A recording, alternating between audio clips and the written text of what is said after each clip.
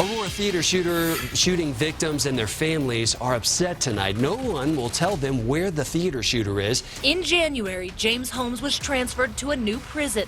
The theater gunman had apparently become a target. On July 19th, he bought a ticket to the midnight showing of Batman, and the next day, the rampage. On July 20th, 2012, moviegoers at a midnight show were terrified when a gunman, James Holmes, began to open fire. He fired with the intent of killing as many people as possible. Once he was finished, 12 people had died, and 70 more were wounded. Holmes had never been particularly violent, and many believed he had a promising future in neuroscience. He had always been socially awkward, but managed to display strong leadership skills in class. Holmes was able to hide the fact that under the calm surface he presented, he had been harboring a fascination with killing others. A breakup sent him into a deep depression, and he became obsessed with the idea of killing a large number of people. As he became engrossed in his plans, his grades slipped until he was failing his classes, and he cut himself off from his friends. Holmes went to great lengths to ensure his victim count would be high. He chose a theater with doors he would be able to lock, and it was located in an area where it would take longer for police to respond. He also chose a highly anticipated movie that he knew would draw a crowd. Have a seat. Have a seat. I think we've got you some. We have sound now. We have better sound now. Before the sound was a little bit light, and couldn't quite hear as well as I'd like. We got stuff on the sound, but if you want to pull up a little bit, that's fine. But whatever you're comfortable with. Okay. How was your night? Good. I see what you mean about this room being, or your room here, being much smaller. Yeah. And you don't have a regular bunk. The bunk is down on the floor. Right. Isn't it? You know what I'd like to do before we get started? I would like to test your eyes a little bit. Okay. We talked about the dilated pupils. I want to check the constriction of them with the flashlight and stuff like that, okay? Okay. Great. If I can get this little flashlight working. So if you just look off into the infinity there for a minute, I'm just going to look at your pupils a little. Kind of right, I guess. Now, I'm going to ask you to look off and focus on that restroom, or on that shower sign. Focus there, and then focus on my finger. And now out there. Now on my finger. Good, thank you. Everything was normal, by the way. I'll make a little note of it. Did you think of any questions or anything about our sessions yesterday that you wanted to bring up? Nope. Okay. Holmes moves stiffly with a frozen attempt at a smile on his face. He may be medicated. Do you remember what we were talking about when we left off? No, I don't. Okay. Don't feel bad because I'm not sure either. Let's just jump in here. I know we had talked a bit yesterday about the time that you were pretty depressed, particularly in December of 11, I think, right? What's the time in your life that you've been absolutely the most depressed?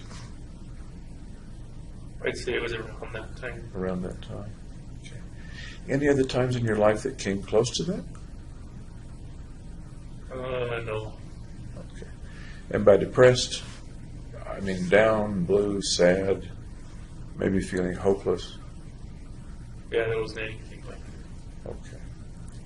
How about times in your life when you've thought of killing yourself or hurting yourself? I remember asking about that yesterday, but I'm not sure if I asked at any time during your life.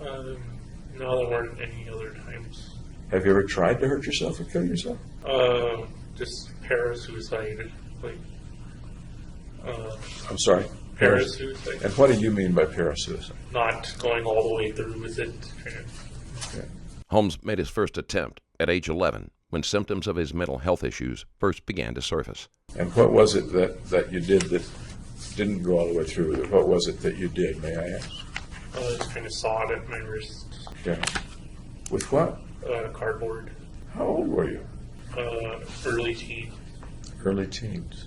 Okay. Can you tell me what was going on in your life when you did that? Sounds like you probably felt very bad. It was when I had to move back to San Diego. Having to change environments is very stressful at that age. it can be harder to adjust to new patterns, and forming friendships as an outsider is difficult. The stress of the move may have triggered Holmes's symptoms. I recently released another exclusive Patreon video exposing a chilling incident where a man unleashed his rage by committing a shocking act of violence against an innocent 15-year-old. This heart-wrenching video shows interrogation of Cody, the man behind this horrible crime. Watch the full video and more at patreon.com/strangerstoriesplus. And I recall you're saying you didn't want to leave your friends. Right.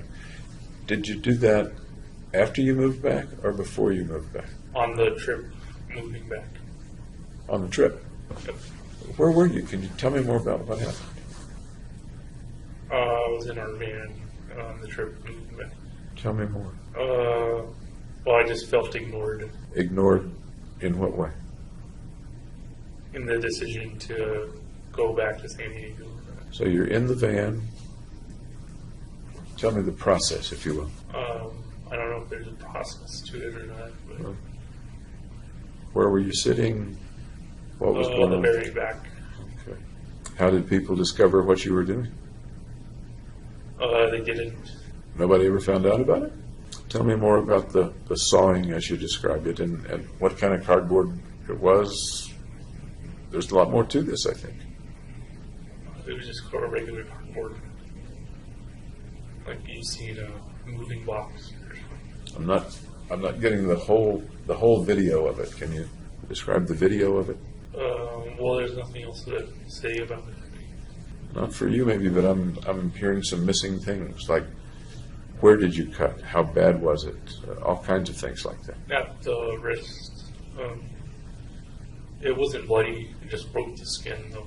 You felt like no one was listening to you. Do you remember what you thought might happen as you were doing that? No, I don't remember what I was thinking. And no one ever noticed the abrasions or the cuts or something? Well, they're at the place where the wrist bends anyway. So there's a line there that kind of masks it. So if I were to ask your mom or your dad if you'd ever done anything like that, they would probably say no. Right. This would have been a strong warning sign for Holmes' parents. Unfortunately, Holmes was able to effectively hide his attempt during the distraction of the move, preventing him from getting help early on. Why did you not tell somebody? I don't know.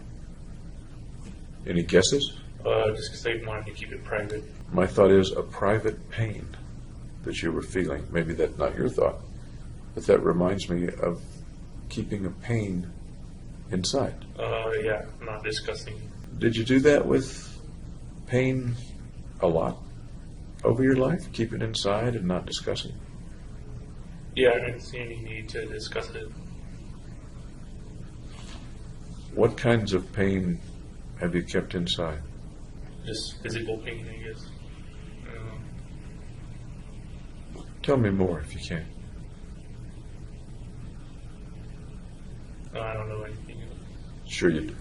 What kind of pain have you had that you've kept inside over the years? I don't recall any. No pain over the years? None that I recall. You've talked here about lots of things that trouble you and are painful inside. You've already talked about some of them, so I know they're there. Yeah, I didn't feel like discussing it.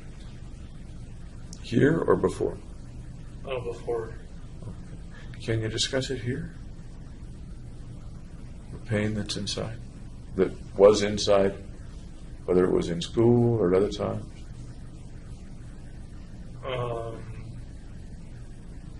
Well, there's nothing to discuss. I disagree. I think there's a lot to discuss. Okay. What do you suppose is kind of keeping you from discussing? Well, that I've always kept it inside. Yeah. You don't want to bring it out right now? If I could recall what it is. So you're saying if it's not that you don't wish to bring it out with me, it's that you really don't have any memory of that? No, you don't have any knowledge of that? Right. Of any kind of pain that you've kept inside? How about the frozen things, the shyness and awkwardness that's Well, we already been talked so about troubling that. to you? So that would be one example. It's okay to talk about things twice or 3 times. Oh, okay. Yeah. Shrinks like to hear things lots of different times in different ways. Oh. You've talked with shrinks before, you know that. How tough is it to keep the shyness and social difficulty inside you and not talk about it? Holmes has a long history of social issues, often unable to connect with others on a personal level. He was genuinely quiet and withdrawn, which can be isolating during the teenage years. Not difficult at all. Have you ever had the feeling that it might be helpful to talk about pain that's inside with somebody? I suppose it couldn't hurt. Did you ever wish you could talk with anybody about it? No. There were times in your life when I think your parents took you to somebody to talk about things, right? I can think of a couple. Maybe they're not quite what we're talking about. Do you remember those times? Yeah, with another therapist. I just ended up not saying much. That's interesting. Your folks apparently thought that you were hurting inside, that there was something. I don't know if it was because of me or it was just family therapy. So what? And we're talking now about the fellow named Mel. Yeah, Mel. Yeah. What was it that got you all to see Mel? Oh, I think it was my mom's decision. I don't know what made her decided to take us to family therapy. You were pretty young at that time, am I right? Teens. Oh, you were in your teens. Okay. So you likely had some idea of why she wanted the family to go see Mel. What do you suppose it was? Maybe build a stronger, more connected relationship with each other. Was there something that wasn't strong and wasn't connected in the family at that time? Not really, no. Then why do you suppose she thought that needed improving? See, I don't know why she did it. When you went to see Mel, what happened in those sessions?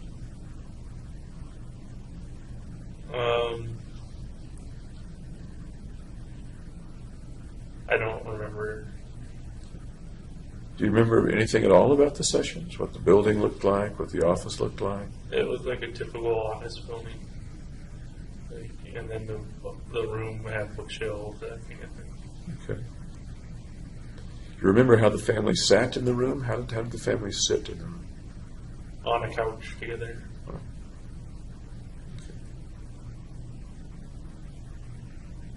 What might the family have been talking about? What is it logical to speculate that they might have been talking about?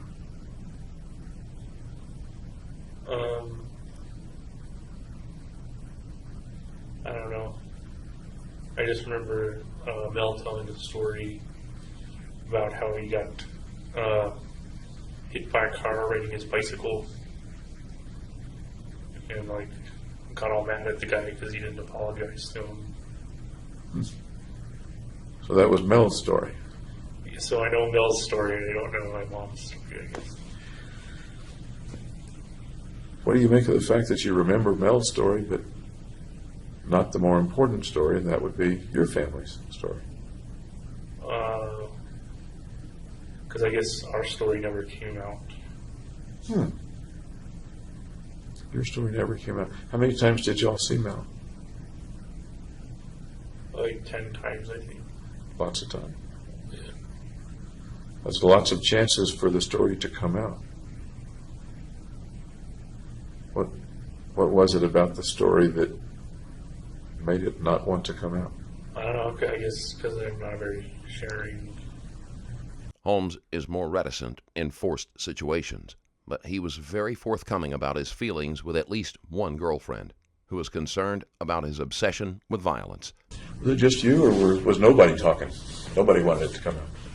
I think my mom was talking, but I don't know what she said. If you had been a sharing person, what might you have said? Was that a time when you were pretty uncomfortable? Uncomfortable in what way? I'm not sure because I wasn't there. But there was something that drove your mom or suggested to your mom that going to see Mel would be a good idea, and that was pursued for 10 whole sessions. Yeah, I didn't really see the point. What was going on in your life and your mind and yourself at that time? Just same old routines. Like what? Like games, sports, that kind of thing. And refresh me, if you will, what games and what sports? Video games and soccer. That was a while after you came back to San Diego, right? Or was it just after you came back to San Diego? I don't think it was a long time after. Just kind of medium amount after.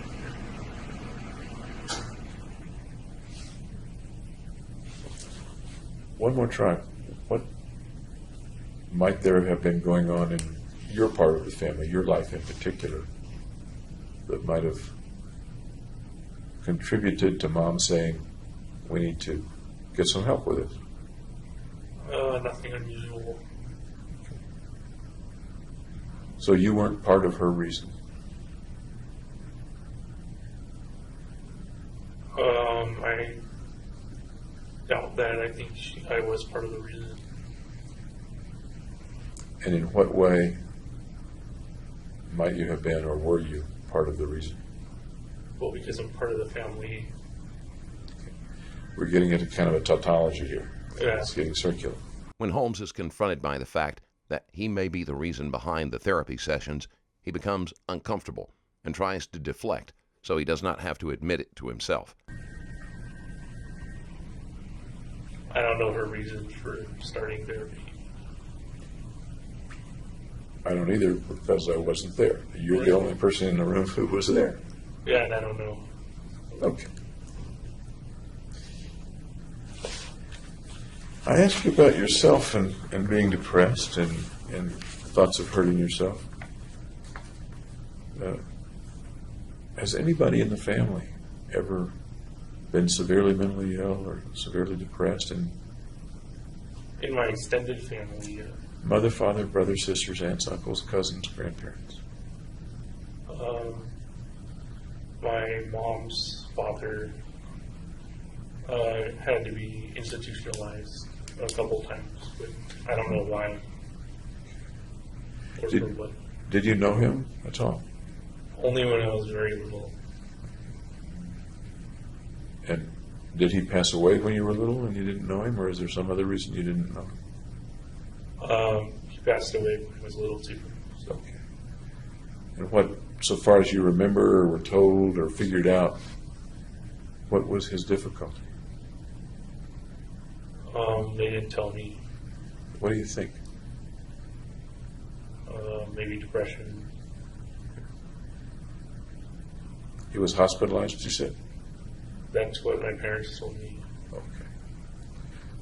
So far as you know, one way or the other, did he die by his own hand, by committing suicide? No, I think he got cancer or something. Okay.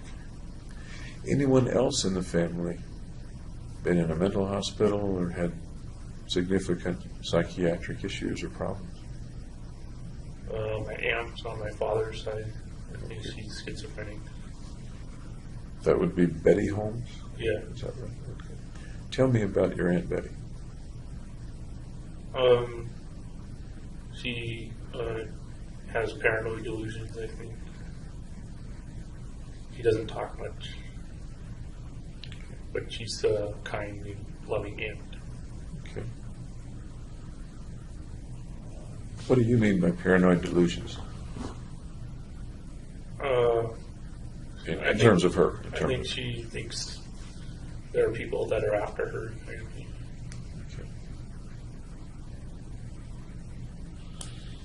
Has she been hospitalized before? I don't know. Not sure. Okay. When was the last time you saw Aunt Betty? A couple Thanksgivings ago. What do you remember about that meeting, that Thanksgiving? I don't know, it was just a normal Thanksgiving. Do you remember anything about Aunt Betty? Excuse me. No. When you say a couple Thanksgivings ago, it was before you were arrested, right? Right. Okay. Would it have been the Thanksgiving before you were arrested? That is, give or take November of 2011? I'm not sure if it's that one or the one before. Okay. After you went to grad school? It was, oh, okay, so it was before I went to grad school. Okay.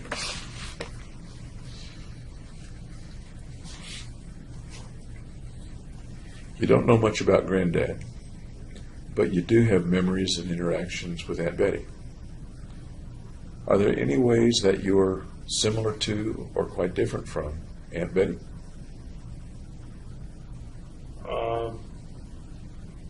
Well, I used to drive around a lot. She doesn't use her car much. Kind of stays at her living situation most of the time. So that's a difference. Yeah. Okay. Tell me some more differences or similarities. She doesn't talk very much either.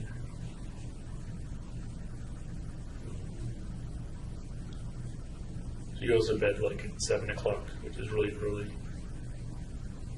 Okay.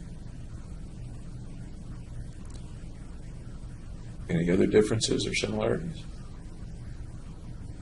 Not that I can think of. Any speculation about why she doesn't talk very much?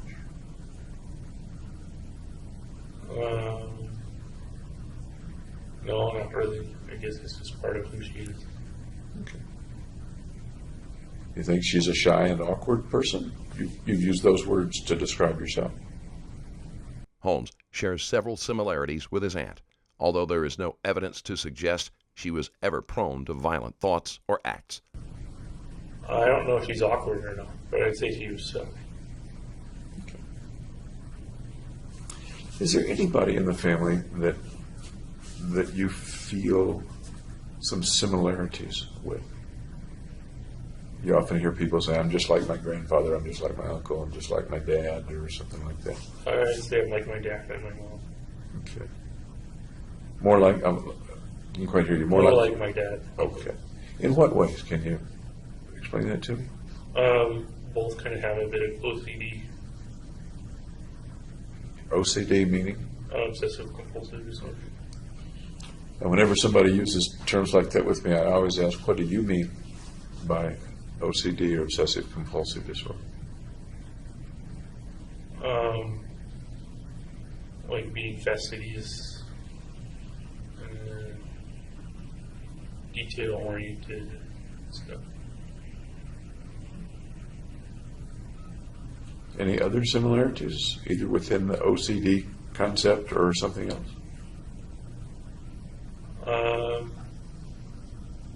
My dad's more introverted than extroverted, kind of like me too. Is your dad a happy guy? Yeah.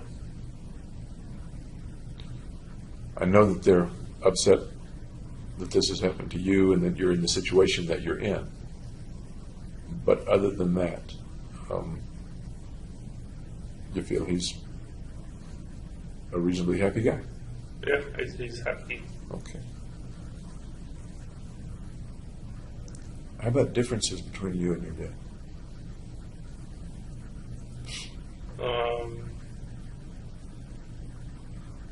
He's very mathematical. He's got like a bunch of degrees in mathematics, statistics.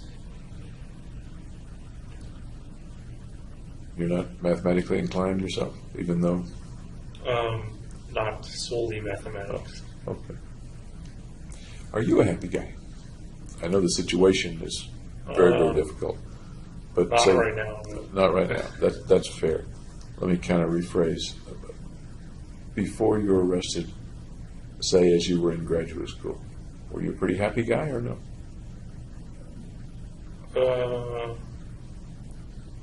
No, I'd say no. And we know that you had some depressed times. In between those depressed times, were you still not happy, or were you pretty happy? I'd say I was happy in between the depressed time. Okay. How about back in college? I'd say I was happy there too. Happy. What were the things, I'm tempted to say the differences, but what were the things that made you a happy guy back in college and a less happy guy in grad school? There was less public speaking and kind of less necessity of public speaking in college. Anything else? So public speaking brought happiness to an end for you? And that's essentially what you said. It made me kind of unhappy.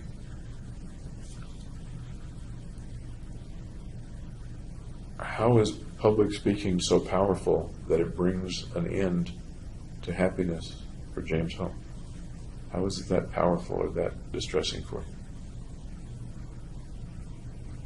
Because I worry over saying the right things. Anybody else in the family that's had significant psychiatric or psychological problems as far as you know? I think my dad's father also had like OCD. And what brings you to that thought? That's just what my parents said. Because I was little and he died too. So both your grandfathers passed away when you were little. Yep. How about the grandmothers? They lived a lot longer. Any difference between the way your dad has relationships with people and the way you had relationships with people up to the time that you were arrested?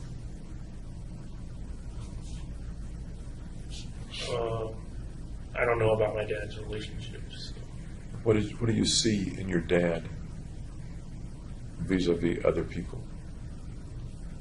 That's a kind of obtuse way to ask it, I guess. But Holmes doesn't have a great deal of information about some of his family members, but that may be due to his age at the time of their deaths, or how often he was able to interact with them. you see him with your mom. You've described what he's like with your mom. You've seen him with other people. Perhaps he's talked about other relationships within and without the family. How is that similar to or different from your relationships? I'm not aware of how his relationships. Does he have friends? Yeah. Did you have friends? Yeah. Was the way you worked with or interacted with your friends similar, as far as you can tell, to the way your dad interacted with his friends, or different? I assume they're similar, but I don't know for sure. About how many really good friends did you have up to mid-July of 2012?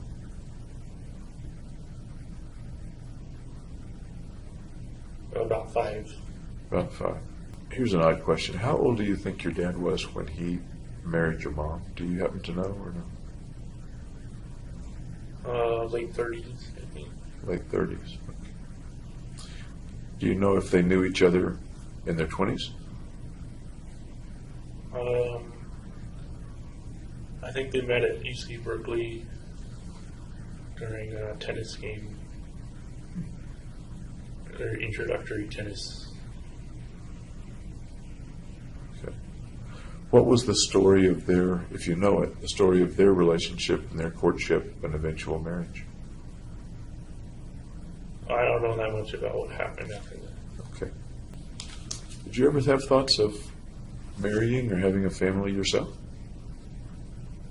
Yeah. Tell me about those thoughts.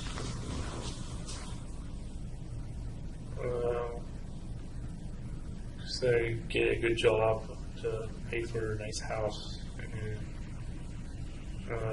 support my kids through their life. Kind of thing. What other pictures or fantasies or thoughts did you have about a future with a wife and family?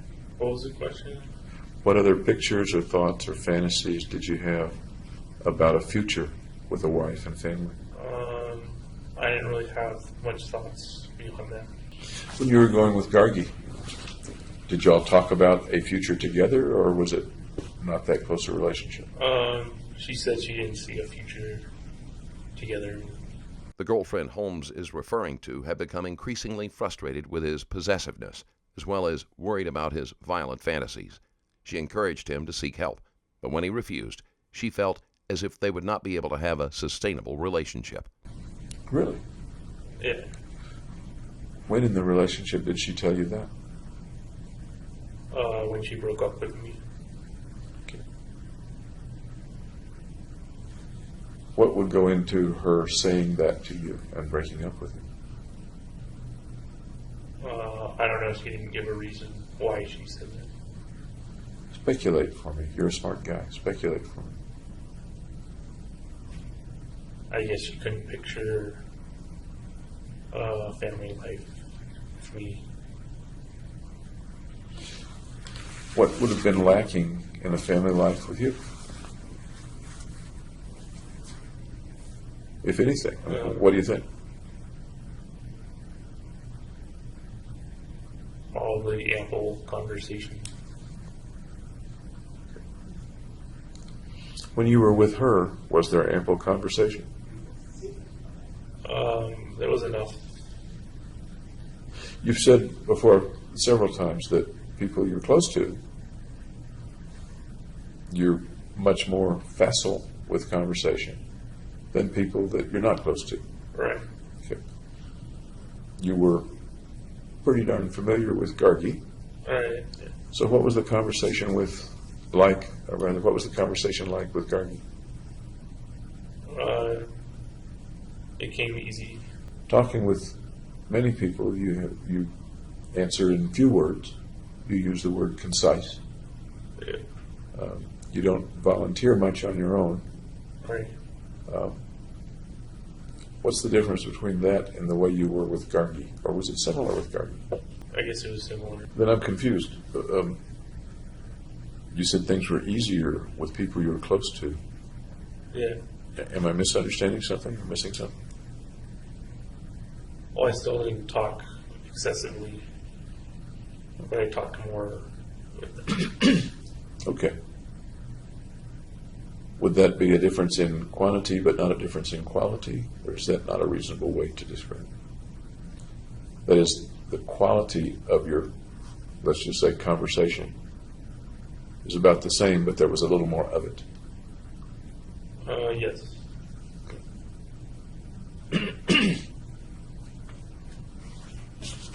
Was there anything else about you that you think might have caused Gargi to say, I don't see a future with you? Not that I know of. Did y'all ever talk about a future together at other times in your relationship? No, that was the only time.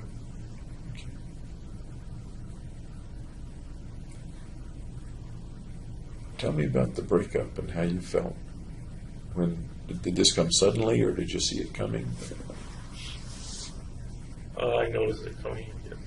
I'm sorry? I noticed it coming. Okay. How did you notice it coming? Well, she was acting more distant.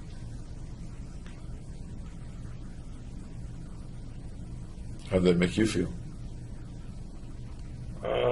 Sad. Sad. Tell me about sad. Well, sad that the relationship was ending.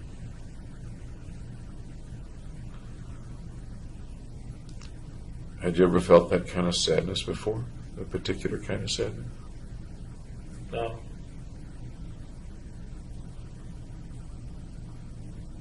This was the first time you'd had a relationship like that. I think you told me, right? Right. By Holmes' age at the time, most people have experienced some form of breakup. For Holmes, it may have felt like a miracle that he was in a relationship at all. and when it ended, he cannot see the possibility that he would be able to find someone else. So what's the sadness that goes with that kind of breakup? What's that sadness like? Debilitating.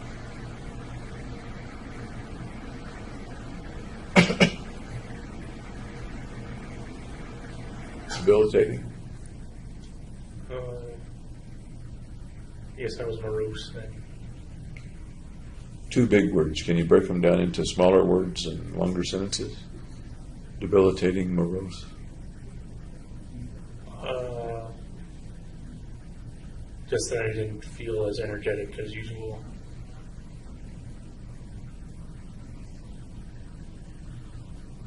How did your life change if you didn't feel energetic and you were debilitated, morose? What did you do?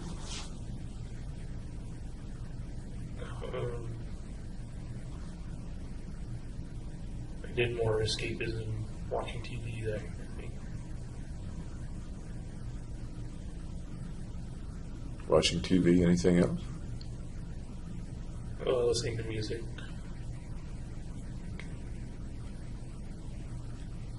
And once again, the kind of music you listen to primarily? Techno, trance. Okay. And what kind of TV? Comedy. Tell me what comedies. That's interesting.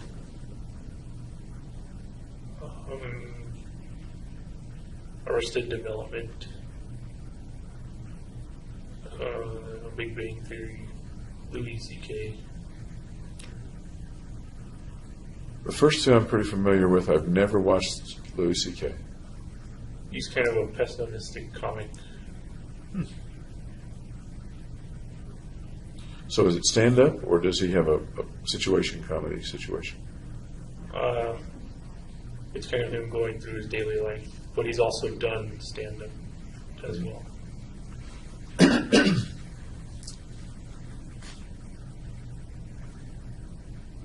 Do you think there's any significance or, excuse me, lack of coincidence about those three comedies? A Pessimistic Comic, Big Bang Theory, and Arrested Development. Any particular reason you think you like those three comedies? Well, they were humorous. Well, sure. Anything else? They're witty. Anything else? The media Holmes chose to consume after his breakup isn't what one would expect of someone with his obsessions. In fact, choosing comedy to help get over a negative experience is a normal and healthy response.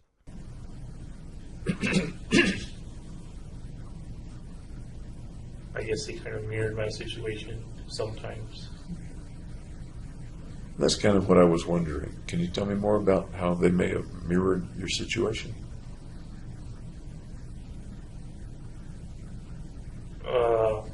Well, the Big Bang Theory is about how this guy named Leonard interacts with Penny,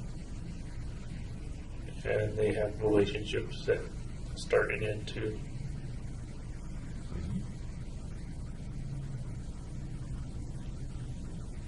So of the characters on Big Bang Theory, and I promise you I know them all because I watch a lot of Big Bang Theory. Oh, really? Yeah. So the one you picked to talk about initially was Leonard and Penny. Right. Are any of those characters kind of like you, or you kind of get into a particular character? I kind of identify with Leonard. Okay. So what's Leonard like on the Big Bang Theory?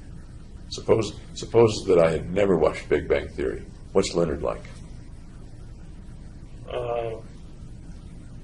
Well, he's a strong scientist, and he's kind of socially awkward as well. How does he get along in life? On the program, anyway.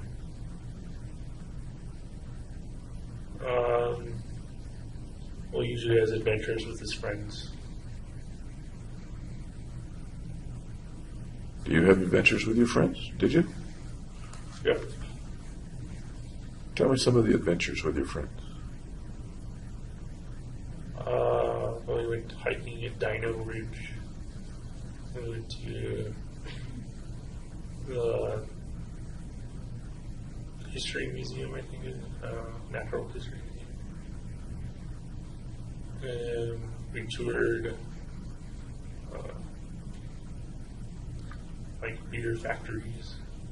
Really? Yeah. Where's Dino Ridge? I'm not familiar with Dino Ridge. It's close to Red Rocks Theater. It's just got fossilized imprints of dinosaur feet. Okay. And the friends that you're speaking of, can you name them for me? Well, they're in Colorado. They're Gargi, Ben, Tim.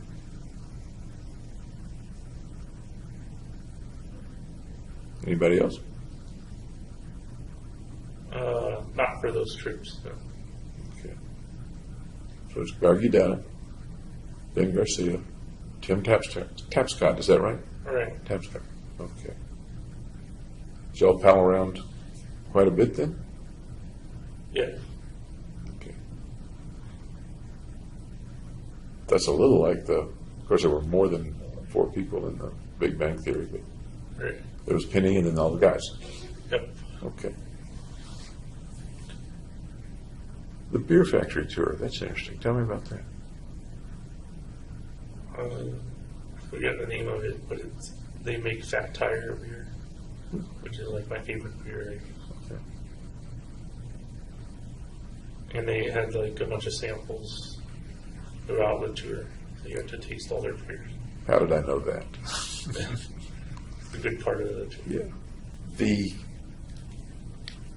adventures on Big Bang Theory are often social, very social adventures, going to a bar and where the folks, particularly Leonard, I guess, are not sure what it's going to be like. Does that resonate at all with the adventures and things that you do with your friends? Yeah, it sounds similar to what I do. Surprisingly, although Holmes had difficulty inserting himself into social situations, he did well once contact was established. He was known for his leadership and teamwork skills in college to such an extent that his professors were impressed. What's the most adventurous one that you can think of right now? Just going to a bunch of different bars on St. Patrick's Day. Huh. Tell me about the St. Patrick's Day bar hop. Well, the first bar I went to was an Irish bar, and they played a bunch of Irish music and had balloons that were tossed everywhere. Then we went to kind of just normal bar that was based on Irish or anything like that, and drank a bunch. And then we went to a bar called Rock Bar, and once they had music and a dance floor and stuff. And this was the St. Patrick's Day? Yep. Okay. Do you know what year it was? It was after you were here at grad school, of course. But would it have been 2012 or 2011, or do you know? I think it was 2012. Okay. So would that have been toward the end of your relationship with Gargi? I'm trying to put the calendar together.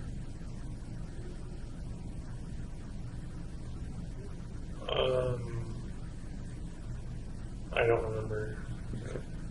But at that time, you were all palling around, and the relationship with Gargi was good, or no? Yeah, it was good. Okay. And St. Patrick's Day, if I remember right, is in March. Right.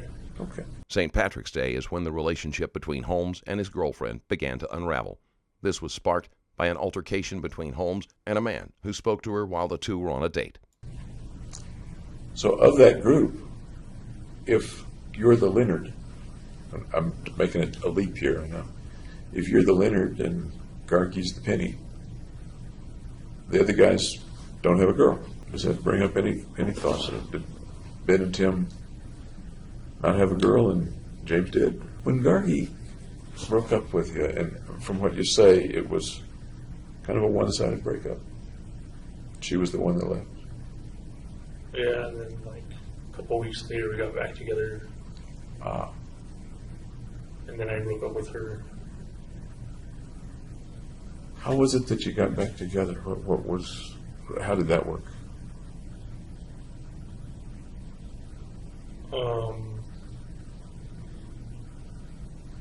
I guess she wanted a non-committal relationship.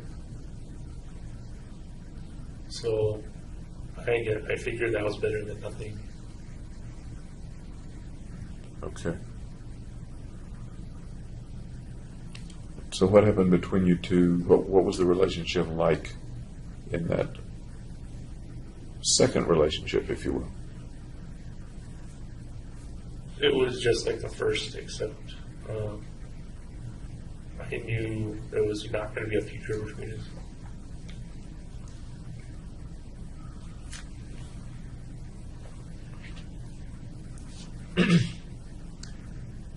Did you pretty much know that, or did you have hopes that there would be a future?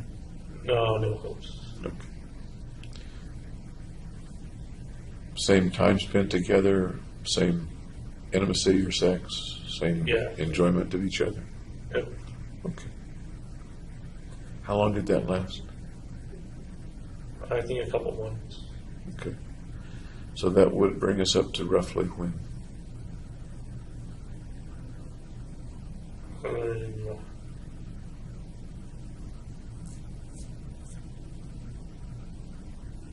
May, I think.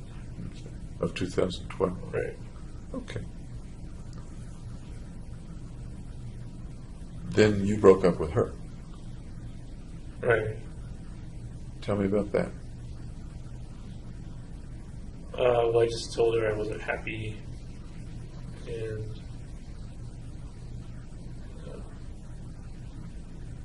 I didn't want to do the relationship anymore. Was that the truth? Was that the case? Yeah. In what way were you not happy? Why did you want the change?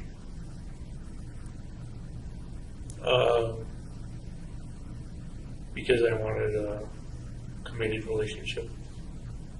Okay. Holmes' girlfriend wanted a committed relationship as well, but could not get past her concerns about his behavior, especially his unwillingness to seek help. And how did she take it? How did the breakup itself take place? She took it well, I would say. Did you miss her after that breakup? No. What did she go and do? I mean, what happened to Gargi after that? We stopped hanging out, so I don't know what she was up to. Did you stop hanging out with all that group, or just stopped hanging out with Gargi? The whole group. The whole group. Tell me about stopping hanging out with the group. Well, we didn't do any more activities together. Any particular reason? It reminded me too much of Gargi. Okay. Did the group call you up or text you and want to hang out, or? No. But they were all friends. You were all friends with them. Yeah. What do you make of the fact that they didn't say invite you to go do things, or did they? Maybe they did. No, it kind of ended when the relationship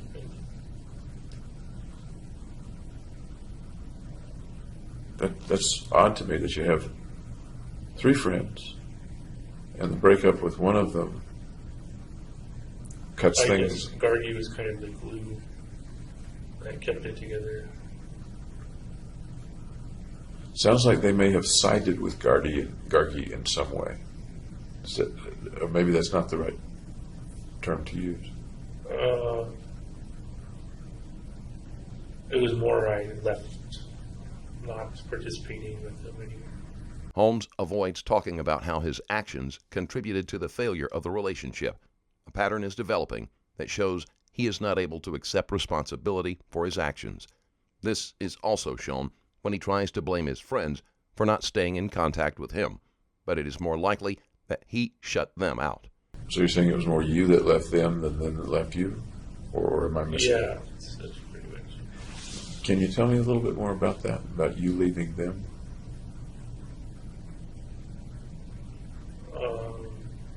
Well, I just didn't do any more stuff with them. Did you do stuff with other people besides, rather than them? Yeah. What other people? Hillary, I went on a hike with her.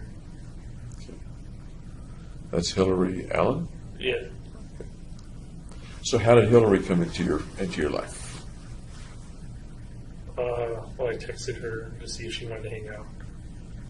And you knew her from what? She's in the same neuroscience class. You texted Hillary, and what'd she say? Sure. So tell me about the things that you did with Hillary and what she was like. Well, it was only that one hike, so there wasn't much else. Is there a reason there was only one hike? Only one interaction? She asked to see if we wanted to do anything else, but by that time I had red hair and was kind of out of it.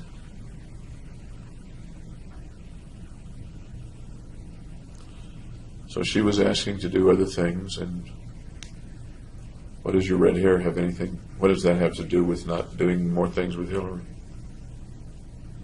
I kind of didn't want to hurt her by putting her in jeopardy. You know, what kind of jeopardy? Of being like the girlfriend to a murderer.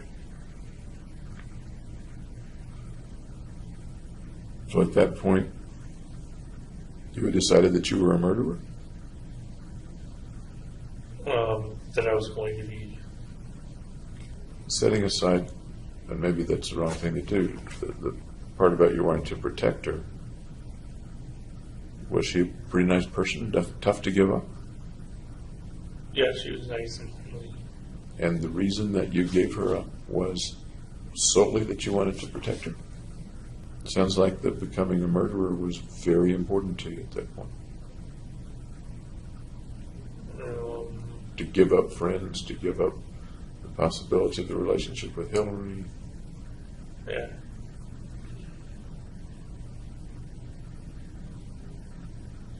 How was that feeling, that thought, that set of thoughts developing in you at that point? And we're talking about May, June? Yeah, May and June. How were those thoughts developing in you at that point?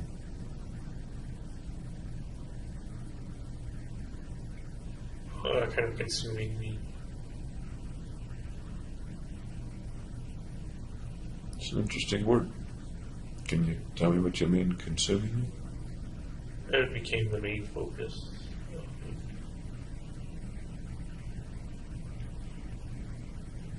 If it was a main focus, what was it pushing out? Doing well in school, making new friends.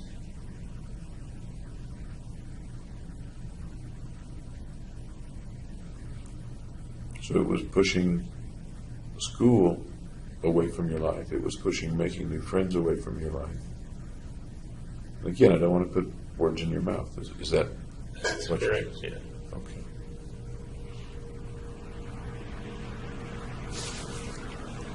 Did that happen all of a sudden, or did that It was kind of a gradual process. a gradual process?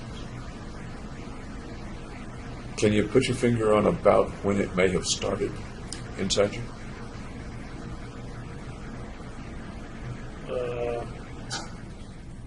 when I first bought taser, the knife. And I've got a timeline here about your buying stuff, but can you tell me about when that was? I think it was in May. I'm not positive. Let me look at the timeline.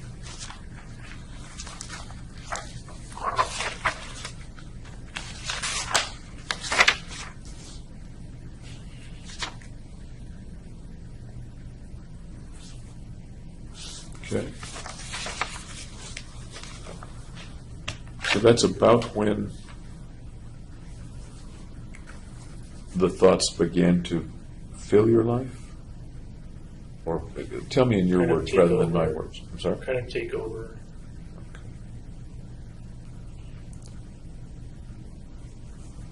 What was the process that led to your buying the taser and the knife? What was that like? That's what I'm asking. Initially, I rationalized it as like self-defense. Okay.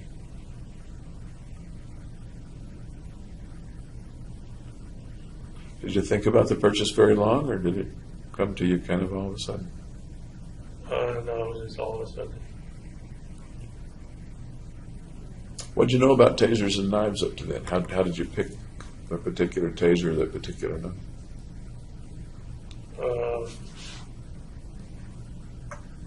I just looked at the different types and kind of chose it random.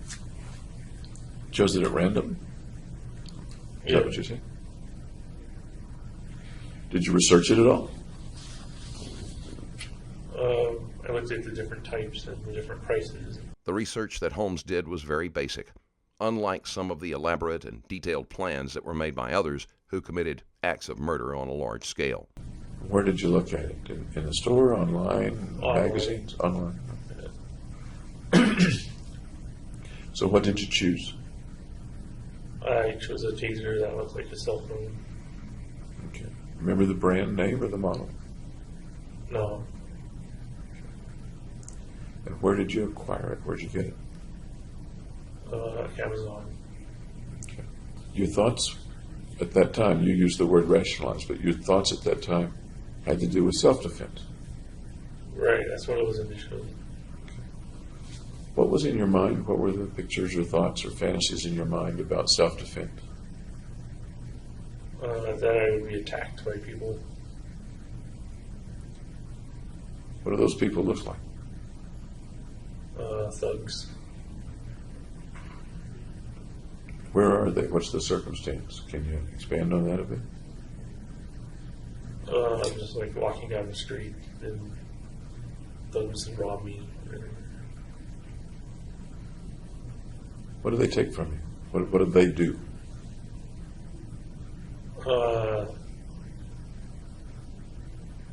Beat me up. How? What's the video there? Just with their fists and then steal all my money and stuff. What happens to you after that? They can't because I taser them instead. If you don't taser them, what would happen? Then I'd have to go through recovery, the hospital.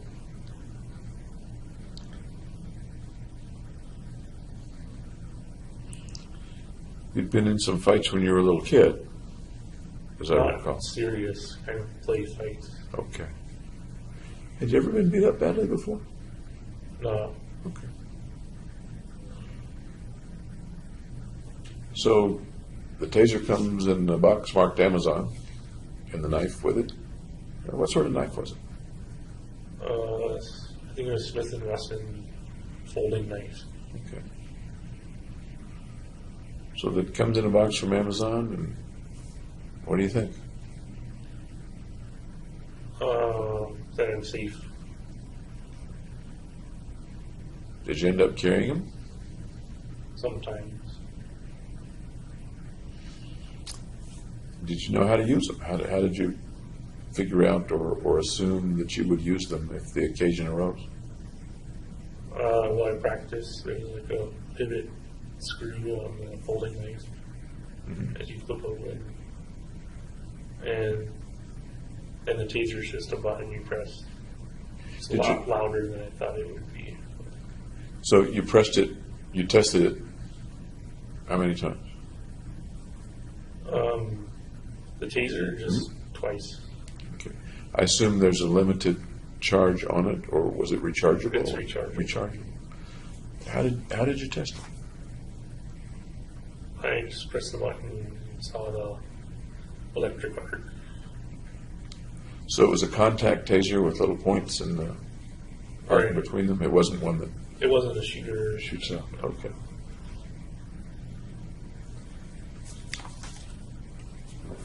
You said that the idea to purchase those things came quickly. Were there any thoughts about needing to defend yourself or wanting to assault other people before that? Not that I know of.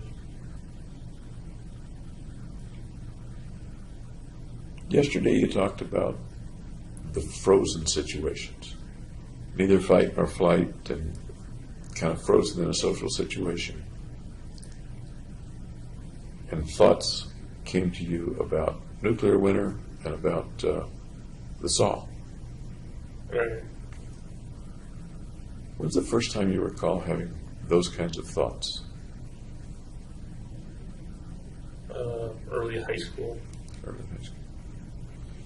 In early high school, was there ever anything more specific? I guess the saw is pretty specific. But ever anything about wanting to get a weapon or wanting to kill people or hurt people? No, it wasn't realistic. It was just kind of obtrusive thoughts. Okay. Was anybody particularly troublesome for you in high school or college for that matter? Somebody that picked on you or had it in for you or made you very uncomfortable? No.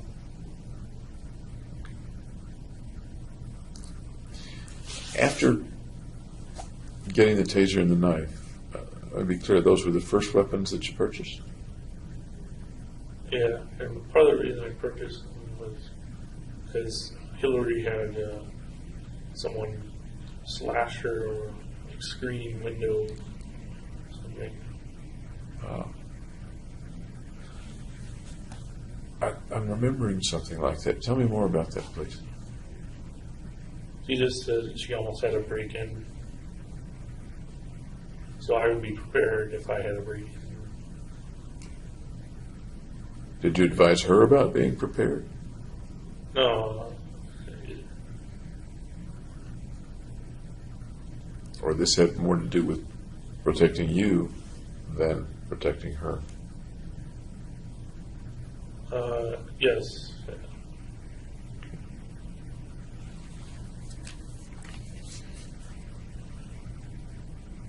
What's the next thought that you had that you can recall about getting a weapon or something like that, defensive or offensive? Then it was offensive when I got tear gas, I think. Okay. And that was about when?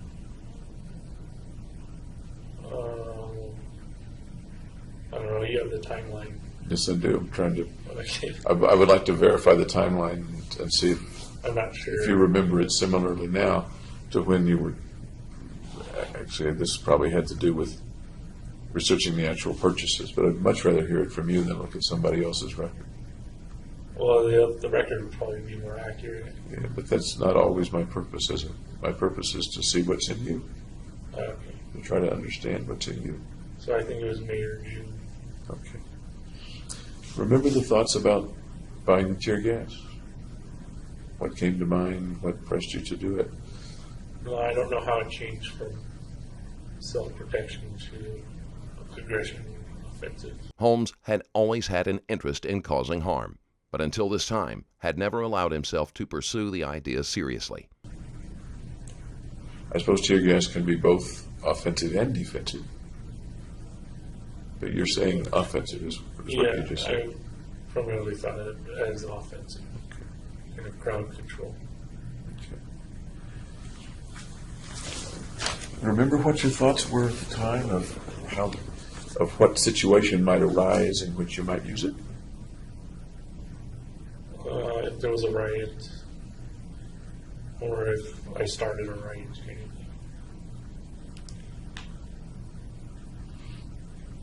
And how would tear gas come into that?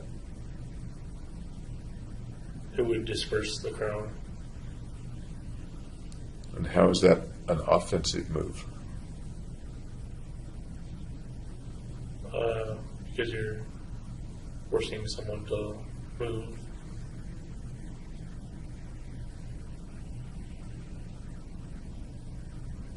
Can we take it a little further? How does that accomplish an offensive task for you, if that's what you're speaking of? I'm not sure. My first thought is that it forces people to run away from it. Right, that's what it's traditionally used.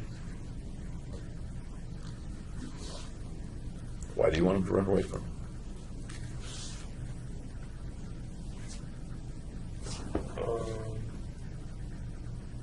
So they wouldn't attack me. That sounds defensive. I guess it's both. So what are you going to do as a result of their running away from it?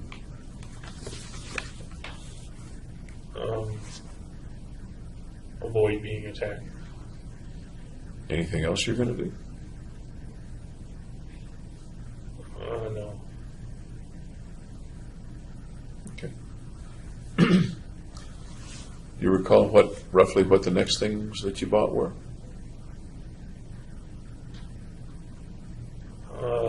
Then I think I bought the handgun. Which handgun or what handgun did you buy?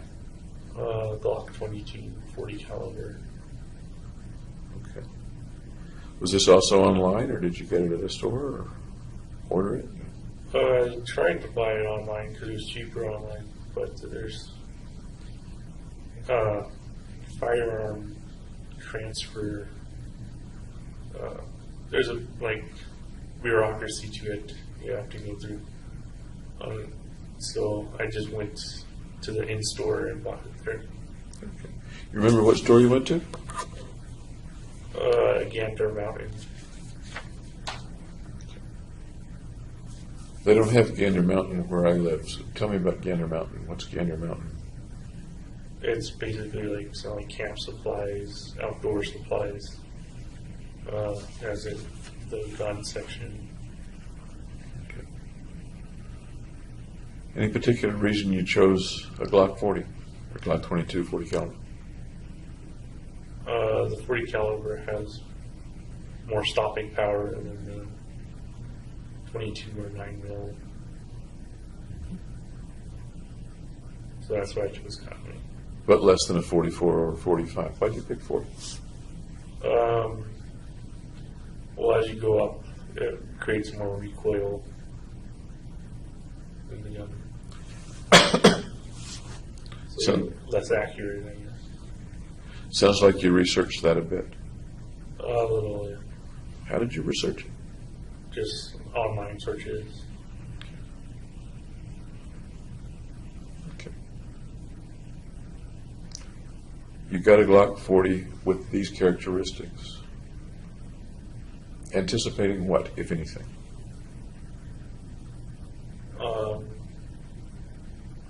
That I could use it for self-defense initially. But then it went towards other purposes. Other purposes? Yeah, offensive. Like what? Like shooting a person. At the time, if you remember, what was the picture or the thought or the fantasy in which you might use it?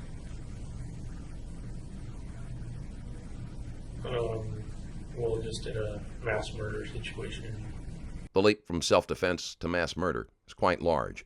It suggests that the excuse of self-defense may have been a subconscious way for Holmes to justify buying those items. That's different, at least in my mind, from shooting an individual person, a single person who's near you or in the room with you. You said mass murder. Tell me what the thought was. Just shooting into the crowd instead of picking out people. Did you have a particular crowd in mind, or particular setting in mind at that time? No, not at that time. So, going back now over 2 years, what do you think the crowd looked like? Where was it? What were they doing? What was going on?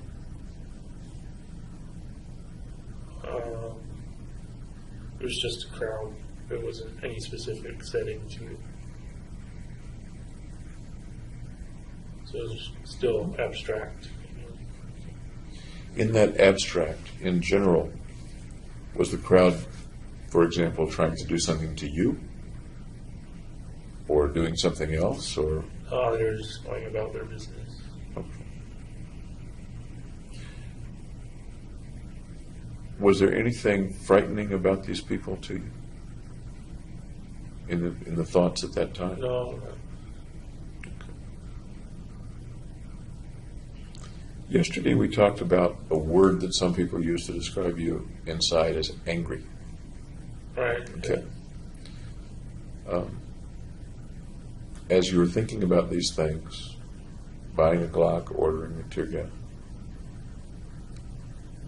are you angry, or what's the thought inside you at that time? Kind of that I have a mission to complete. Mission to complete. Yeah.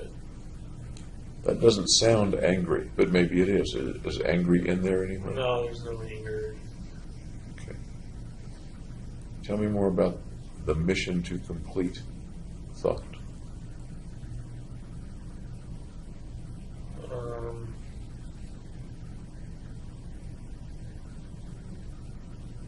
Just that it was something I had to do.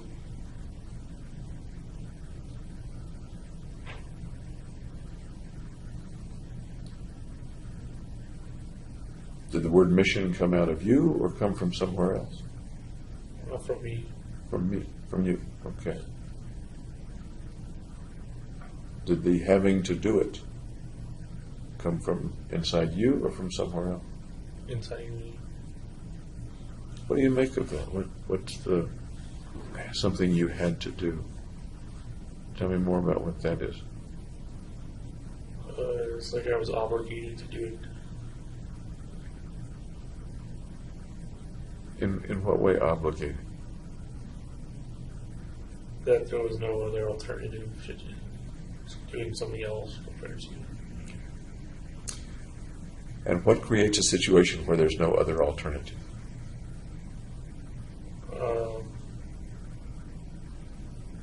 A depressed situation where I transfer my feelings from suicide to homicide.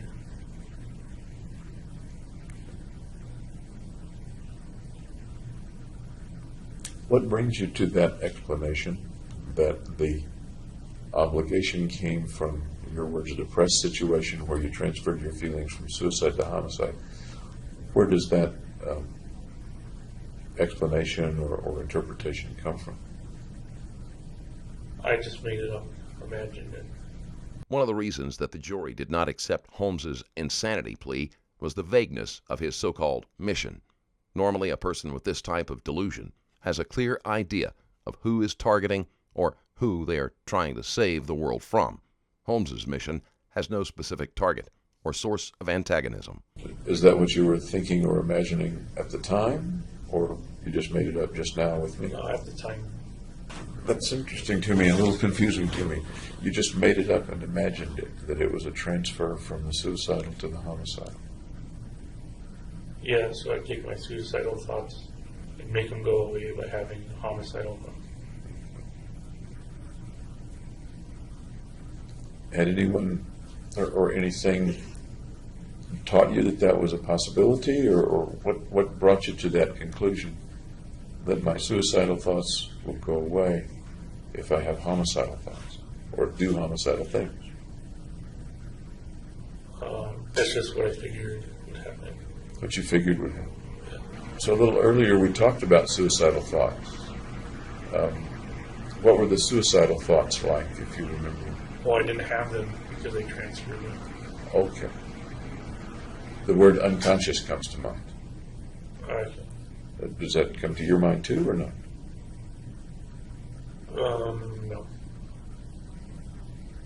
Then, how do you figure you had suicidal thoughts?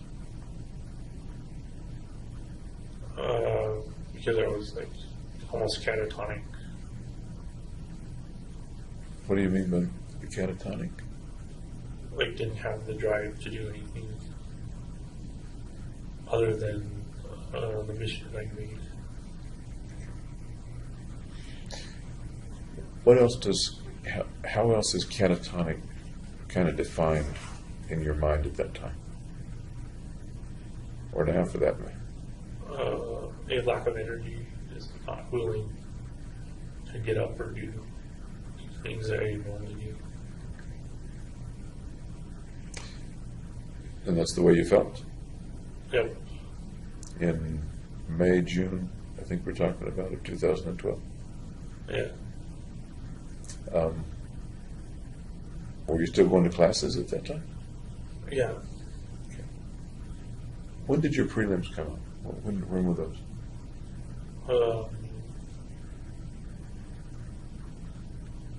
June, I think. This was before the prelims? Yes. Were you staying in bed all the time, or were you actually getting it?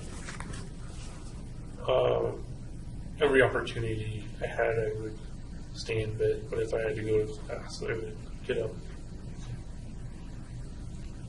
At this point, you weren't seeing your friends anymore, is that right?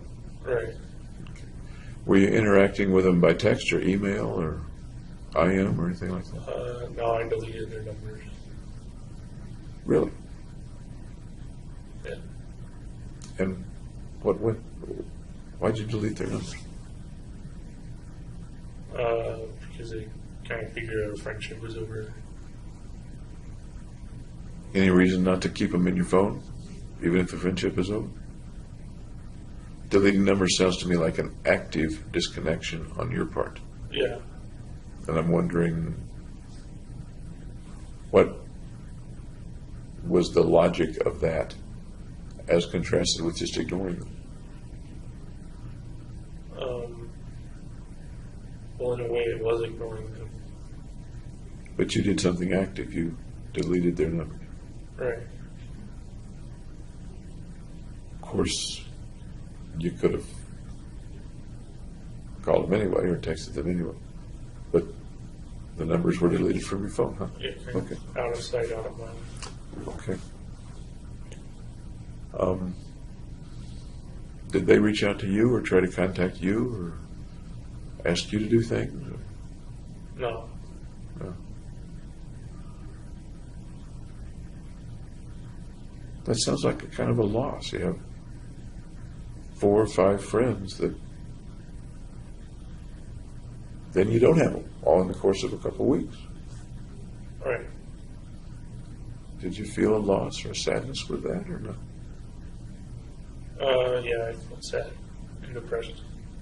Tell me more about the sadness, depressed at that loss. Holmes still claims that his friends cut contact with him. He stopped going out with them and deleted their numbers, which points to him being the one to avoid contact. Well, they've been my friends for a month. So I was sad to see them go. If they didn't go, you dismissed them. Is that right? Yes. It sounds like a small distinction, but it also sounds like a significant distinction. Well, it was kind of mutual abandonment. How did they abandon you? Well, they stopped inviting me to activities and stuff. Why do you think in their mind they stopped inviting you to activities? His guard, he didn't want to see me anymore.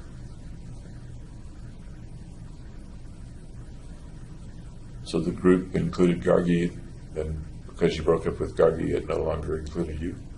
Right. Did Ben continue to text you or call you or contact you? I don't think so. Did you try to keep in contact or get in contact with any of them? No, we contacted and deleted their numbers, so I wouldn't contact them. What else were you doing with your time around that time? What was going on, for example, with the video game?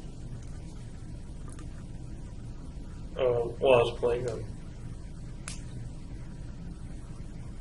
Online versions or? online, yeah. Okay. How much were you doing, give or take, hours per day? Maybe like 8 hours per day, a lot. That is a lot. Yeah. What do you make of that? I really like video games. Any other reason? That I was using them to kind of escape. Any other reason? Not that I know of. Of the proportion, weighing the proportions between I really like video games and I need the escape, of that 8 hours, what portion was I really like video games versus I want to escape? What do you think? I think the escape was unconscious, so the really liking video games, 99%. 99% of the conscious? Yeah. If you include the unconscious? How much of Maybe it? 50-50.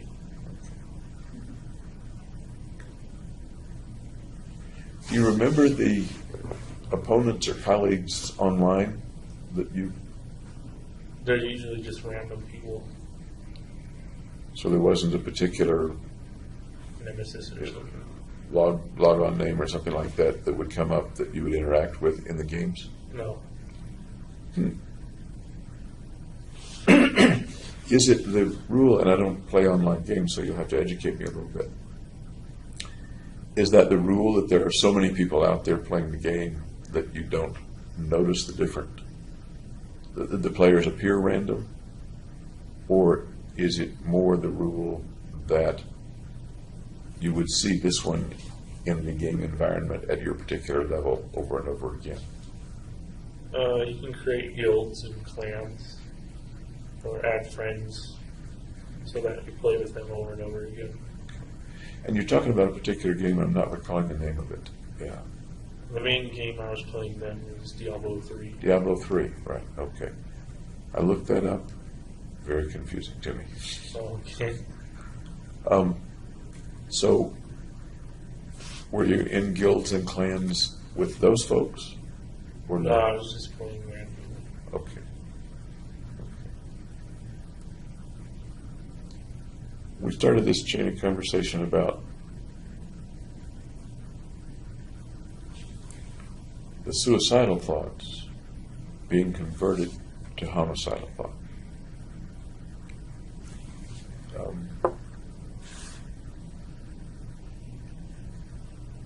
But as I talked with you, correct me if I'm wrong, you weren't aware of the suicidal thoughts.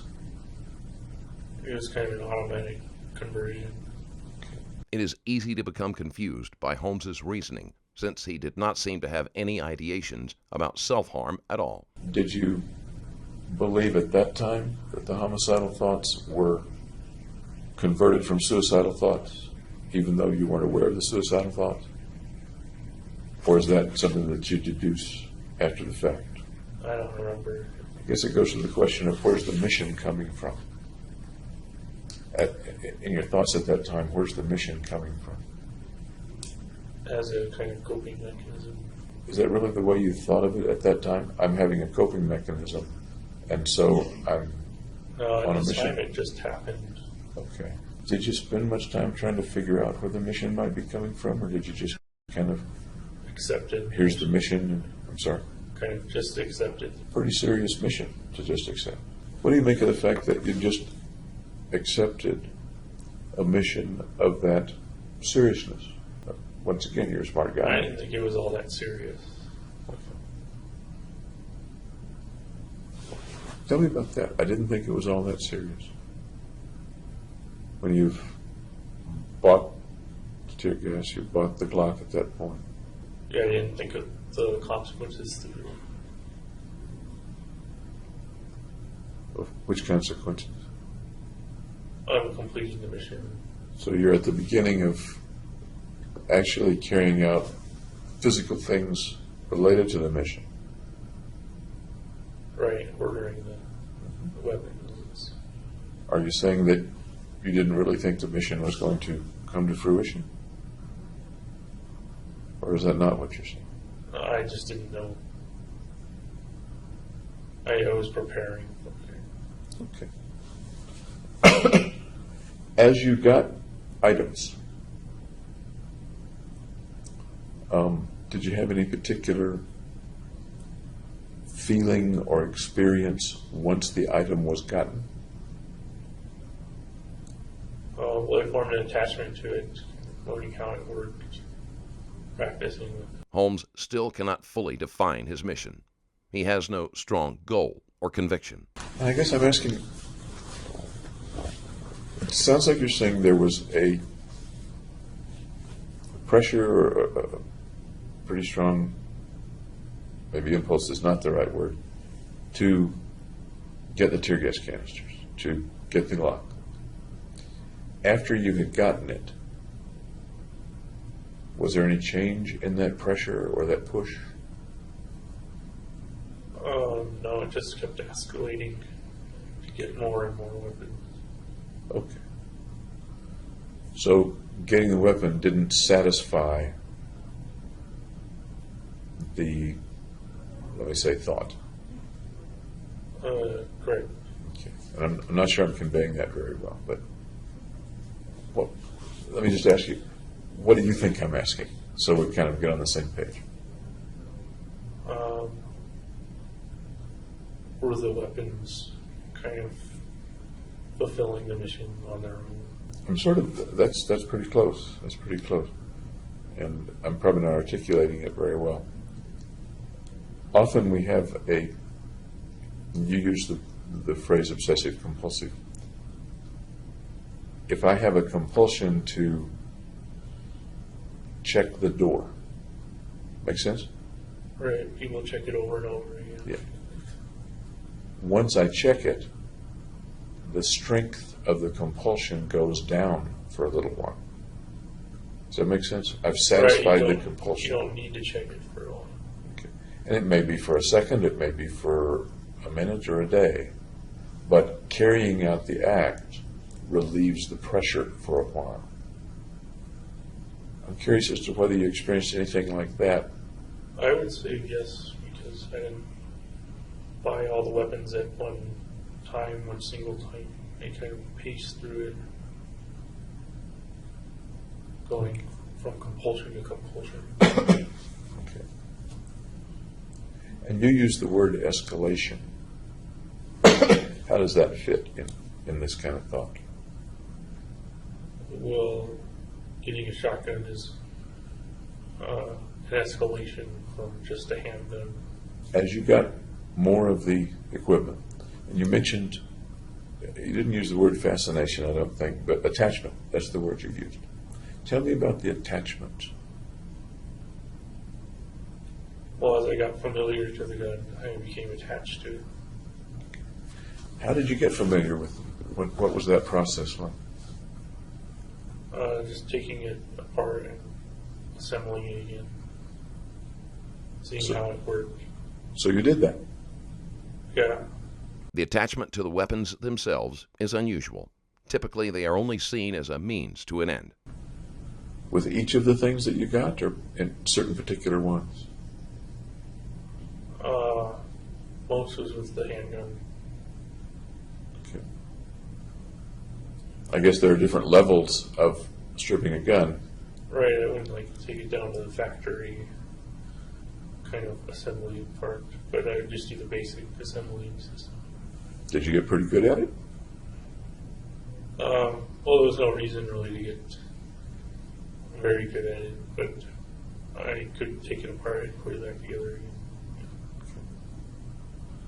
Not many people can do that, particularly people that aren't familiar with weapons. Well, I wasn't disassembling it to its like base state or anything. Okay.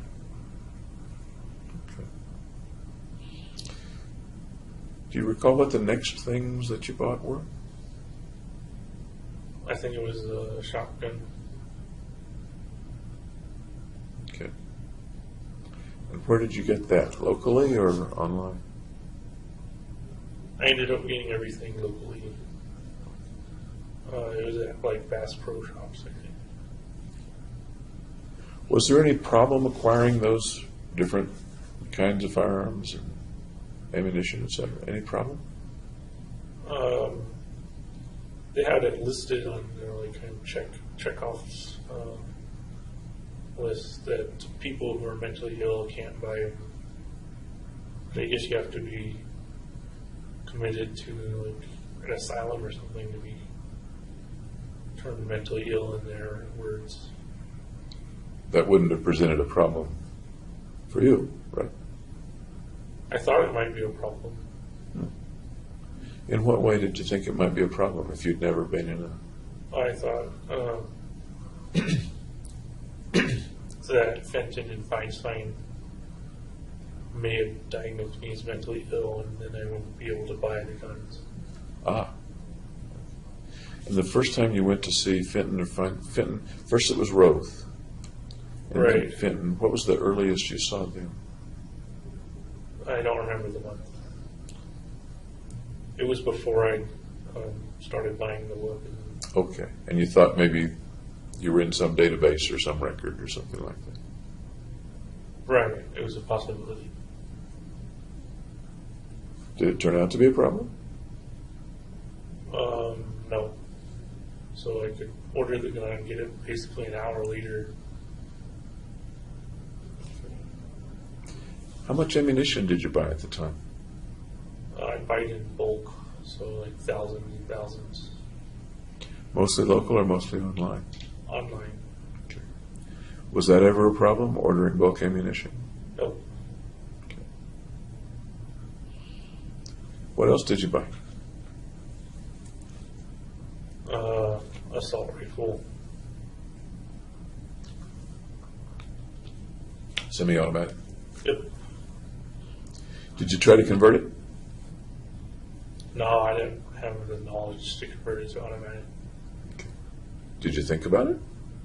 I thought about buying an automatic, but there was a law that said like after a certain date, you can only own the automatic weapons you have. You can't buy new ones in the States. Did you think about conversion kits? No, I didn't, because I thought that would be too technical. Okay. What else did you buy? Another handgun, And what kind this time? Glock 23, also 40 caliber, Okay. and body armor, kind of interspersed with all this stuff too. The body armor is another sign that Holmes was not suicidal. So you have two Glock 23s. I misspoke earlier. I said 22, but No, the first one was a Glock 22, the first one was a Glock 23. and the second one was a Glock 23. What's the difference between a 23 and a 22 for the same caliber? The 23's a shorter barrel, I think. So they're almost essentially the same. At around that time, did you have any picture in your mind of what you would look like using those weapons? Yes. When I took a picture of me holding the weapon, wearing the body armor. Tell me about that. I don't know why I took them. I just to be remembered. So, To be remembered. yeah. What were the pictures like? Typical camera phone selfie pictures. To be remembered. What will people looking at those pictures think or see when they see those pictures? You'd have to ask them. No, what do you think? What do I think? Yeah. Okay.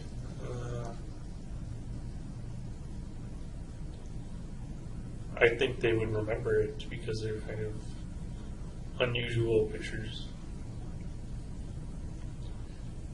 And what do they think about the person in that picture?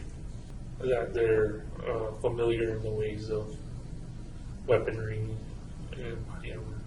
Many such pictures exist online, to the point that most people do not find them remarkable at all. Holmes is projecting his own thoughts and feelings onto others. Familiar in the ways of weaponry and Body armor. body armor, okay. Anything else that they infer from the picture? Not that I can think of. What might they infer from the picture? That I'm a killer, I guess. So we started out with being remembered, and some of the inferences are, this is a person who knows how to use it, and this is a person who's a killer. Any other inferences from the pictures that a person might have? I just happen to have the picture. I think I do. And what I'm going to ask you is, what do you infer from the pictures? I thought of it. Describe for me one of the pictures, can you? I'm wearing the bulletproof coat with the tactical vest over it. I'm wearing the possession contact lenses Okay. and holding a gun. And holding your gun. And they're in color. Yeah. I mean, all pictures nowadays are in color, black and white. It's very passé, I suppose. You know, I don't have the one of you in the armor. Tell me again things that you infer from the picture of you in the armor. With which weapon is it that you're holding? I don't think I was holding one. Or if I was, it was the assault rifle. Tell me again what you just said about the inferences you would make when you see that picture. Well, they're the same as inferences I think other people would make. And they are. This is a guy who's familiar with these things. And this is a killer, what a killer looks like. At the time you took the pictures, was that a guy who was familiar with these things? I would say basic knowledge wise, yeah. At the time you took the pictures, was this a killer?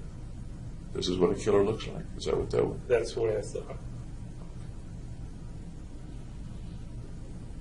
Tell me more about thinking of James Holmes as a killer who knows what he's doing. What else is there to tell? How does it feel to be that person when you took the picture? Not today, but when you took the picture, how did it feel to be that person? Or were you trying to convey that and didn't really feel it? I don't know. I didn't feel anything. It was just taking a picture.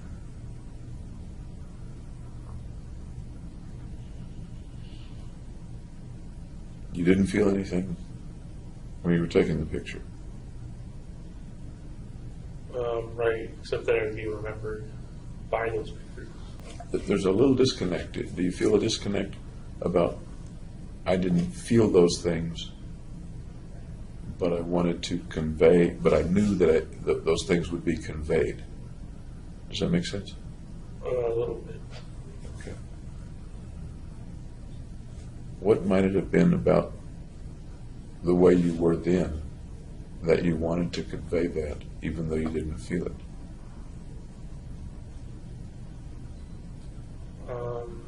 I'm not sure how to answer that. It might have been a bad question. Thank you. But sometimes, very often in fact, people want to convey to others something different from what they really are or what they think they are. People want to look better, they want to sound better. They spin up a tale to tell strangers on a bus. That's different from the way they really are. You ever do that? I'm sorry. So I don't think that's like an accurate depiction of who I am. It was just a moment, capturing of the moment. Okay. Did you take other pictures? Yeah, All at the same time or over time? over time. Holmes may have been trying to project a dangerous image, but most people did not take him seriously at the time. Over roughly how much time? A month, maybe. A month, maybe. Other selfies, other pictures of the weaponry? Is that what we're talking? Pictures of the movie theater entrances and exits. Okay. Focusing right now on you, pictures of you, pictures of the weaponry, pictures of things in your apartment. Those were over a month or so? No, those were pretty much the day of and a couple days before, I think. Okay. Here's one of the pictures that I've got. That one. Remember that one? Yep. Tell me about the guy in that picture. He definitely doesn't look normal. Tell me more. Looks scary. More. I wouldn't want to run into him. He's not the guy that thugs should mug? Yes, that's true. He looks more like a thug. Oh, he looks like a thug. Okay. Tell me Not more. a typical thug. Not a typical thug. What kind of thug does he look like? Crazy thug. Okay. Go into that a little, will you? More. Okay. It's a guy, you're holding one of the Glocks. You don't have a beard. Yeah, clean shaven before I got to jail because I don't have good razors in jail. Is that why you started growing the beard? That's why I grow the beard, yeah, because I can't shave. Not as convenient to shave. The shaving doesn't work. Tell me about the red hair on the guy. I'd had that for a while. Like that. It's artificial. Any particular reason that you dyed your hair a while before that? People dye their hair all the time, sure. I think to stand out, I guess. To stand out in what way? What's the thought? To stand beside normalcy. To be like, exotic, I guess.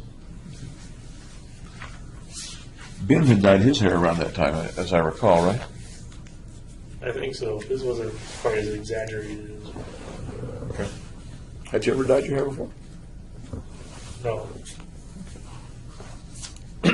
Why'd you pick red?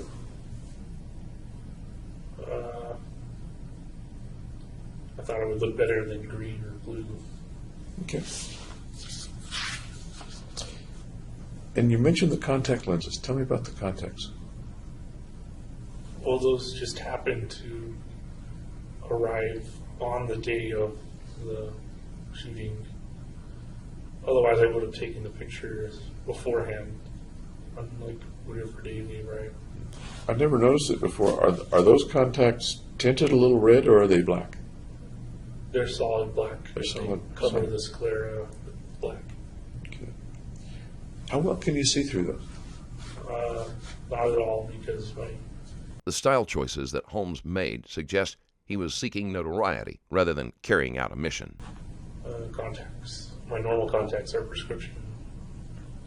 Okay. How opaque are they, or translucent, or transparent? Oh, well, they have the hole where the retina is, so you can see. But I can't see because it wasn't prescription contacts. Okay, you're a little nearsighted. You're Right. about a -4.5 or something like that. Myope, aren't you? I don't remember. Okay. So these particular cosmetic contacts have a little pinhole in the middle to look from through. Yeah. Is that right? Yes. Okay.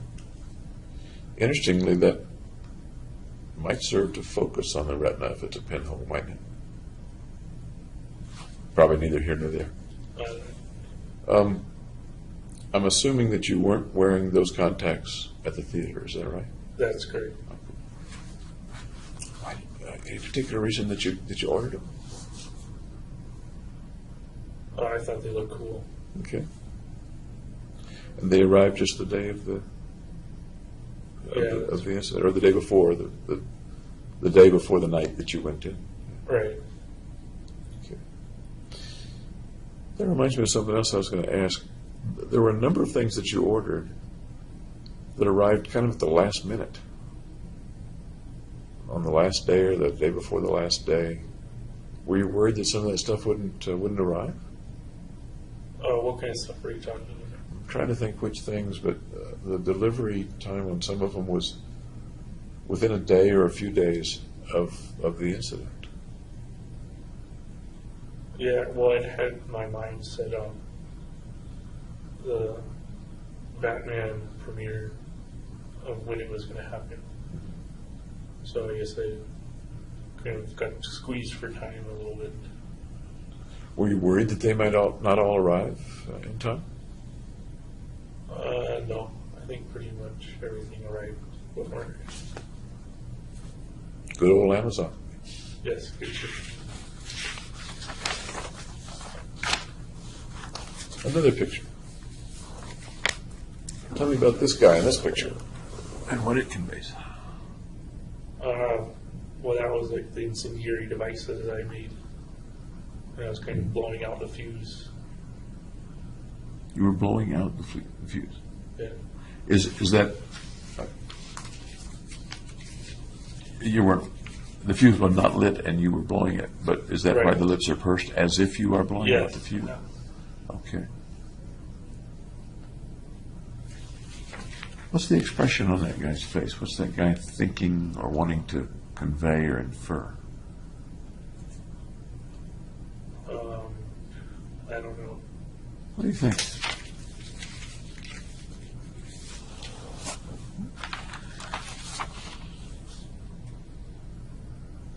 And I get a similar feeling myself anyway from this one as well. What's that? What feeling are you getting? I don't know. Yeah. What feeling are you getting?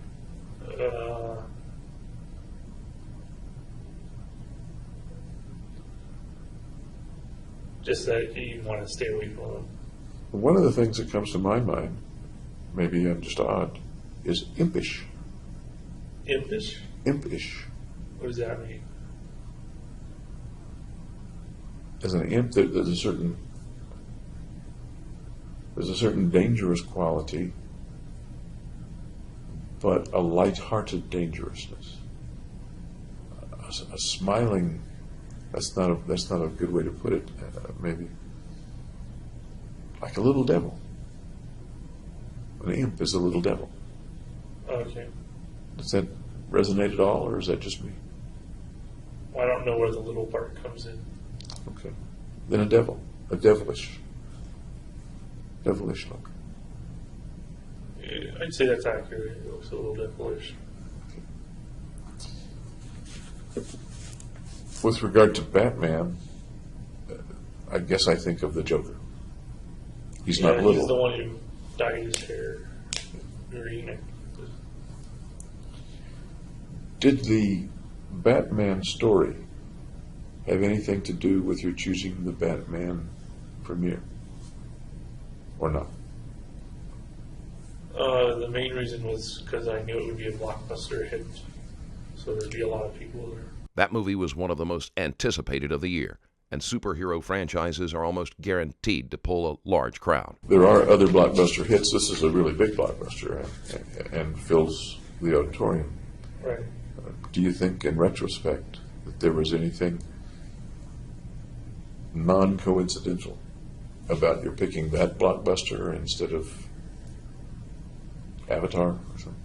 If it was unconscious.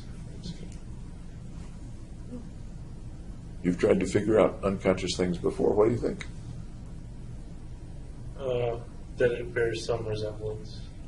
Do you think the resemblance is coincidental?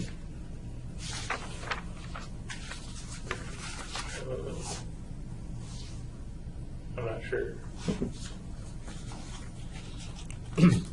There's a similar selfie. That might be the one I'm thinking of. That's this one.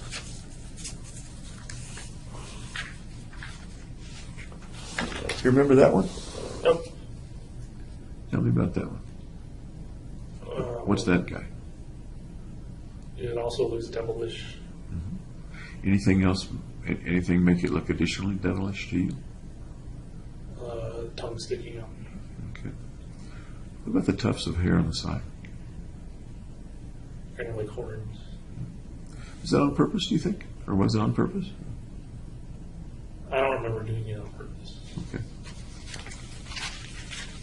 Because I agree with you, there is an impression of that adds to the devilish thought. And I was wondering whether you did it on purpose. Intended or not. Beg pardon? It was intended or not. Yeah. And your answer is? I don't think it was intended. Okay.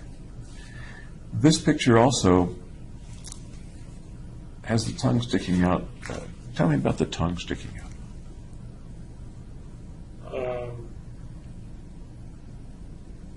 I don't know. People stick out their tongues.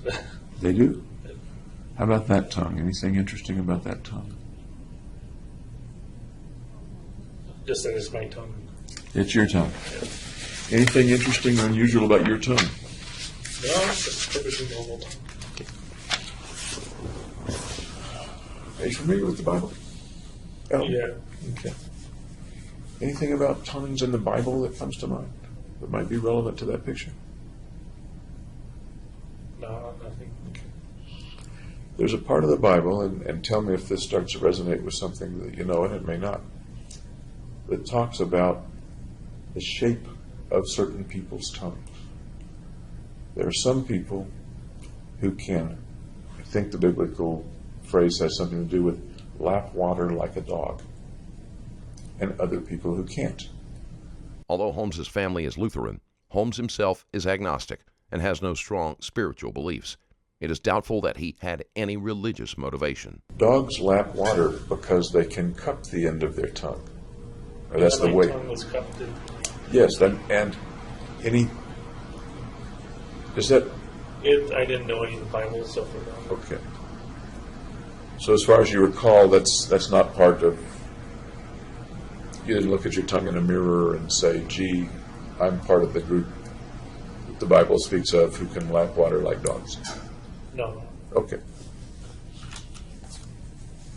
And by the way, I don't think there's anything inherently good or bad about that. By the way, my tongue does the same thing. Okay. You took pictures here. How about that one? Tell me about this one. That's a picture of all the equipment I bought. When was the picture taken? I think it was the day of. Tell me about the thought and the purpose in that picture. That was just to show that I could buy all that stuff and nobody would notice. Anything else about that picture that a person looking at it might infer or feel? That it's dangerous.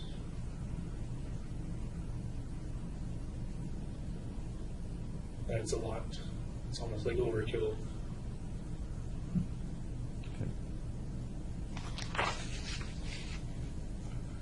By the time you got to the theater and got out and put it on, you were pretty much wearing everything in the picture. Right. Pretty much so, yeah.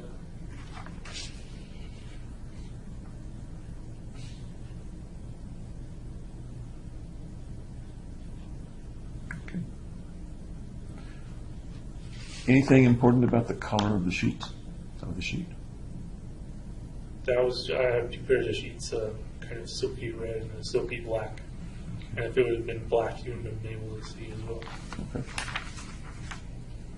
Why'd you pick silky black and silky red sheets, by the way? I'm curious. I thought they looked good. Okay.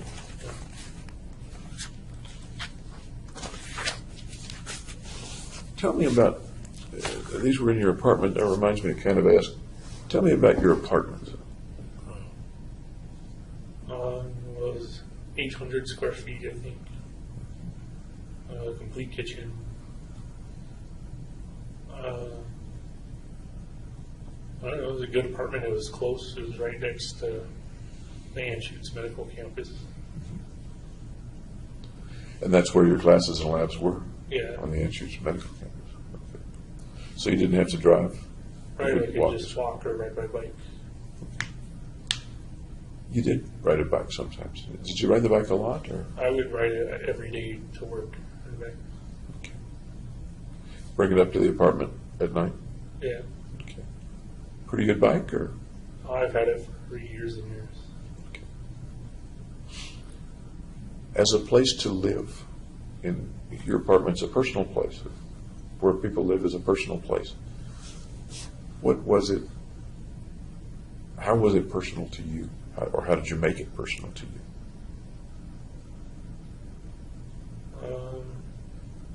I guess by changing the lighting, How'd you change the lighting? I put like red bulbs in the lights. In all of them or some of them? Some Okay. Roughly when did you do that?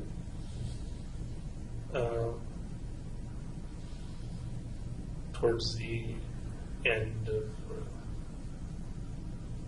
graduate school.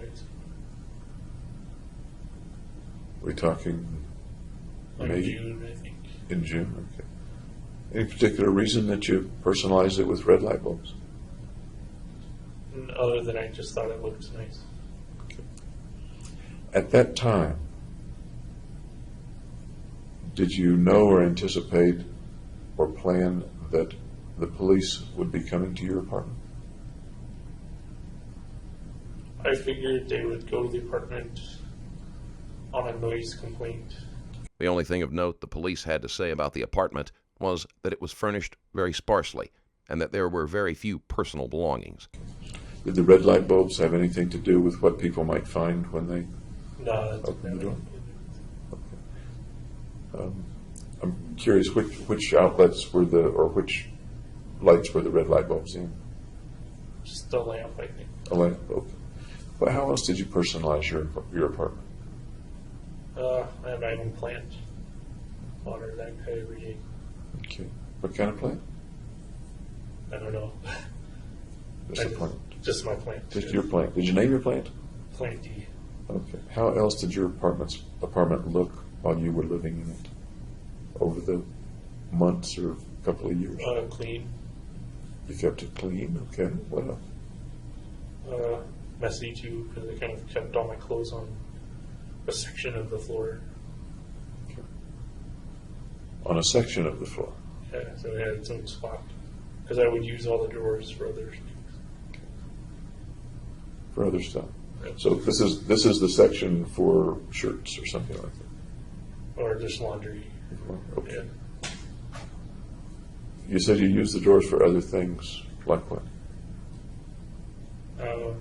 Storing papers, notebooks and stuff. Did you have anything on the walls? Yeah, I had posters. What were the posters? I had a Pulp Fiction poster, Samuel Jackson, and what's his name? I don't remember. Oh, John Travolta. Which poster was Pulp Fiction? I can picture the content, but you might tell me what was the content of the Pulp Fiction poster? It was in the scene where they busted the drug runner guys, and the guy had shot at them like 20 times and missed every single time. And then they pointed their guns at him. And what did he do when they pointed their guns at him?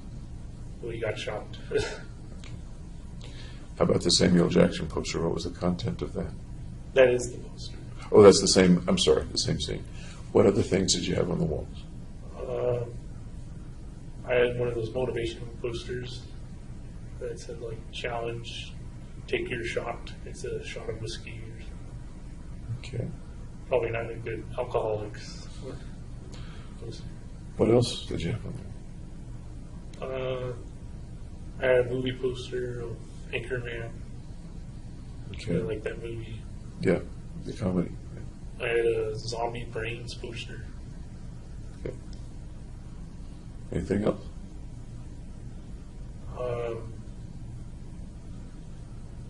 think I had a model of a poster of a model. Tell me about the model poster. Well, she was scantily clad, How scantily, and what was the model doing? lying there, kind of teasing me. Okay, what else? I had a poster of why guys always leave beer on the bottom shelf of the fridge, and a girl bending down to get the beer. That poster was actually on the door to the fridge, wasn't it? Yeah, that's what Okay. I kept it there. Okay. Did you keep much alcohol in the apartment? Yeah. So I will supply you. How much, say, was in the apartment in July?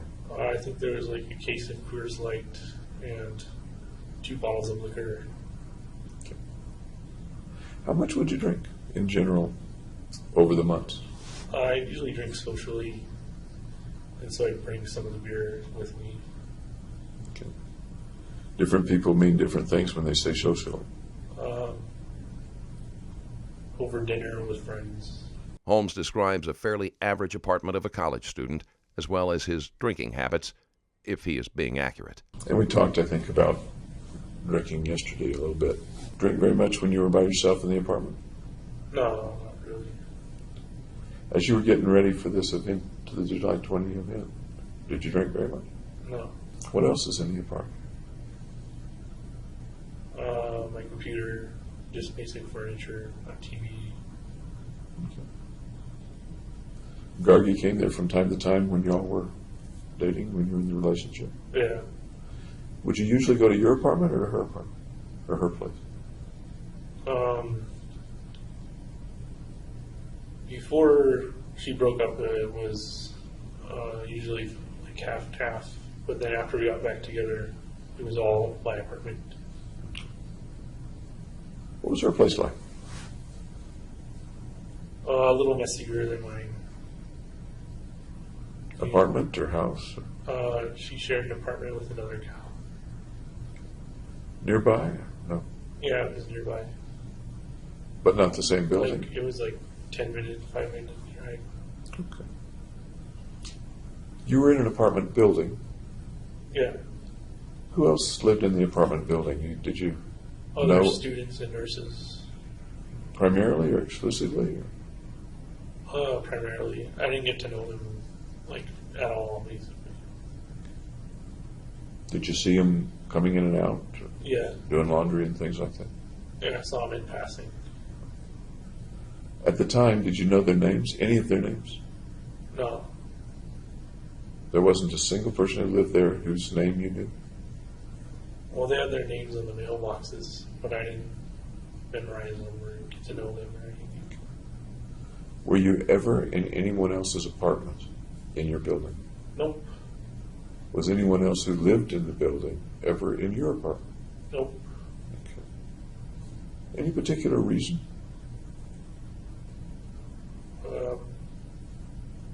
No, not really. It wasn't a very social apartment. Kind of everybody had their own rooms. Okay. You mentioned the posters on the walls of this scantily clad young woman. There's another selfie that was on your phone of you with a woman right behind you. Do you remember that one? That picture? That's the scantily clad one. Was that the scantily clad Yeah. poster? Okay. I got to tell you, the first time I saw it, I didn't know It was a poster. that it was a poster. Okay. Tell me about that picture and when you took it and I don't remember the conditions. Okay. So far as you know, roughly when was it in the course of all this? I think it was June as well. If I were, I don't have a copy of it here. If I were to show it to you, what would you say about the guy in that picture? I wouldn't be noticing the guy. I would be noticing the gal. Okay. When you took the picture, it looks very much like you meant to have it look a certain way, with her resting a head on your shoulder or looking over your shoulder close to you. Looks like it was purposely framed that way. Is that fair to say? Yeah, it's fair to say. Okay. Was the picture manipulated at all, or were you just standing by the poster?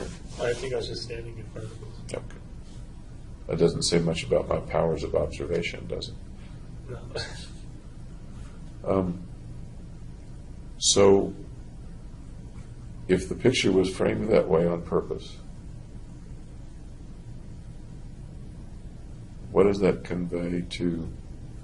framing convey to somebody, or imply to somebody who's looking at the picture? That I'm desirable. The need to portray himself as desirable emphasizes that Holmes's true goal was notoriety. Can you say more about that? No, not really. Did you ever look at the picture very much yourself? No, I kind of took it that one time and then forgot about it. What might you have been thinking when you took it? Speculating in them. Were you a pretty desirable guy in January, February, March, April, May, June of 2002? Or 2012, right? I would say so, yeah. Okay. There were 2 women that wanted to hang out with you, at least. Yep. Okay. Did you think or feel that you were a pretty desirable guy at the time? No, I kind of felt that would make me more desirable, seeing you with someone like that.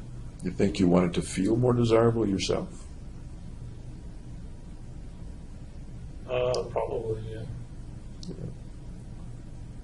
I don't want to just feed you answers, because then I just get back what I get from a mirror. Yep. But I'm wondering whether you needed some help feeling desirable or good or competent or positive things about yourself. I don't know if you can surmise all that from the one picture, but I was trying to feel desirable. What's going on inside your mind that you are trying to feel desirable? Well, just because I'd broken up with my ex-girlfriend. But around that time, and we're not sure exactly when the picture was taken, I guess, around that time, you had rebuffed her, and you had rebuffed Hillary. Right. Now, the reason you gave, at least with regard to Hillary,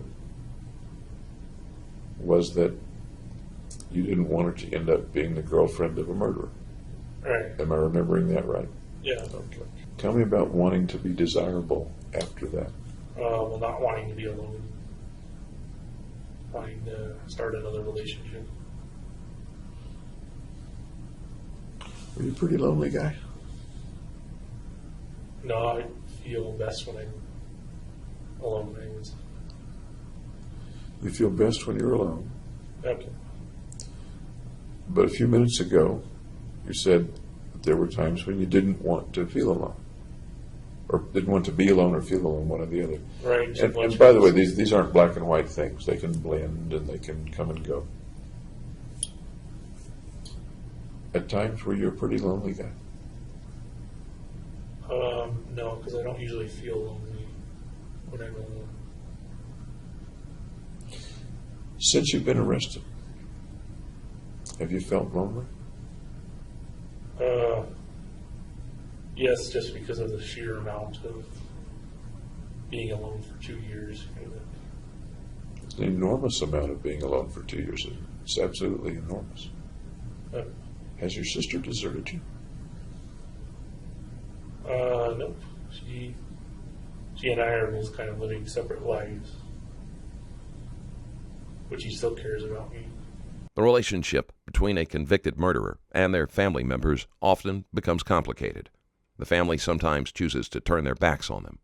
Other times, they find it difficult to reconcile their memories of their loved one with the acts the person has committed. They may even experience guilt for still loving them.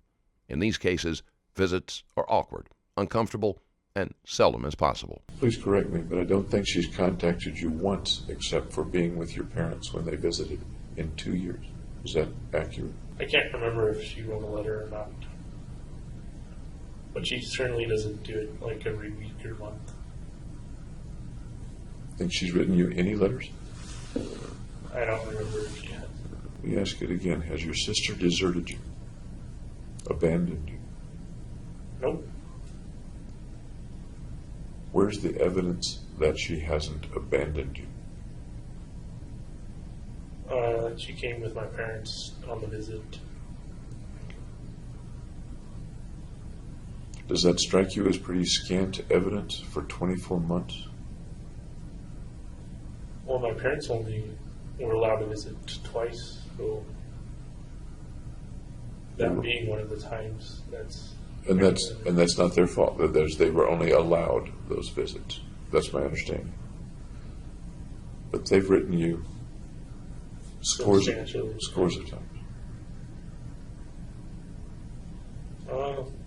That's just the relationship dynamic between me and my sister.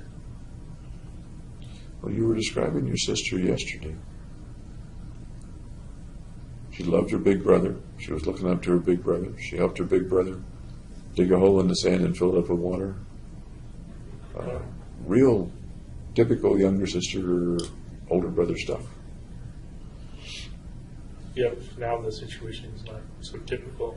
There are people who don't even know you who write to you and send you pictures. Yeah, And your sister doesn't. I don't see a problem with it. Do you see anything unusual? Do you see anything that doesn't, I'm not sure how to phrase it without using triple negatives. It wouldn't take much for her to send you a damn postcard. Right, but I'm not demanding it of her or anything. Have you abandoned her? Well, I haven't written her either, so it goes both ways. Have your lawyers asked that you not write to people? That was kind of a stance I took early on, just to be on the safe side, On the safe side with regard to, because all the letters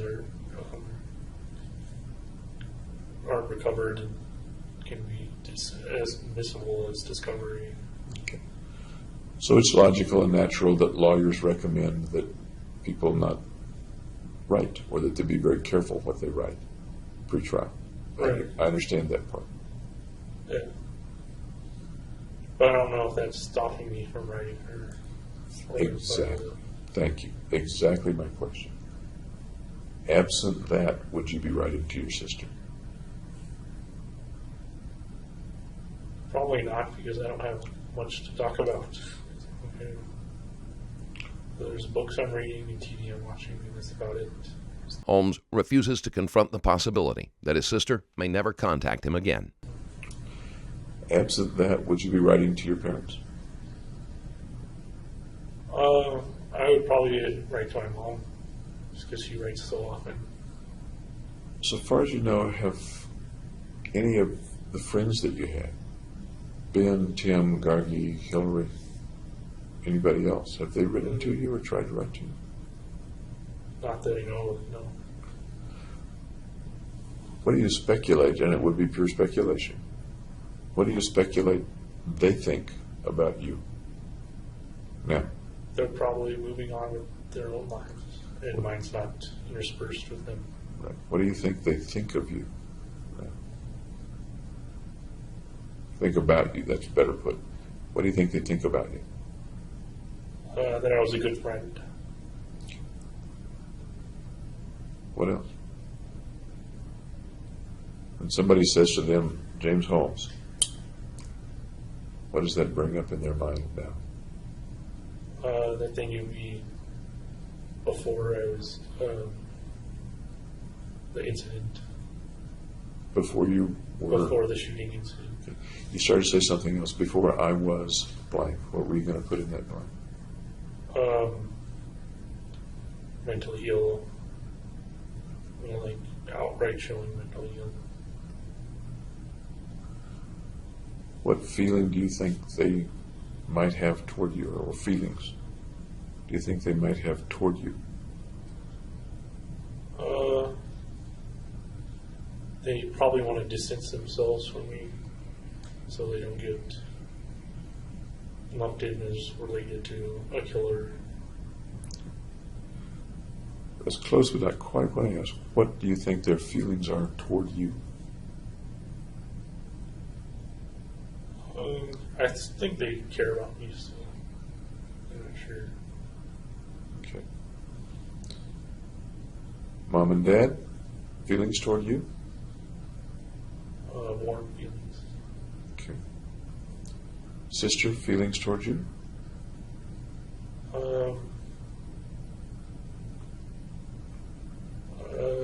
Just still warm feelings.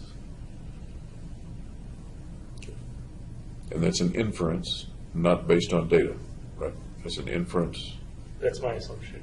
or assumption, okay. Okay. Is there any chance that your friends would be really pissed at you? No, I don't think so. No. Unless it interfered with their lives. The press interfered with their lives. Any chance that they might be disgusted by it? No, I think they'd be supportive. How about Sis? Any chance that she might be disgusted or repulsed or angry or have any real negative? She certainly didn't show it in the visit. She was my typical sister. Okay. What do you think the public feels? And they don't know you. They know the incident based on the media. That's all they know. What do you think their feeling is? Or feelings? Dislike, I would say. Anything else? Misunderstood. Okay. How do you mean that? Tell me more about misunderstood. Well, they don't have the full picture of my life and what's happened.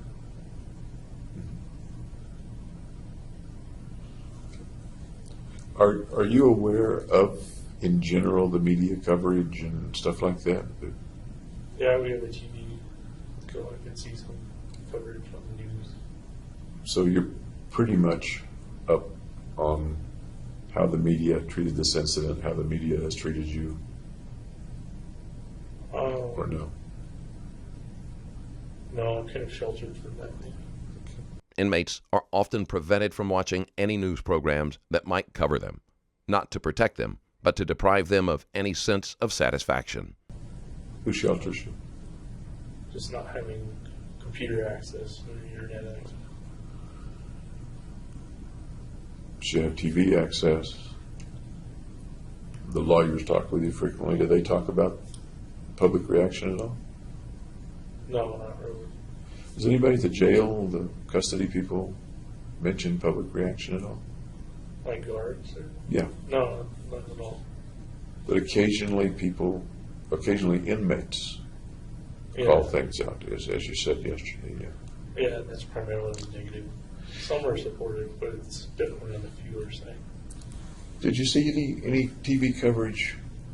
Of course, the most coverage comes in the first week or two, doesn't it? There. But you did have out time when you had access to TV. Do you recall any TV coverage at that time? They're memorializing the victims. Did any of the coverage refer to you? Oh, well, it was just refer to me as the theater gunman or whatever. Is that the guy in these pictures? Yeah, basically. Okay. Is the theater gunman similar to the guy that you see in these pictures, or different from the guy you see in these pictures? Akin to those in the picture. Okay. So your access to news on TV is not particularly filtered. I'm sure they choose the channel or choose certain I channels. usually don't choose to watch the news. The news. After the event, do you remember choosing to watch the news? That was a long time ago, but I saw some news on it. Was it of interest to you? Do you remember or not? Yeah, I found it interesting to just see the different perspective. Do you remember how you felt as you watched the various news stories? Mainly that they get a bunch of stuff wrong or anything. Or biased. What sorts of things in general would they get wrong or would they be unduly biased about? I'm not sure. Speculate for me. What? I know it was 2 years ago, but it was a real big day in your life, a real big week in your life. Yep. So you just said they got stuff wrong and they were biased. I'm asking what's in general that they got wrong or what they might have been biased about. Well, they didn't take it from my perspective, on the mentally ill perspective. If they had, what would they have been reporting? What would they have been saying? Kind of psychological reasons for why it happened the way it did and everything.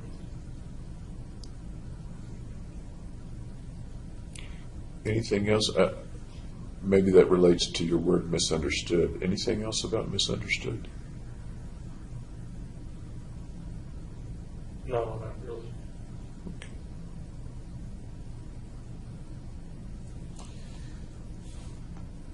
This afternoon, I'd like to do a little bit more about your apartment. Okay. Interesting place, especially when you left. I'd like to learn more about that. Anything that you'd like to ask me or No, anything that I didn't ask today? no, that's okay. We'll continue this afternoon about 2, okay? All right. Thanks again.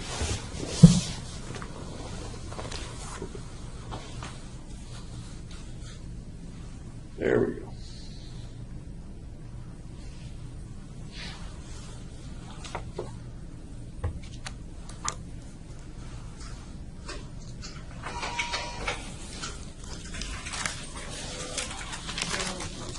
Oh, man. Okie dokie.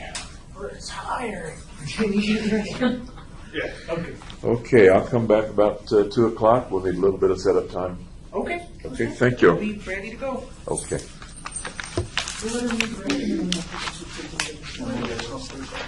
Yeah, I don't like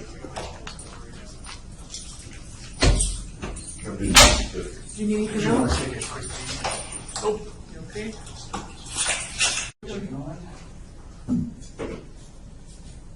Okay. You looked a little like you were leading a parade out there. Okay, did you have lunch? good. Good.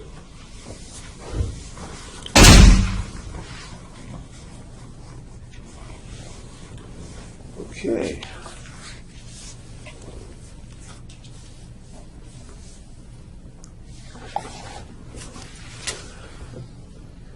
Let's see, you remember where we were when we left off this morning? Your memory's probably better than mine. You wanted to talk about the apartment? Yes, and we talked a little bit about it, and we were getting to the part about the armament. And the way the apartment looked when you left, that's what it was. Okay. Okay. Got a picture of that. I'm sure that you remember pretty well. Oh.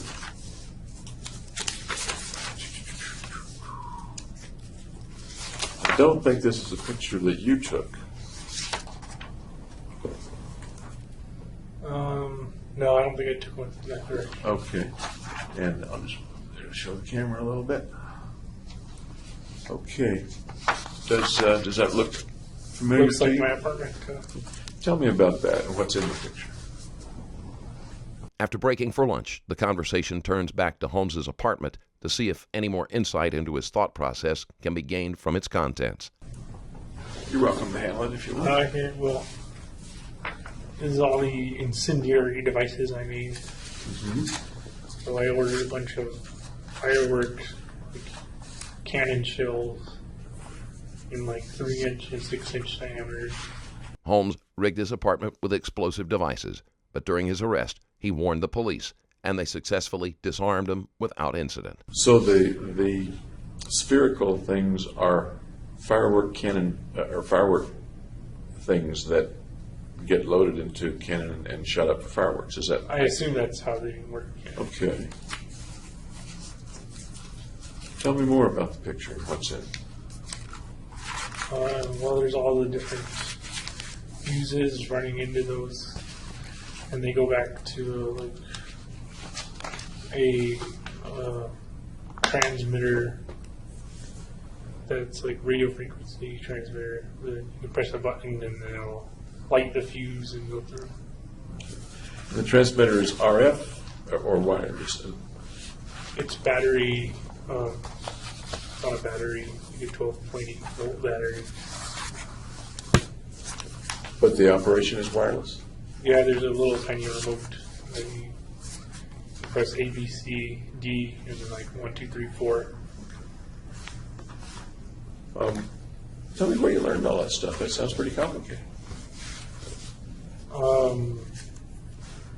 No, you just put the wires into their correct spots and then attach them to the fuses, and they'll light the fuses when you press the button on the remote. Okay. And the ignition is like a piezoelectric ignition, or It's what like is it that generates the heat? a little circuit that like short circuits and catches fire, and then it's gunpowder fuses go out from there. Did you ever test that stuff? No, I didn't get to test any of the incendiary devices, or so I was figuring they wouldn't work. Really?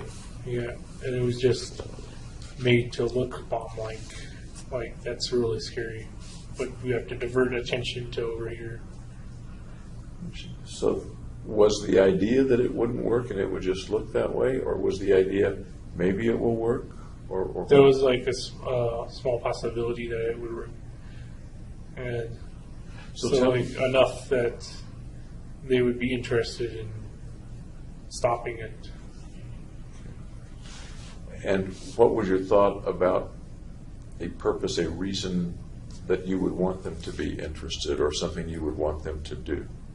To get them away from the theater, so kind of divert their forces over to the apartment. Did you think, and it sounds like one possibility is that they would be diverted to the apartment before the shootings began. Yeah, that's the plan. That was the plan. And how were you planning to accomplish that? Through a noise complaint from the neighbors to bring them there. I heard about the noise complaint idea. I didn't realize that you meant prior to the shooting. And how was that set up? That was just set up to my computer, where loud music would play after 15 minutes of silence. So it was like there was just silence on the timer. So you left, the computer was on, and 15 minutes later the loud music was supposed to start. Is that right? Yes. How did you set that up with the 15 minutes of silence? What sort of track was that? Well, there was like an application I had that you could connect different songs together and copy paste minutes of silence in. Okay, so the computer just thought it was 15 minutes of music, but it was really 15 minutes of silence. Right, so it was fully on like the highest volume. And how did that work out in terms of attracting somebody to the sound? I think they made the complaint, but there wasn't a big response by the police, if there even was a response by the police. Noise complaints are not a high priority and sometimes go ignored unless multiple calls come in. Where was the music coming out? Where were the speakers? In the apartment itself?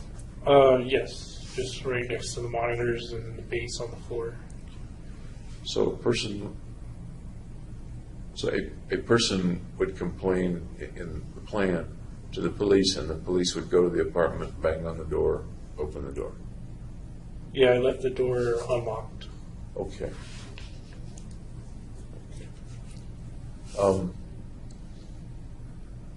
As you were thinking about that, did you consider the possibility that a person might have come to the door, that is a non-police person, might have come to the door? Yeah, and so that's why when I sent a tripwire, I didn't have it attached to the door. I had it kind of inside, so they'd be able to see inside, but not go to like disable anything because there's an obstacle in the way. Okay. So if the person who opens the door could see what was there, Then they definitely call the police. they would call the cops. It occurs to me that the cops also would not, once they saw it, they wouldn't rush in either. Right, but they'd be kind of stuck at the scene. And Okay, the diversion would have worked. right. I don't want to put words in your I mouth. gave it like a small likelihood that any of it would work. But Okay. There was something in a dumpster also. I'm trying to think what it was. Does that ring a bell? no, I didn't put anything in the dumpster. Or a... There was something beside the dumpster. I put Okay, what was that? the boom box, also with the timer on it, on a CD. And I put the remote for triggering the transmitter thing, so a random person outside could be able to trigger the fuses. That was just like a random factoring into the equation. So that would have been another possible way to set off some or all of the incendiary devices. Is that what you're saying? Yeah. Do you know what happened in the end to those things? They got taken away the next day. I told them all about like all the most of the details surrounding it, like how safe it was and what types of explosives or whatever. And I want to ask you about that interview and that conversation as well. But sticking for the moment with the apartment, did you have any experience with incendiary devices or launch capabilities or fireworks or things like that? Just your like most very basic fireworks, like the fuse and step back. But Okay. Did you ever, and this is coming to me from a different source and I'm not sure about it, was there ever a time when you helped with a fireworks display? no, Okay. Doesn't ring a bell that family or somebody was lighting fireworks and you were there or helping, other than black cats and cherry bombs? Things like rockets and stuff like that. no rockets. Okay, thank you for clearing that up a little bit. Okay. Have that back if I may. Some of the things that we see in the picture, the big jars, a couple of liter jars, full of a liquid and some rifle shells and other things. Can you tell me what was in the jar? The liquid is gasoline, and it kind of dripped down from the styrofoam. Styrofoam and gasoline make napalm. Okay. So I thought the napalm might trigger the bullets to go off if it caught fire. But I never tested any of it. You mentioned that you think there was a low probability of it going off. Is it reasonable to say that you thought there was some probability that it would go off? So there was some level Yeah. of probability. Okay. What would have happened had they gone off? It probably would have, the most damage probably would have been caused by fire, and if it spread to the other apartment rooms. Think anybody would have been hurt, or was that part of the picture in your mind, or no? No, I didn't think anybody would get hurt from the incendiaries. The situation at the theater, as I'm understanding, you had to do with a plan and thoughts of killing people. The situation at your apartment, please correct me if I'm Was wrong. the other purpose of diversion. It's a different purpose and not specifically having to do with hurting or killing people. Right. Okay. But you realized there was a chance that that might happen. Yes, I wouldn't want to be in that room when anything went off. Would you want to be in the next door apartment when anything went on? I don't think it would have carried that far. What about the bullets if they'd gone off? The shell? Well, since they're not in a tube or a barrel, they're going to explode in all directions. And how did, I think that's a true statement, what I understand about shells that you toss into a campfire or something. How did you know that? Just thinking it through. Okay.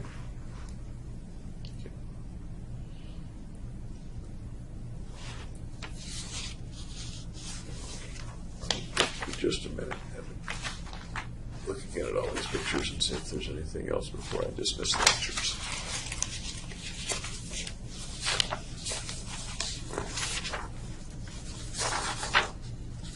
Oh, I was going to ask you about this. You got a passport, Yeah. and do you recall when you got the passport? When I was an undergraduate. Okay. Did you need it to go to Mexico at that time, or I was going to need it to go to Mexico because they passed the new law where you had to have the passport to walk across or go through the car across. did you ever need to use it with Mexico? Or No, I didn't. when you went down, I never went to Mexico with it and when you did the orphanage thing, that was before. before. Okay. There was never any evidence that Holmes planned to escape, either by leaving the country or the area in general. Did you have any other thoughts of leaving the country? No, I didn't have any realistic thoughts of escaping. Ever any places you wanted to visit? No, I'm fine with staying at home. So the purchase of it pretty much had only to do with if you wanted to go to Mexico, you could go to Mexico. Right. Okay. Just to visit Mexico or to go there and live or escape or... No, if I would probably go to Canada because I have relatives up there. I was going to escape. Nowadays, do you have to have a passport to get into Canada I think so. or to get back in the U.S.? I'm not sure. I don't remember either. Okay.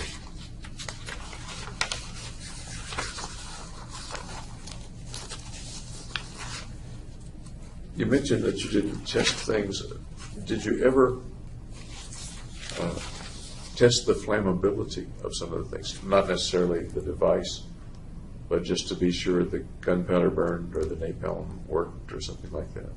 Yeah, I cut a piece of the fuse off and kind of lit it over the bathtub. That was the safest place. As you're doing those things, what thoughts went through your mind? Do you remember what fantasies or thoughts might have gone through your mind? When you're building this stuff, when you're setting it up, when you're testing the fuse? Just getting it done.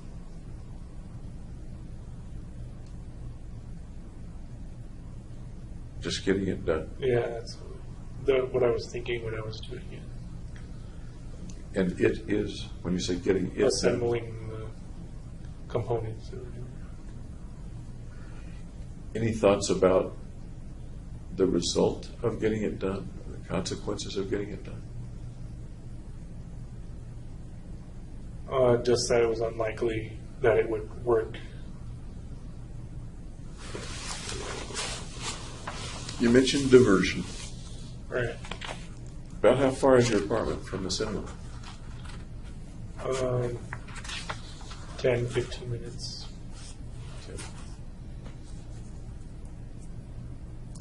As far as you know, it was in the same jurisdiction as the police. Of course, I guess. One was Adams County, the other was Arapahoe County. Okay. You talked about the idea of a mission earlier. And if I'm remembering right, the mission came from within you, not from some other place outside you. Is that accurate? Yeah. Tell me more about the mission and what the mission might accomplish, what it might do.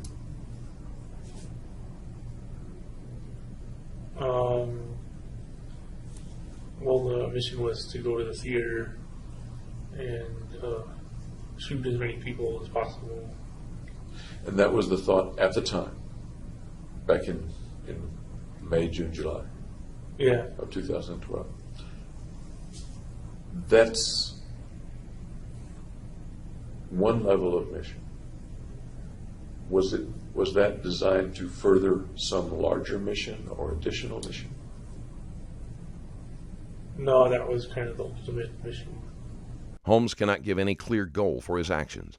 There was no message, no point he was trying to get across. There should be some type of reasoning, even if it doesn't make sense. So that was the whole end. Yeah. Any thoughts about why something inside you said this is your mission? What was it that made it important to do that thing? Made it so important that you did it? Because the alternative was suicide. And I think you said this morning the alternative was suicide, but you weren't thinking of that at the time. Right. You weren't thinking of suicide. Because I was focused on the homicide. That's a concise answer of the thousands of possibilities of the reasons for things of all for anything. You quickly went to the alternative was suicide. You sound very sure about that, and I'm wondering why you sound so sure about that when one might say the alternative was X or Y or Z. You've been now several times very clear and concise. The alternative was suicide. What leads you to that? What's the reasoning that leads you to that?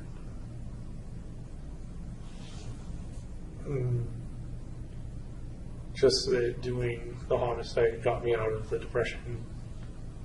It gave a purpose. You were pretty depressed back in January of 12. As I understand it, you were less depressed later in 2012. At least as far as you knew.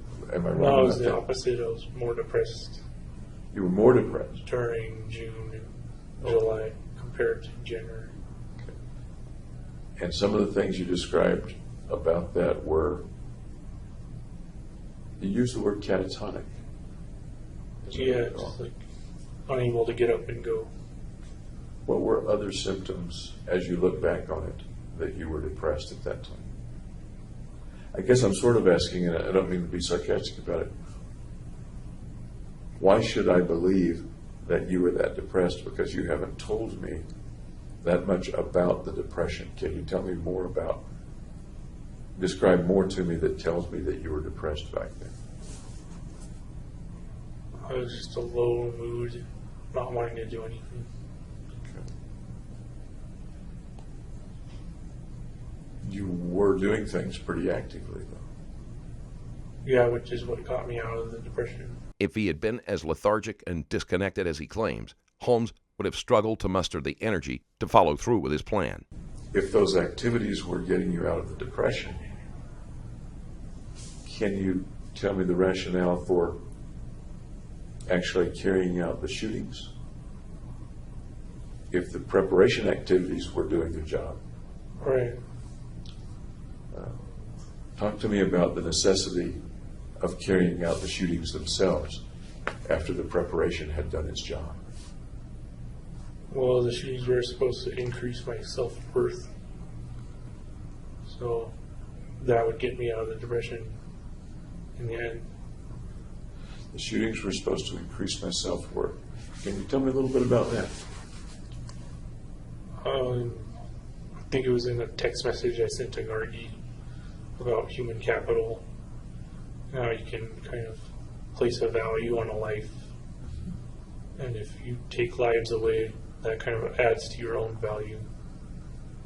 This type of thought led his girlfriend to break up with Holmes in the first place. I do remember the text message exchange. Is that an accurate rendition of the way you were feeling at that time? Or is there anything more to that you can explain to me? I don't think there's anything else to it. That's a pretty concisely encapsulated theory, if you will. Okay. There's got to be more to it than that. Well, why is there going to be more to it? In what way did you think of taking other people's lives as enhancing yours? Tell me about the logic of that. Just that anything they would have done or like pursued gets canceled out and given to me. Okay. Starting today and looking back, does that still make sense to you? Yeah. Okay. So the premise that you're describing 2 years ago,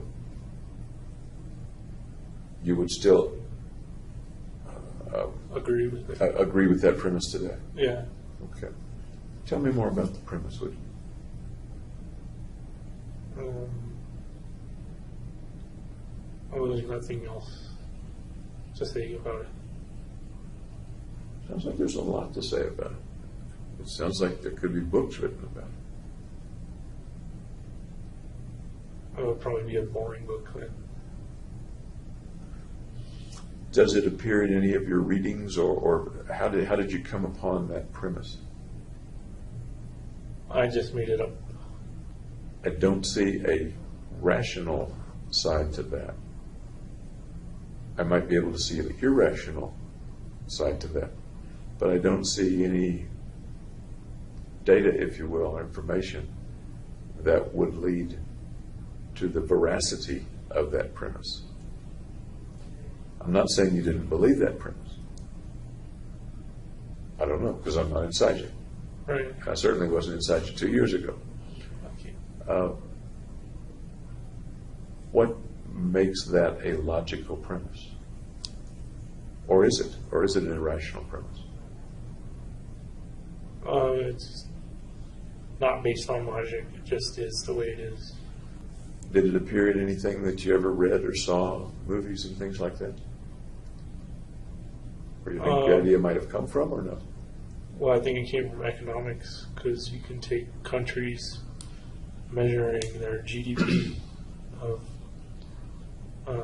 a given population and kind of say this is a value which we place on our nation's output.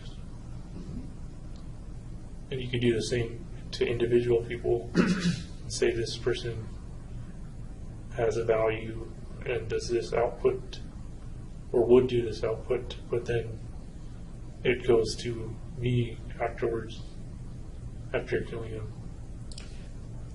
Let's use your country analogy for a minute and see how long the analogy holds up, okay? Okay. A country has goods and services and output and value and potential value for the future. How might you, person or another country, acquire the value that you see in the first country? You conquer the country through like a war, and then you receive its economic benefits. Okay. Are there any circumstances under which, when you conquer it, you wouldn't receive all those economic benefits? If they apply like a slash and burn strategy, where they kind of burn the land. Sure. And that's exactly what I was thinking. If you obliterate the country, Right. then its value plummets. Yeah. I That's my guess. thinking. Is that your thinking as well, or not? Its value goes down, but the conquering country would have increased their military effectiveness.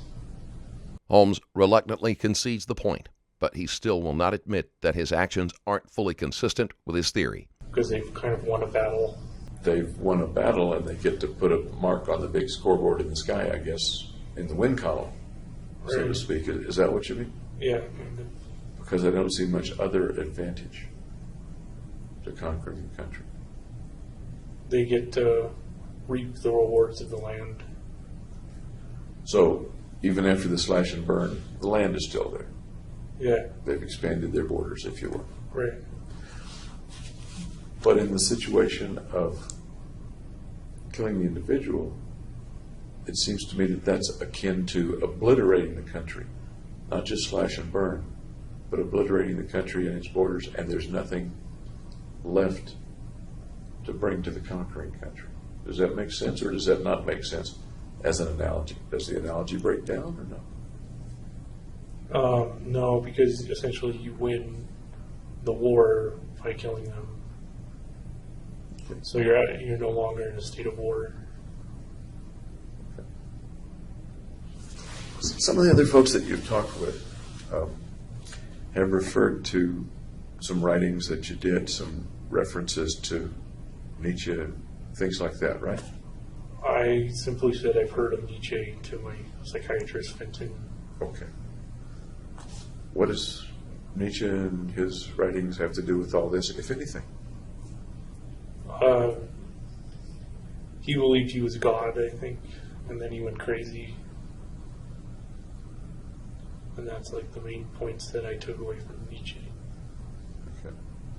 And once again, I'm talking with you in the here and now, and I'm trying to refer to how you felt and how you were 2 years ago. And we both understand that, right?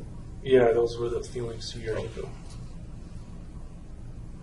Nietzsche thought he was God, then he went crazy.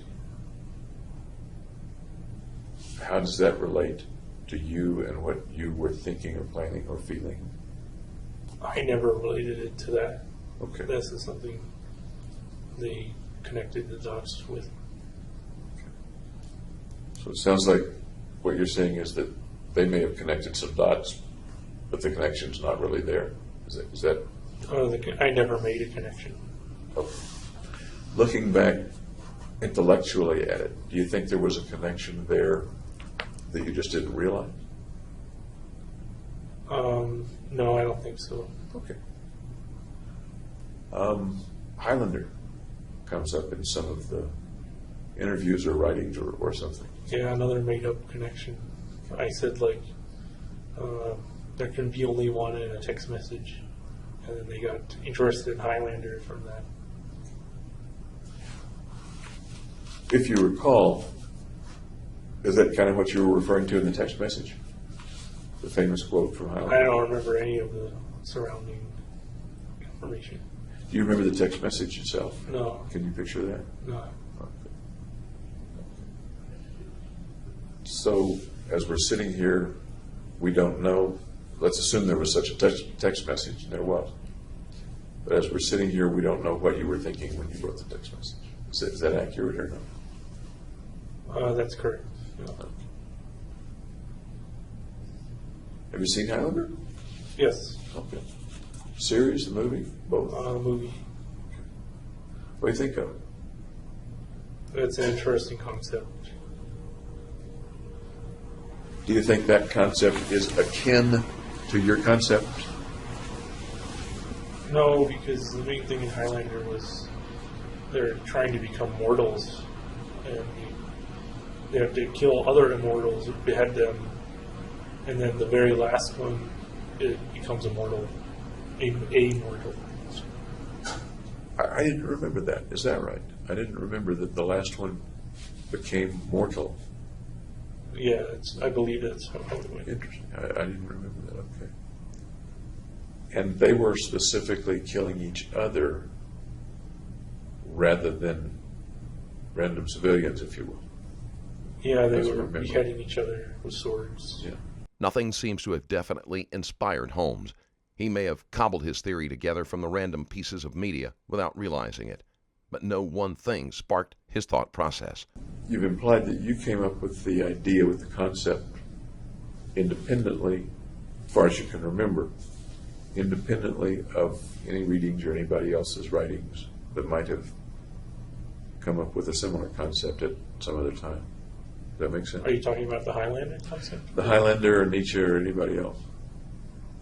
What I think you've said, and again, I don't want to put words in your mouth, is that wherever the concept of assimilating others' powers or value, looking back on it, you believe that that came solely from within you and not from any suggestions outside you. Well, there's always going to be suggestions outside of you that influence you. So I wouldn't say it was a fair statement to say it was solely me, because I interact with my environment. Apparently you didn't know or want to know any of the people in the theater. No, I kept it very impersonal. As you were carrying out the shootings, you were wearing a gas mask the whole time? Yes. Okay. How well could you see out of the mask? Not well, because there were lights behind the theater, which were actually brighter than in the theater. So I had to go from a brightly lit area to a darkly lit area. And have the gas mask with scratches in it. I was trying to remove the scratches, but they weren't coming out. Was it a used mask? No, it was a new mask, but there were still scratches on the visor. That you tried to remove to be able to see better? Yeah. Was the movie still playing when you were shooting? Yes. I wasn't watching it though. I understand. Did that throw light on the audience that you were shooting at? No. It threw light at the very front where there were no people sitting. I want to get more to the theater, but I don't want to get ahead of myself. Okay.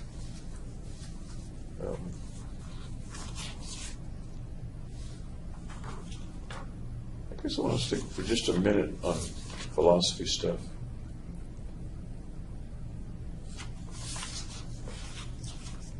Is there anybody that you can think of that came to a similar conclusion? You may have been independent of it or not. Other people, for example, who have killed lots of people or injured lots of people. Anybody that you particularly recall thinking about? No. Ted Kaczynski comes to mind. The Unabomber? Mhm. What about him? What did you know about Kaczynski at the time? I said I heard of him to Fenton. And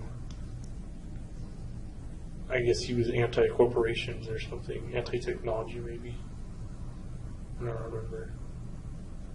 Was he at all relevant to what your mission was and what you were thinking was? The only relevance is he had like a purpose in mind. He's carried it out in a similar way. Did you say in that 4-month period, April, May, June, July, do you recall reading about or learning anything or seeking anything about Kaczynski? Those would be in the computer records. I don't remember offhand. One way or you don't remember one way or the other? No. Okay.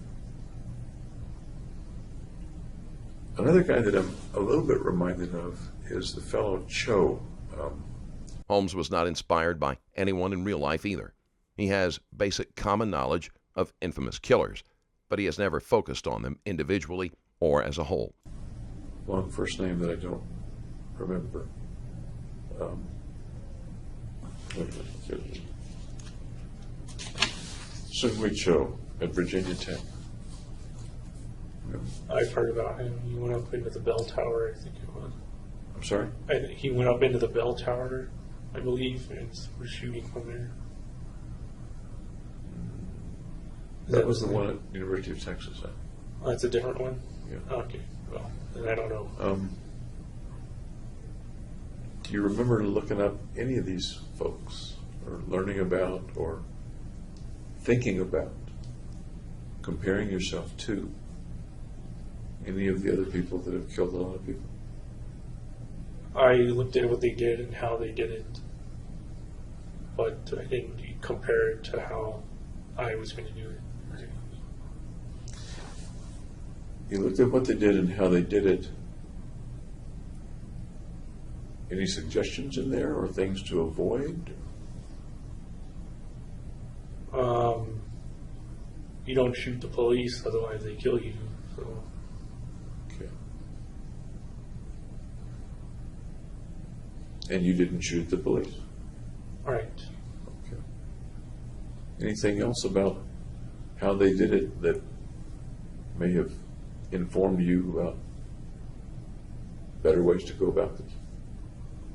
No, I didn't seek out any improvements in their methods or anything.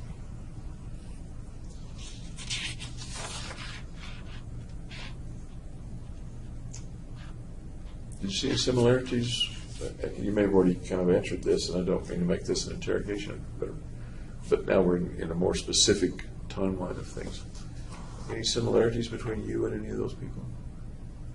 Kaczynski, Cho, anybody else?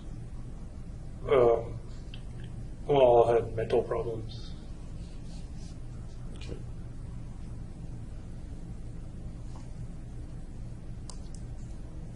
Is that speaking today, or speaking, would you have said the same thing 2 years ago? That's speaking today. What would you have said 2 years ago? Or 2 years and a month ago, in June? We all had violent delusions. Was there anything attractive about them or repulsive about them? No, they're just people. Anything attractive or repulsive about the end result of what they did? No, not that I can think of. Or about what happened to them after? No, pretty much what's expected to happen. And what is that? What's expected to happen? They got either locked up or they died. The selfies of you with the Glock and the AR remind me a little bit of a picture that Joe took of himself. I never saw any pictures of Joe. Never did. Let me show you the picture.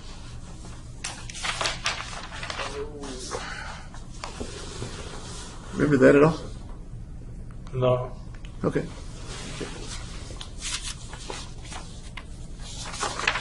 I suppose selfies are pretty common. Yeah, Everybody takes them.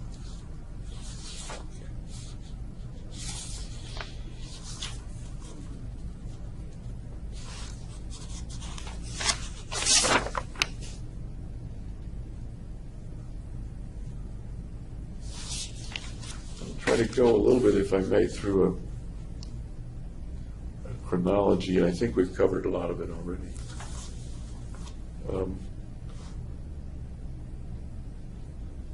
We talked about the trip in December of 2011 to Arizona. Been Christmas with your uncle? Yep. I have down that you went to Woodside to see some friends from Riverside. Is that not true, or a different trip, or same trip? Woodside, I don't know what that is. Woodside, California? Yeah, I don't know where that is. Okay. Did you take any other trips from grad school around that back to California? Or just the one around Christmas to go to... I think it was just the Christmas one. Do you remember seeing friends from Riverside on any of those trips? Yeah, I think we were going to go to a Mongolian barbecue, but we went to BJ's Pub and Brewery. The memory doesn't seem to hold any special memory for Holmes, and he seems mildly confused about this line of questioning. Families, or you and your friends? Or? Just friends. Okay. Tell me about that. Oh, we drove up to LA, carpooled, and just had dinner together. So you're getting together with people that you knew you hadn't seen for a while. What was that like? Kind of like a reunion. Tell me more. What did you guys talk about? What to do? I don't know. We didn't talk about just normal stuff, I guess. Nothing stands out. How long did you spend together? Hours, days? The day. Okay. And how did you hook up with him? How did you meet up with him? Text messaging. Okay. You let them know that you were coming back and ask if they wanted to get together, or what? I think they asked if we wanted to go or not. And I said, yeah. How did they know you were going to be in Riverside? Or I not wasn't- Riverside. How did you know? How did they know you were going to be back in California? I don't know if they texted me previously or if it was just overlap with vacation. Okay. Remember any of the names? Yeah. Earl, Tashi, Richie, Soren, Yent. What did you guys do at Riverside before? What was the friendship like before? I've been friends with all of them in Riverside before, for all 4 years. And as friends with them in Riverside, can you tell me a little about what the friendships were like and what you guys would do? We would go out to dinner, or we would go to the apartments and play Super Smash Brothers, Super Mario Kart, that kind of thing.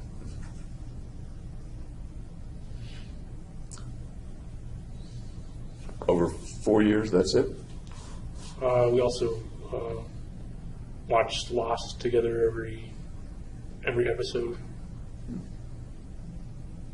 Okay. Did they know that you were in Colorado, or did you let them know you were in Colorado? How'd they know where you were to text you? Which you may have had It doesn't matter where you are. You may have had the same phone number, sure. Yeah, I had the same phone number. I'm with you. I'm just too old for that concept to get into my brain. Oh, okay. But to actually meet up, they need to know that you're going to be in California. And I'm kind of wondering. I think I told them, but I don't remember exactly. Okay. So you went out and you. What did you do again? You hit a bar or No, just a restaurant. restaurant. Okay. You told Dr. Gurr. You remember Dr. Gurr? Yes. Okay. You said to Dr. Gurr, among many other things,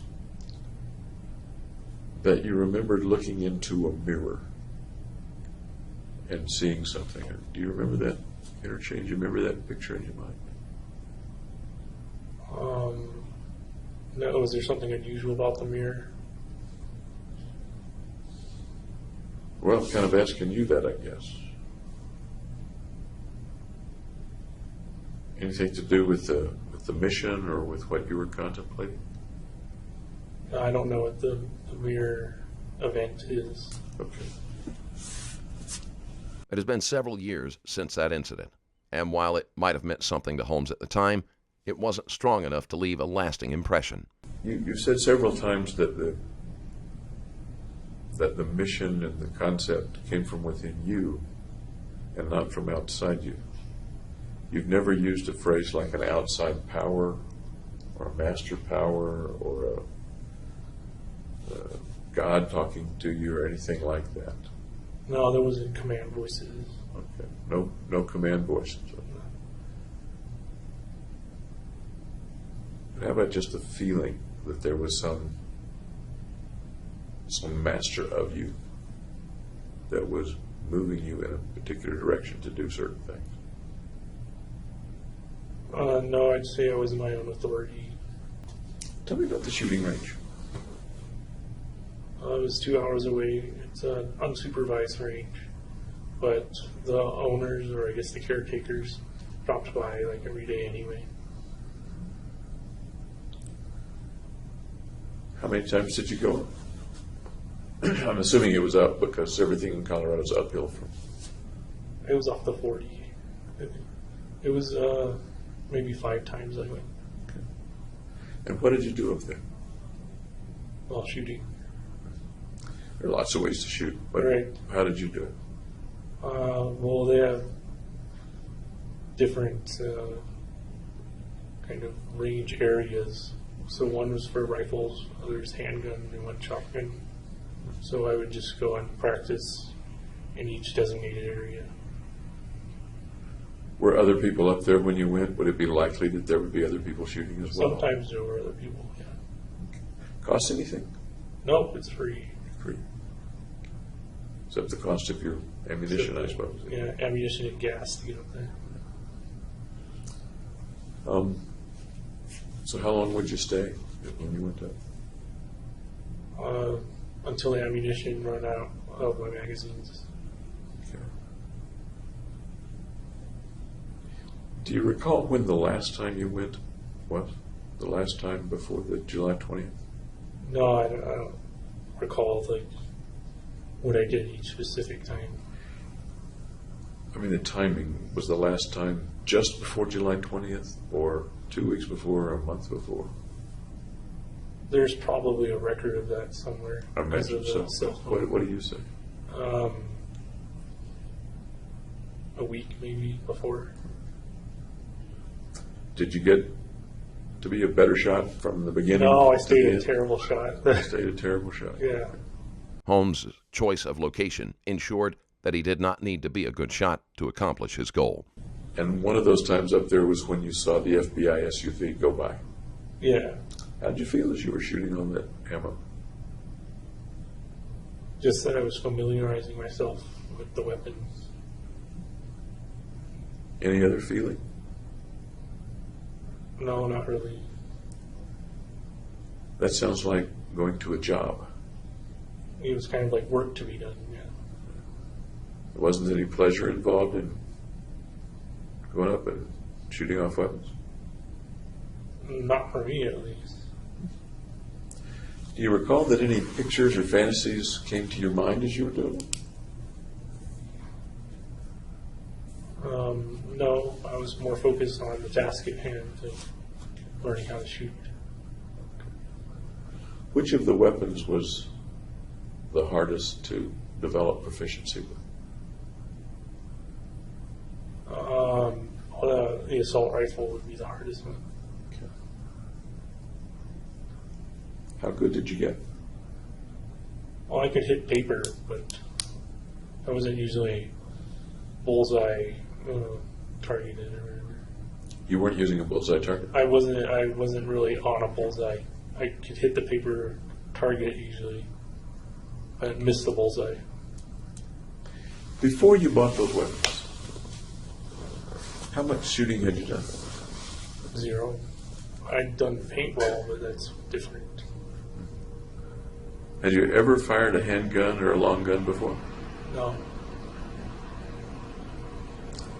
I recall that you went to one of the stores, Gander Mountain or something, with Tim, and he was going to purchase a weapon. Is that right? You remember that? Yeah, I think he bought a Beretta. Okay. Do you remember that trip and what that was like with the group? I think you were with the group. I wasn't too interested in firearms at the time. Okay. Had you ever held a handgun before? Tim let me hold his handgun. Was that okay with you? Is that something you asked to do, or he said, "Here, hold this"? Or? He was kind of showing just what the gun was. Do you recall what it felt like to hold the gun that first time? I made me nervous. So I've never held a gun before. Nervous? Yeah. Tell me about nervous holding that gun for the first time. What's there to tell? It just made me nervous. Nervous about anything in particular? About the gun going off and hurting somebody there. Ever shoot a .22 at the fair? You know, the little rifle ranges at the fair where you shoot the little ducks or something? No, I didn't like a squirt gun where it blows up a balloon or whatever, but never a .22. Holmes had no prior shooting experience or any familiarity with weapons. So the very first time you fired a gun, and almost the first time you ever held a gun, handgun or long gun, first time you held it was probably in your apartment, right?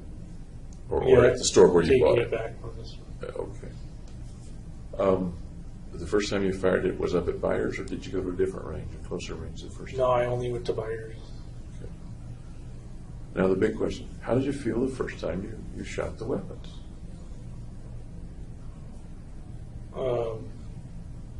I didn't feel anything special. I just thought it was harder than it looked. In what way? And I thought you just point and pull the trigger, but it's kind of hard to aim and then multitask. Be aware of your surroundings while you're looking down the sights and everything.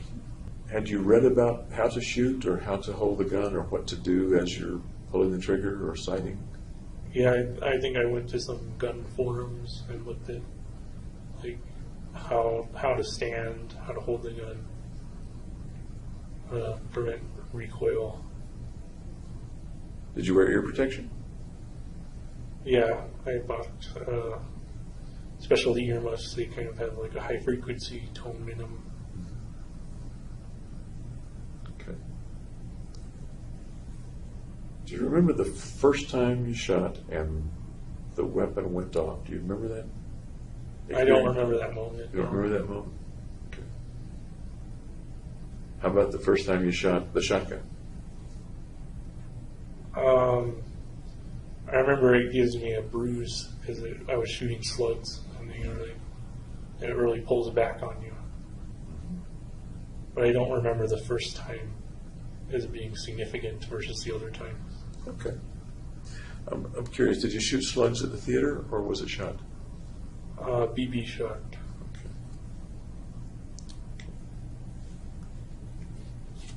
Did you maintain your guns after you left the range, clean them, things like that? Yeah, I had to look up how to clean them, and then I bought the cleaning kind of toolkit. Did you get pretty proficient at that? You mentioned taking them down, stripping them, and I putting them back cleaned them together. once or twice. Yeah. Okay. At the range, do you recall whether or not you emptied clips, or would you shoot for a while and stop? Or? I'd shoot till the magazine was empty. Okay. Would you then practice replacing the clip, replacing the magazine? Well, yeah, to shoot again because I had multiple magazines. Tell you what I'm referring to is in the theater, apparently some of the magazines were overfull and jammed. Right. Was that a surprise to you, or had you experienced that or planned when you were shooting at the range? Did that ever happen? Ever happen? Yeah, there were misfires. Like it didn't spring all the way up. Okay. I forgot to take your pulse earlier. May I take your pulse? Sure. Thank you. That's fine. Throughout the interview, Holmes has remained passive and cooperative, following each direction without question. It is difficult to picture him showing any signs of violence. The stuff that you got, it cost a lot of money. Yeah, I had a lot of savings still. I was going to ask, where did the money come from to purchase it? Savings over the years and money from the training grant. Okay. The savings were from your jobs and things like that? Yeah, summer jobs and stuff Where was that money? in my bank account. Checking or savings? I could move it all around as I wanted online. Some of the purchases were made with credit cards, Right. but paying for it came from the savings and the grant money? My credit card is connected to my bank account, so they can pay it off directly. So it was automatically debited when the I think it was once a month, unless I did it manually. Okay. At the end of all this, were the credit cards all paid off, or was there still All my money? credit cards have always been paid off, Okay. so I always paid a full balance. So nobody was stuck with the bill after all the events and shooting stuff? No, Did your parents send you any extra money that eventually went into purchasing the body armor or the weapons or the ammunition? they gave me $5,000 from the college 529 savings account, Okay. but I didn't use that money to buy anything. As you were buying stuff, did you pay any attention to the cost, or that wasn't a factor in what you were purchasing? Well, it was a little bit, but not too much. So I wouldn't buy like the most expensive thing. How about the body protection, the body armor stuff? How did you choose that? Well, I wanted to be protected in case it came to a shootout between the police and me. And there are different levels of that, different grades. Right. I usually got ballistic 3A, Okay. which is like protection from handguns. Okay. And you mentioned that you wanted to be protected in case you got into a shootout. Yep. Did you think a shootout would occur, or was it just a precaution in terms of the planning and anticipation at that time? It was something to be considered. Did you put it on at the apartment before? I think you did. Put it on at the apartment to try it on or something like that? I tested it first, Okay. yeah. Okay. In what way did you test it? Attention in the facility, we will have patient movement from their units to AA. Patient movement from their units to AA. How did you go about testing? What do you mean testing? Just wearing it with all the magazines in their places and everything. And the gun slings on and off. Roughly how many times did you do that? Just once for all of it. And when in the course of the chronology did you do that? After I received all the body armor. How'd you feel putting it all on? Hot. It gets like sweaty. How else? Encumbered, so you can't like move around very fast. Anything else? No, not really. Did you look at yourself in the mirror, see what it looked like? Yeah, And what did you see in the mirror? I saw myself in body armor. What else would a person seeing you in the mirror or in a photograph see besides a person in body armor? Someone dangerous. Okay. Anything else? Nope. Sounds like that and the selfie with the Glock, etc. Appearing dangerous was important to you at that time.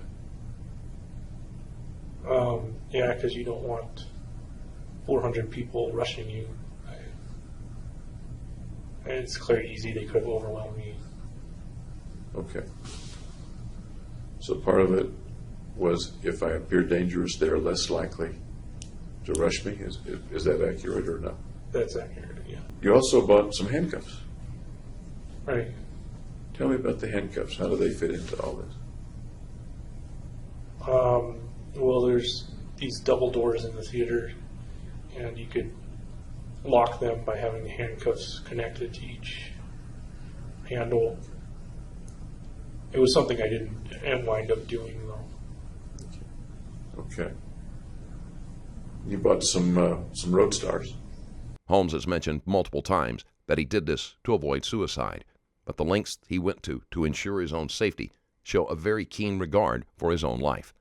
That was in case I had to do a getaway pursuit or whatever. And some field dressing and first aid, field first aid equipment. That's if I got shot. You've given a practical reason for each thing that you purchased or that you wore or that you took to the theater. Was any of it, particularly back at the apartment, was any of it more for show than anything else?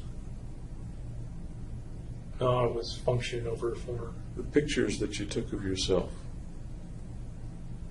showed you a certain way, portrayed you as dangerous, as somebody not to be toyed with. Right. Although there's function attached to that, it also sounds like there's a certain amount of show attached for that, a certain amount of appearance. Okay. As a matter of fact, the photographs weren't designed to protect you at all. They were designed for other people to look at in future. Is that right or is it not right?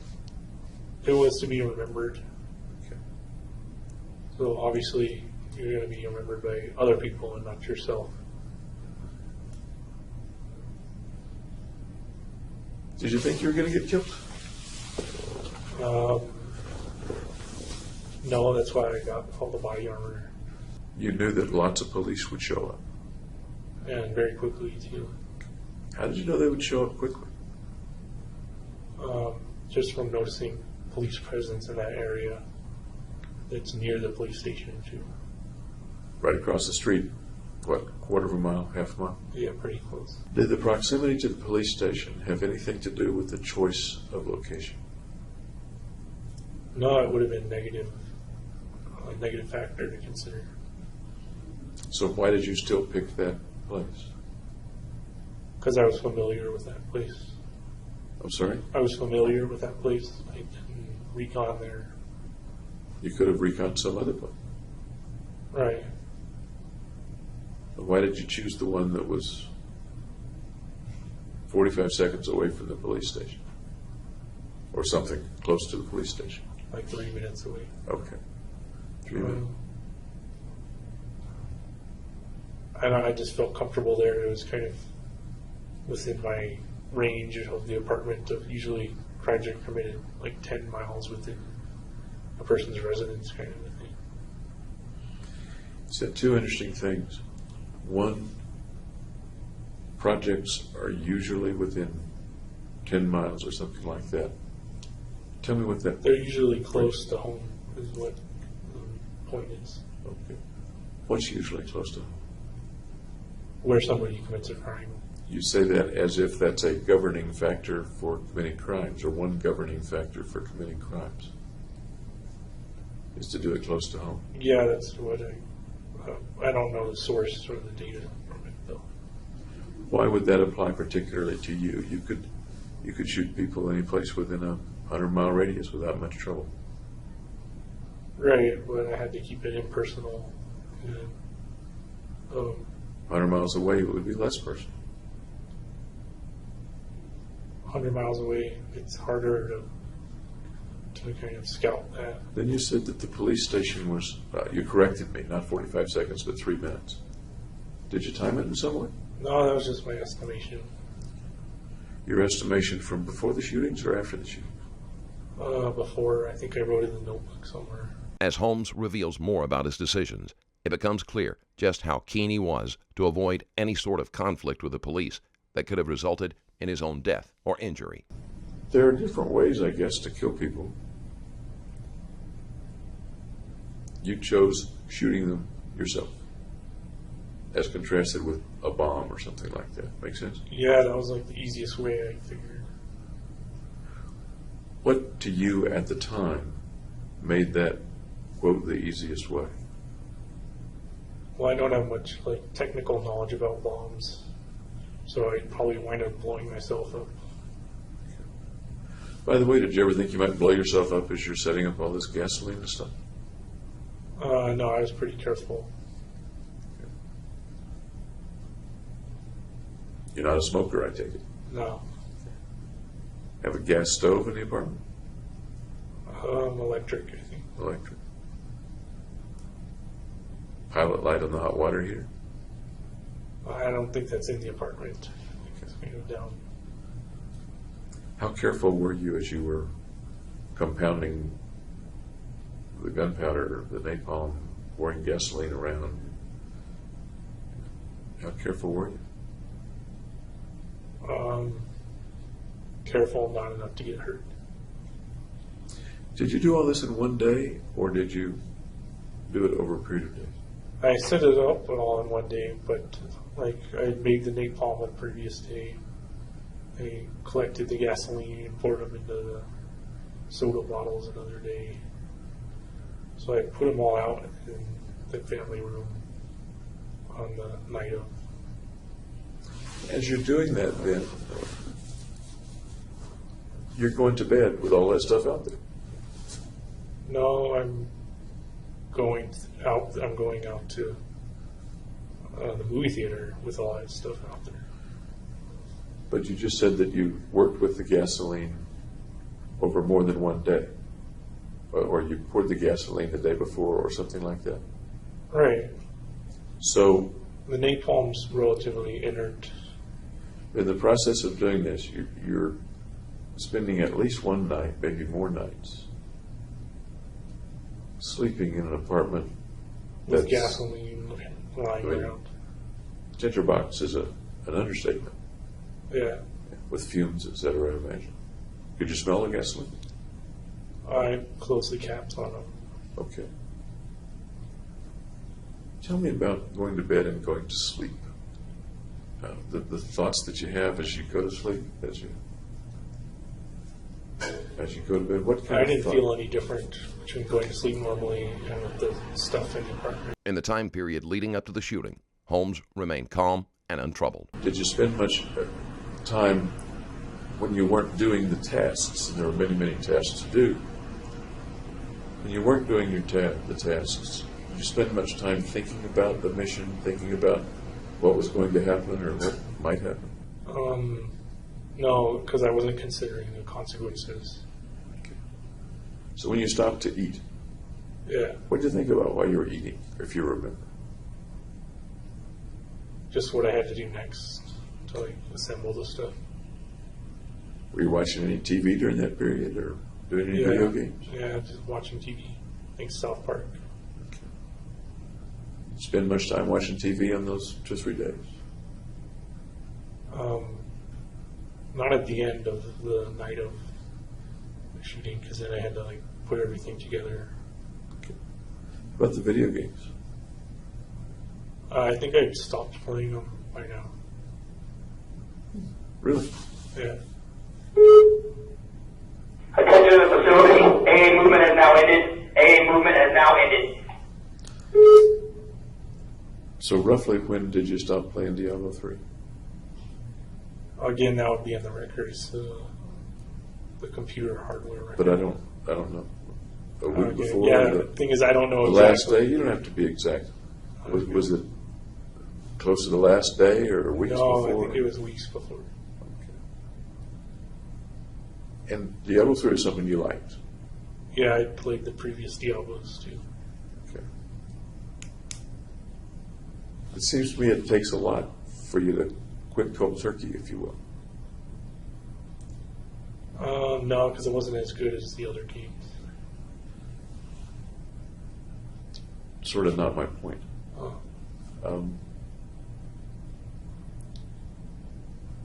Something was relatively quickly more important than something you used to do 8 hours a day. Right, because I suddenly attached no importance to Diablo 3. And was the time completely filled with planning the shootings? No, there was eating, going to the gym. Okay.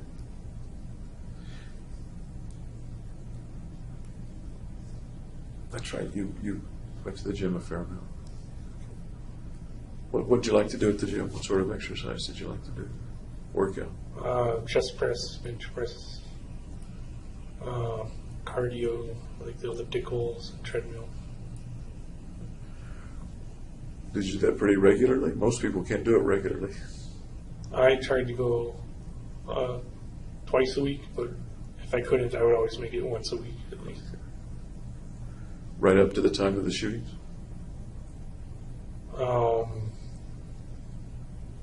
I don't recall the end the last time I went.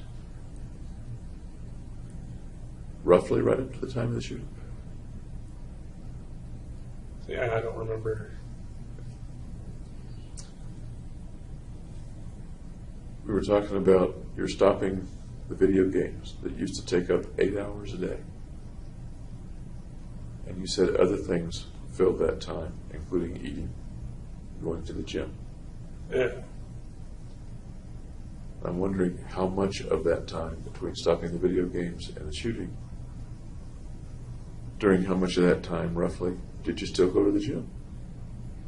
No more than twice a week. Okay. And did that roughly twice a week or once a week continue up until the time of the shooting? That I don't remember. I'd have to check the logs.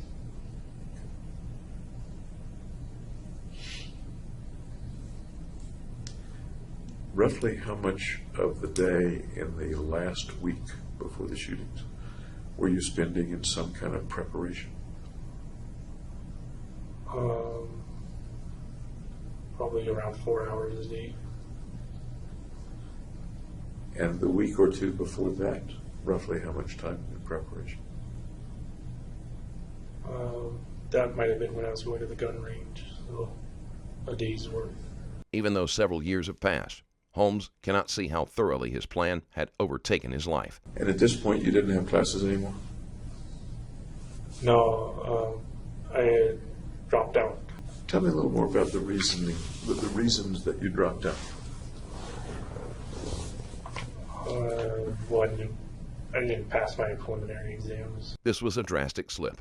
Previously, Holmes had been at the top of his class. I had a lab I could have joined, but the kind of topics were less neuroscience and more genetics. Had you wanted to, could you have retaken the prelims?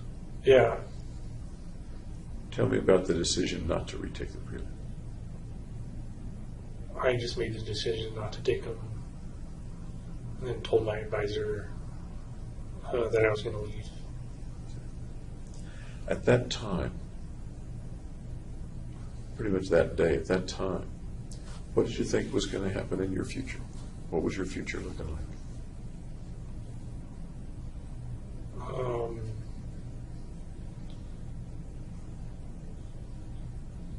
It was looking busy, I guess. I was busy with putting things together. Busy with putting preparations for the shootings? Are you talking about or putting other things together?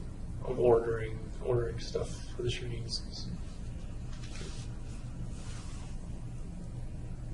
What else did you picture as being in your future at that time, at the time that you quit?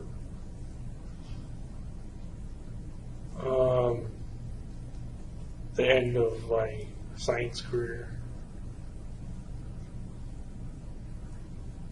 And what was going to be there instead of your science career?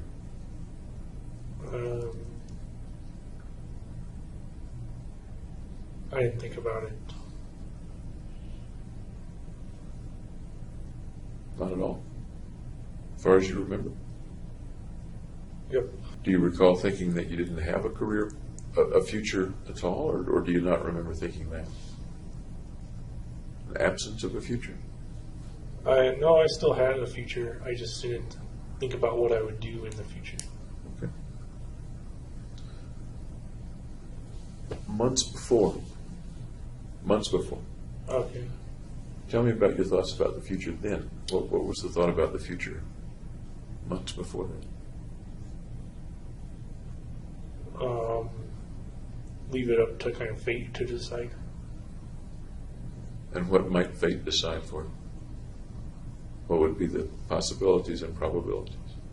That I would either continue graduate neuroscience program or quit. That's a pretty dichotomous set of possibilities. Any other possibility? Anything, if I quit, then that opens up the following possibilities. If I stay, it opens up other possibilities. If I quit, then I could move back to California and live with my uncle. Because it was like a 2-story house, and he only needed 1 floor. Is this the uncle that was sick, or? This is the other uncle. Okay. Uncle Jimmy. So that was one of the possibilities, going back to California. All right. Okay. Any other possibilities? Staying in Colorado and looking for another job. Holmes gave no thought to the future. He could see nothing beyond his plan. Usually someone with this type of delusion would have some special role or significance after they had completed their mission. I instead of looking for a job, though, I looked for welfare. And I was ineligible.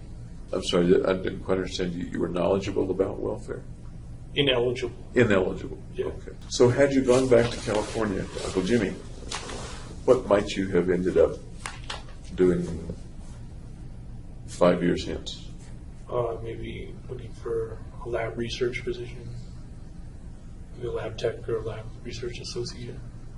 Okay. Had you stayed in Colorado, what might have happened 5 years hence? The same thing. Any thoughts of being married or having family 5 years hence? If I had a steady job, then maybe raise a family. And you mentioned that you wanted to prepare for a family by having a job, and I think you mentioned that this morning. Yeah. Okay. What else did you see in your future before the mission came up? What else did you see in your future as you pictured yourself years later?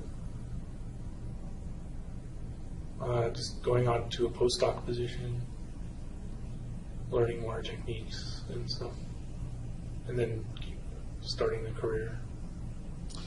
Was there any particular thought or fantasy about what kind of neuroscience career that might have been, or what sub-area you might have been in? Whatever was available. No burning desire in the direction of limbic systems or something else? No, not really. Okay. As we come into, say, the spring of 2012,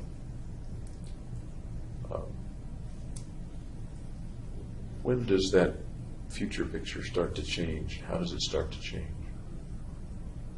It's just not there anymore.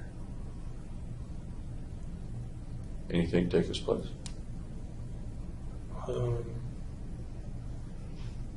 No, it's kind of up in the air.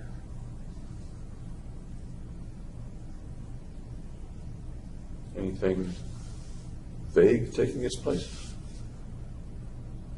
No, because I wasn't looking ahead towards the consequences. I'm sorry? I wasn't looking ahead towards the consequences.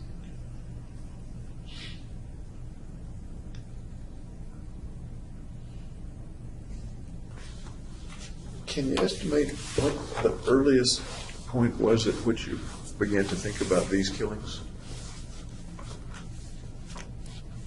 When I bought the shotgun, I think. The shotgun. So that was the second gun that you purchased, am I right? Yeah. Okay. Okay. Do you remember roughly when the earliest point was that you ever thought about killing anybody? Teens, in the teens. Tell me about those thoughts, if you would. They would just pop up.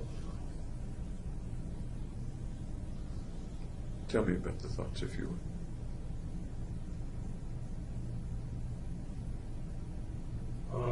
They were destructive thoughts towards others.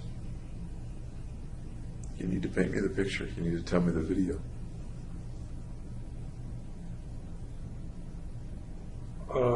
It was kind of that in an abstract way. It wasn't actually visualizing killing or anything.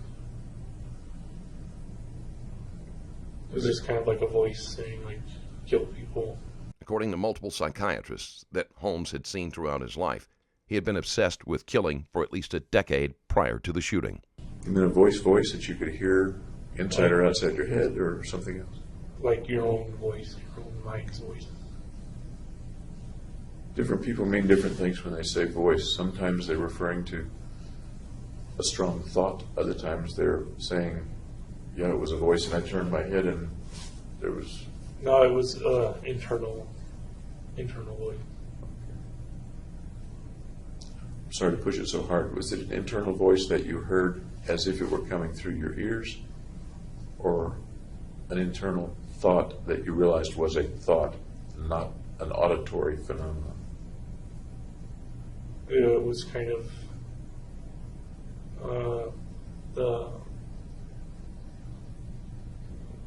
the thought that is a voice in your head. Okay. Even though you mentioned it was abstract, you did say that it would pop into your head and that there were thoughts of killing people. At least that's what I asked about. Can you be any more specific about what would pop into your head? Just a desire to kill people. How, who, under what circumstance? Just like an impersonal form of a person.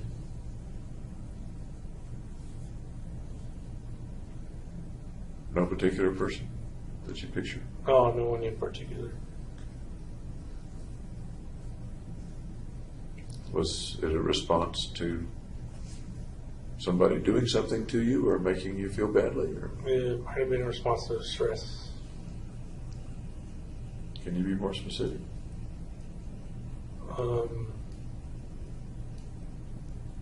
I don't know what stressors exactly triggered it.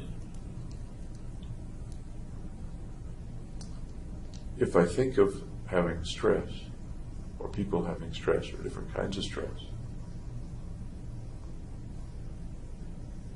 the end result of that doesn't appear to me to be killing something. Can you make the connection for me?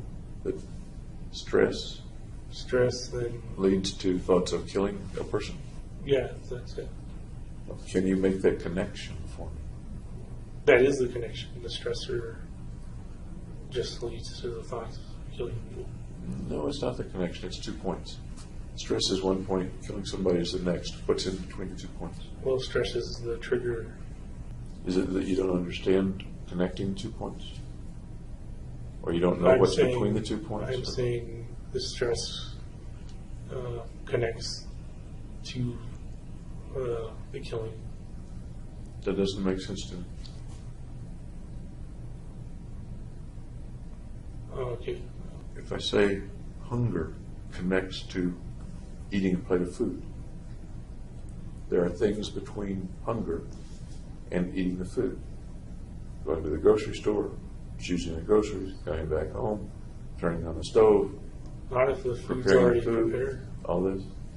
So If what's you're between? hunger and then you eat a snack. You've still got to go get it, choose it, and open it.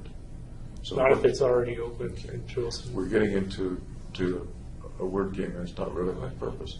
I really want to understand that Holmes fully understands the point that is being made, but he is being deliberately difficult. He doesn't wish to acknowledge anything that contradicts his point of view. for you, there's a point of stress, at least as you described it in high school many years ago. Stress and thoughts of killing someone.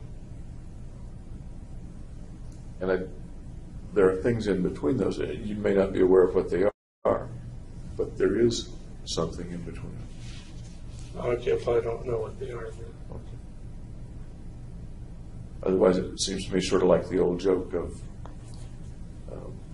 lots and lots of formulae and experimentation, and then a miracle happens. And Okay. something, you remember that joke? No. Okay. If you're doing a proof,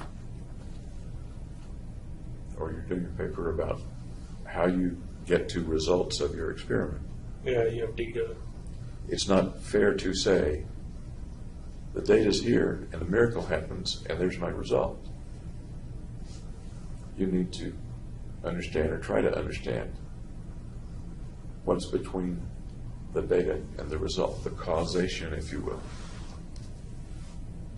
I'm saying stress is the causation. So you're kind of removed from, you're already one step closer. What is it about you then that makes stress per se lead to thoughts of killing people that's not present in almost anyone else? That's just my coping mechanism. It sounds like psychobabble to me. I'm sorry. It just does. What do you mean your coping mechanism? That's how I deal with it. You come and get to the pictures of what comes up in your mind, quickly comes to your mind. What was that? I know there's noise back behind me. Let's come back to the image that comes to your mind about killing someone. Once again, is there any clearer picture of that you can see? Can you fiddle with the focus knob? Well, there's and kind of two clarify? pictures. One Okay. is with when I'm with someone, I have a picture of killing them, and then the other is an abstract. I get this image of just a formless person who I can't really make out, and I'm killing them. Okay. Let's go to the one that you mentioned when you're with someone. What might be a circumstance in which you would think about killing a person that you were with at that time? If they're being very annoying. Can you draw me a hypothetical situation?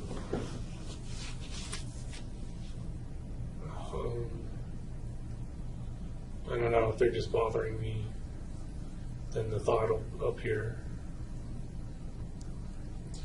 How might they be bothering you in this hypothetical situation for the thought to appear?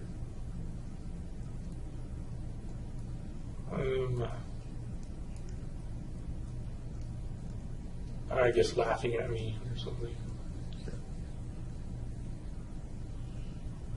You mentioned yesterday or the day before about people perhaps not laughing at you, but talking derisively about you.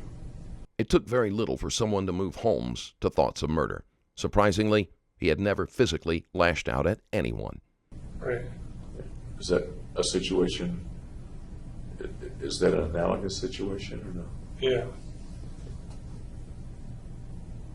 Makes you mad? No, not really. How is that different from an angry response then? Well, I'm not doing anything to them, and I'm not showing any anger. We're talking about, in your mind, picturing yourself killing them. Yeah. I understand that you're not really killing them. Right. Can we make the leap to, if you visualize in your mind that you're killing somebody that laughed at you, that it's logical to think that they ticked you off? That you were angry with them? I was using annoyed, but Yes, you were. I'm not sure.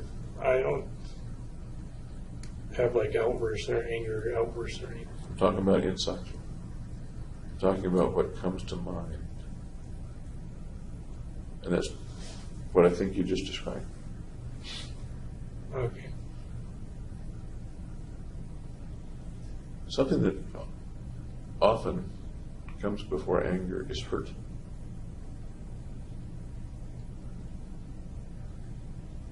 Did you feel hurt when people would talk derisively about you? Yeah. Whether hypothetically or not? Yeah.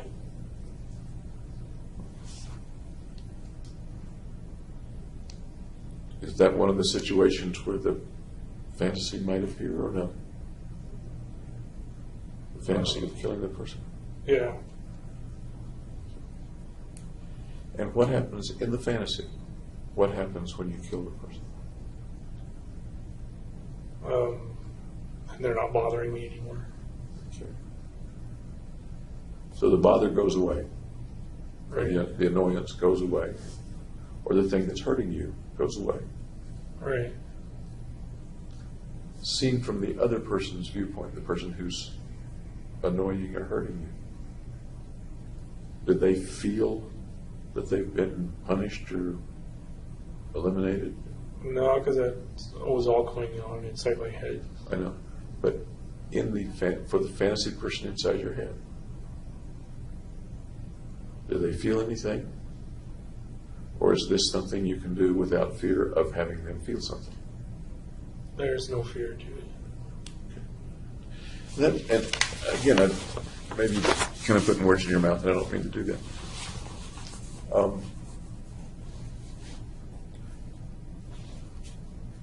Some people who are being hurt don't want to truly hurt the other person. And sometimes that's the reason they don't retaliate Right. or call them on it. Yeah. Because for one reason or another, they don't want to escalate the situation, or they don't want to hurt the other person. One can do that in his mind without hurting the other person. Does that thought resonate with what you're talking about? Yeah, I don't intentionally want to hurt them. I just have the thought of hurting them. Okay.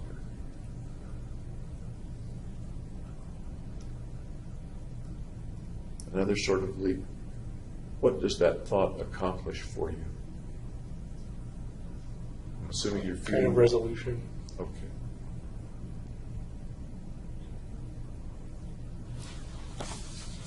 Is there any relationship between that fantasy situation in which you've already said you don't want to actually do damage to the other person?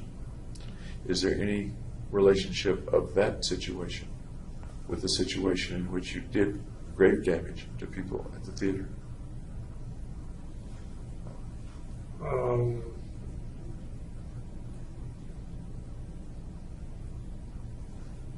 Well, then I was actually doing it. It wasn't a thought anymore. I understand. Do you see any connection or relationship or analogy? No one ever realized that Holmes was having these types of thoughts. He never gave any outward sign of being upset. Of the real with the thoughts of many years ago? No, because they hadn't annoyed me in any way. They were kind of the formless kind of person there.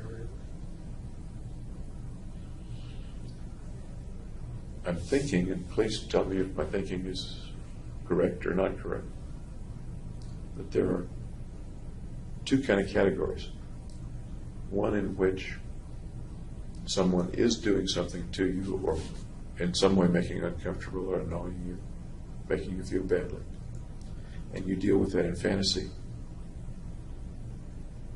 Another is a situation such as the shootings, in which the people are not doing anything to you, but you wish to take something from them and assimilate it into yourself, their value.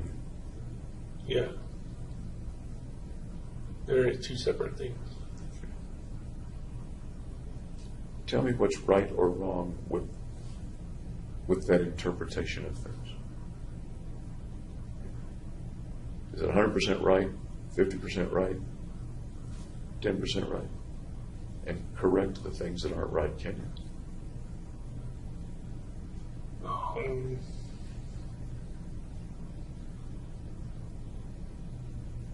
It sounds right to me.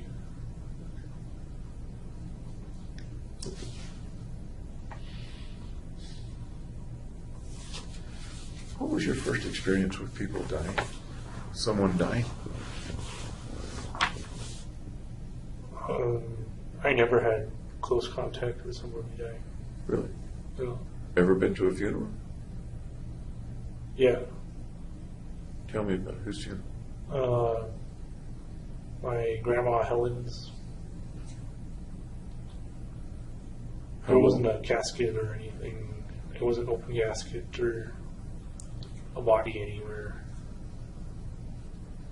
So it was a memorial service as contrasted with a funeral where there's a casket. Right. How well did you know your grandmother? Pretty well. Yeah. You were or were not around her as she became infirm or became ill and approached death? I wasn't around her.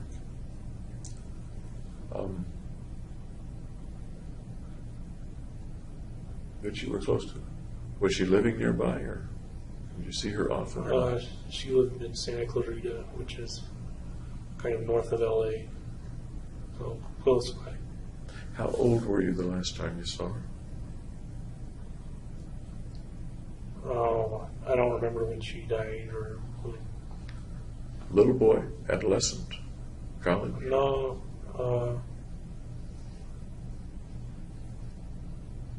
I think it was undergraduate. Okay. Had anybody close to you, friend, schoolmate, died before that? Nope. Had you lost any pets? Well, natural causes, basically. Tell me about that. What was that? Had a Labrador named Zuby, and I think a Scottish Terrier named Wimby. Zumbi? Zuby? Zuby and Wimby? Yeah. Zuby and Wimby. Okay. Tell me about the dogs. They're very loyal dogs. They like to play fetch.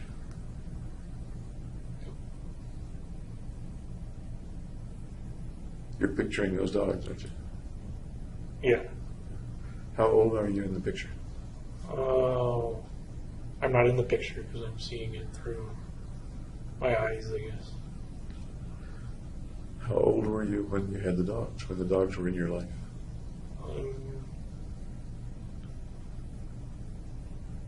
I guess like 7 or 8. And how did they leave you? How did they die? Well, Zuby couldn't get up anymore because he had like bad hips, so we had the vet put him down. And then Wimby, I guess, got sick. I don't know what he got sick with, but we had to put him down too. You were pretty young, but did you go to the vet when they put the dogs down? No, they actually like brought the vet to the house. Were you there when the vet euthanized the dog? No. How did you learn that the dogs had been put to sleep? Oh, my parents told me. Holmes had not experienced any traumatic events dealing with death.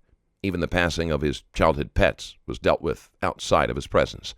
Sometimes trauma can spark obsession, but this is yet another dead end to discovering Holmes's obsession with death. Did they warn you that they were going to do that? I don't remember a warning. It didn't seem sudden though because they kind of depreciated. Would you have appreciated a warning?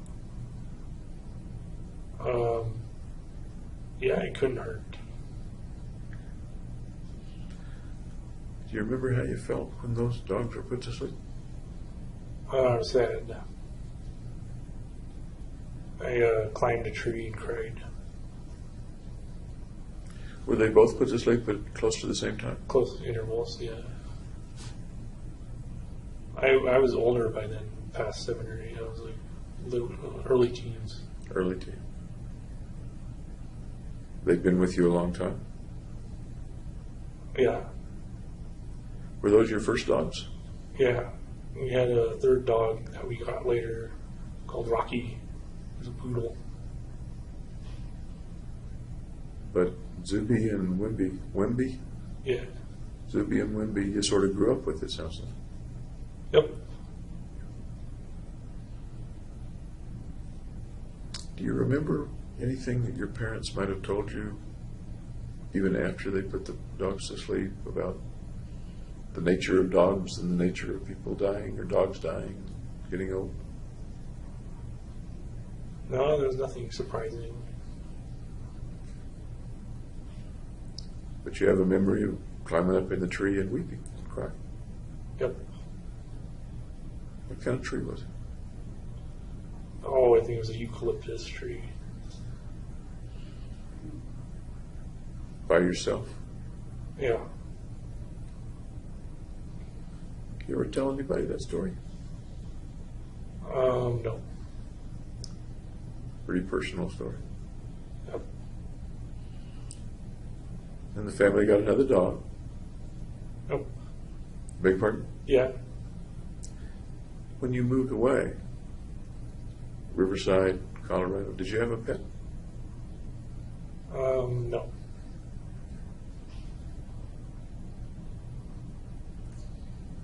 Any other experiences with death, animals or people? Well, my other grandma died too. How close to her dying were you? I was in San Diego and she was in Carmel, so like 8 hours away. About how old were you?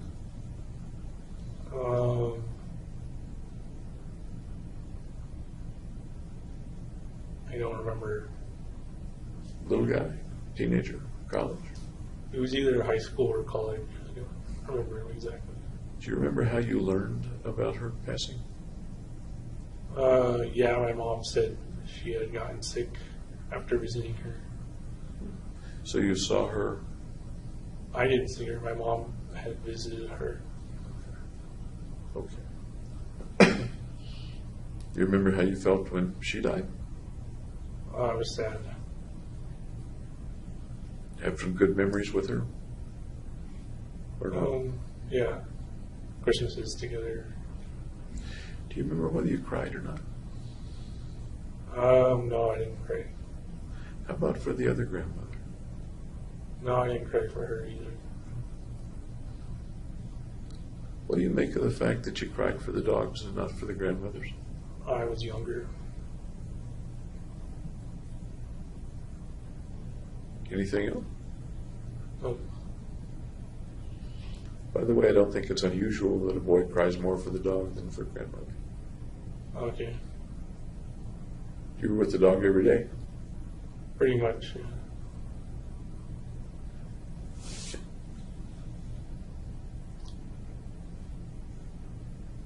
Do you have a view? Well, let me go back some years in when you were younger, high school, college, or at the time that these people and the pets died. Did you have a view then about what happened after they died? What happens after death? Just a dreamless sleep. Holmes had limited contact with his grandmothers, so it isn't abnormal that he had a closer emotional attachment to his dogs. He was able to exhibit grief for each death, which shows that he wasn't emotionally detached. He sees death as final, but also as a generally peaceful state. A dreamless sleep. Yeah. Did that apply to both the dogs and the grandmothers? Yeah. Where did you get that feeling of the dreamless sleep? Where do you suppose that idea came from?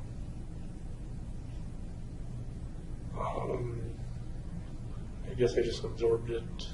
I'm sorry? I just absorbed it from my surroundings. What do you mean? I don't understand.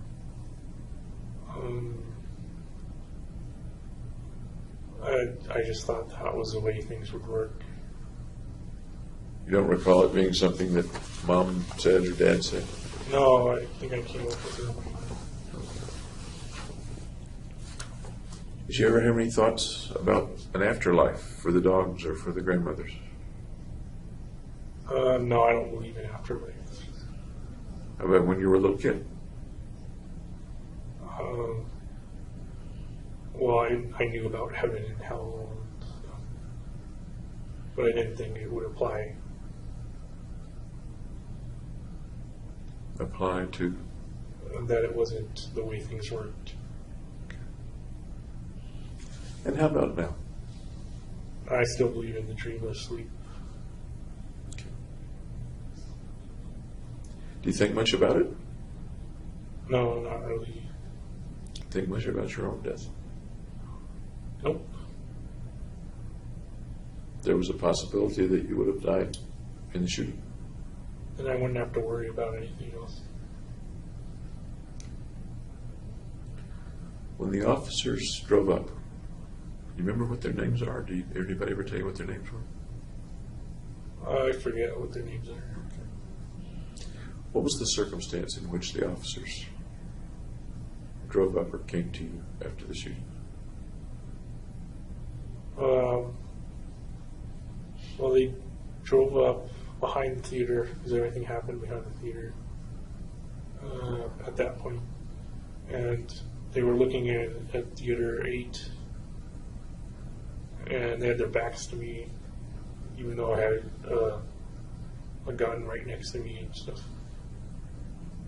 So I didn't shoot them, but then they came towards me, and I put my hands up, and then they knew I wasn't police. Why were you outside the theater and not inside the theater? I left the theater at that point and went out the back. Had you finished? Or were you getting ready to go back in? Or? No, at that point I just decided I was done and left. So it wasn't that they interrupted you, you had decided that you were done? No, I could have kept on shooting. And that's really what I was asking. Without the police being there, what would have happened next?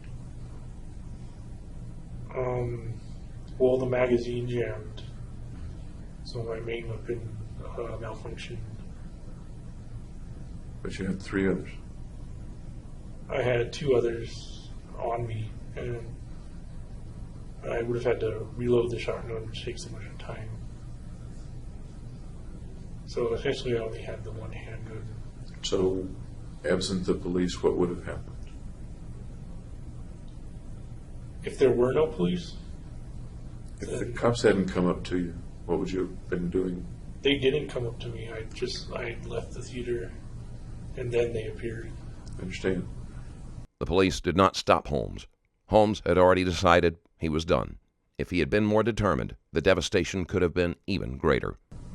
You have left the theater, you're outside the theater door, and the police Aren't present. don't see you, aren't present. They are present. No, but if they were not, what would have happened next? I would have driven away. Okay, I don't know where I would have driven, though. okay, so you were, I didn't have a plan, exactly. either way, you were finished with the inside of the theater. You weren't Going to go back going to in. go back in. Okay. You would have somehow driven away. You didn't have a plan. After shooting in the theater, I didn't have a plan of whether to die or not, or to drive away, or where I would go. I kind of left that all up to the spur of the moment. What do you make of that? And here's what I mean. The planning for what went on in the theater was Meticulous. I'm sorry? Meticulous. Meticulous, good word. The planning for what would happen afterward, Was absent, completely absent. non-existent. It's like life stops with the theater. Yep. And that was definitely a possibility. A possibility, but only a possibility, not a sure thing. Certainty. So what I'm asking is, looking back, what do you think about the fact that all planning ended with the shooting at the theater? Didn't even include getting the car and driving away, except that you had some road stars and some first aid stuff. Right. What do you think about that? I think I didn't think it through very well then. But you're A, a smart guy, and B, an extreme planner. Right. It seems illogical that you wouldn't think it through. And yet, I believe you when you say you didn't think it through. So, what is it that causes a smart guy, an extreme planner, not to think it through beyond the shootings? Because I kind of figured my life would end at the shootings. 2 ways for your life to end, literally and figuratively. Both ways. It sounds like you had no plan, no hope, no wish for things to go further, for your life to go further. Except the basic biological instinct to survive. But in your planning, a crook, a criminal, Yeah. would figure out where he was going to live, where he was going to get food, where he was going to get money, things like that? All that was going to be determined for me, so I didn't have to plan anything out. So I would go to jail or I would die, and then things would take their own course. Was there any third possibility, jail or die? Was there any third possibility? Well, there's the third possibility of getting away, but I didn't consider that. I consider that negligent or nil. No. Yeah. And we're looking back about the way you were thinking at that time. Not the way you're thinking today, but the way you were thinking at that time. Is that what? Yeah. At what point in your planning and your contemplation of the mission, what you call the mission, did it become either jail or die and no other real possibility? At what point do you think you realized that, or do you think that was a fact in your plan?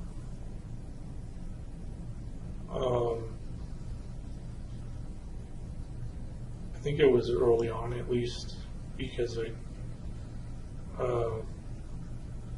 I did a status posting on my Match.com and AdultFriendFinder.com. Will you visit me in prison? So I kind of knew at that point I would either go to prison or die, or go to prison and die. So that posting wasn't just a thought or random or for effect. That posting was anticipating, The consequences. rather specifically anticipating. Yeah. That's the way you remember it. Yep. Roughly when did that posting take place? About how? I have no idea. How long before the shooting? A week before? A few days before? A Uh, month before? It could have been as long as a month before, but I don't think so. There were things that could have stopped the chain of events. Yeah. You mentioned, for example, if the FBI had stopped you from going into the theater. Right. I think we talked about that yesterday, the day before, as maybe even a wish that would happen. Or no, or am I misunderstanding? Maybe a hope. A hope. Can you describe for me, help me understand, that you hoped the FBI might stop you, or a part of you did? Right.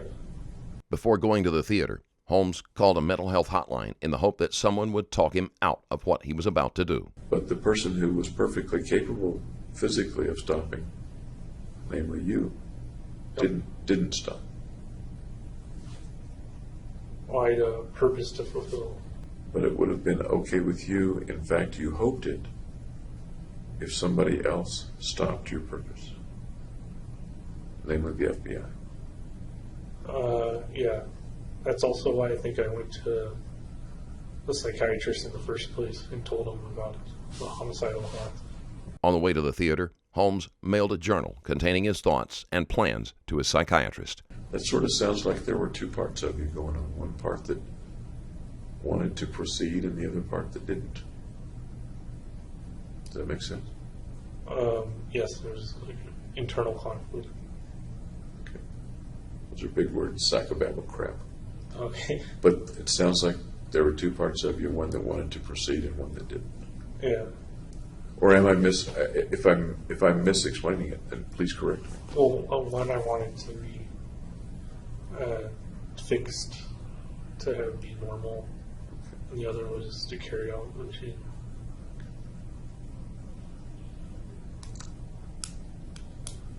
Was the you that you thought wasn't normal, was that the thing that was creating the mission? Or was that the normal you, the thing that was creating the mission? I don't think there is a normal me. You don't think there's any part of you that's normal? No, not like that. Okay. I just figure myself as abnormal. The going to see Roth and then Finn, seeking help or seeking something. Did that have to do you think now, with stopping you, one way or another? Or with fixing you, or with something else? Yeah, with treating me. Okay. What was, if you can remember, what was the thought? What was the hope in your mind? I'd get the drugs and then I'd be better. Okay. And what ended up happening? I got the drugs and it abolished my anxiety, my kind of fear of other people, and kind of maybe even facilitated it. So when you got the drugs, Yeah.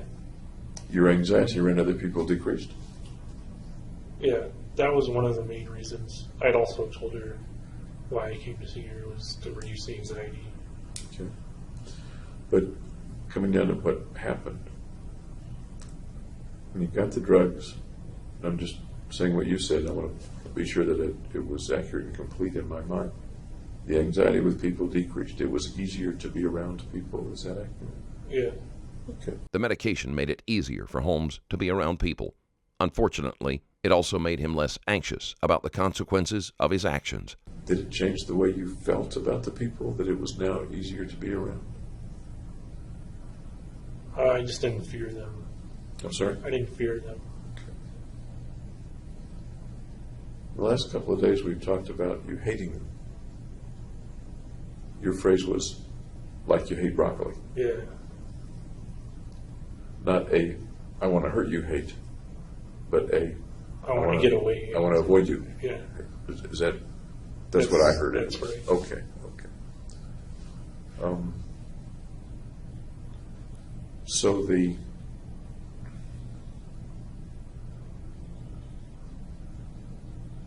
like I said, makes me ask, what did the shootings have to do, if anything, with hating people? Just that they make me anxious, and because they make me anxious, I hate them.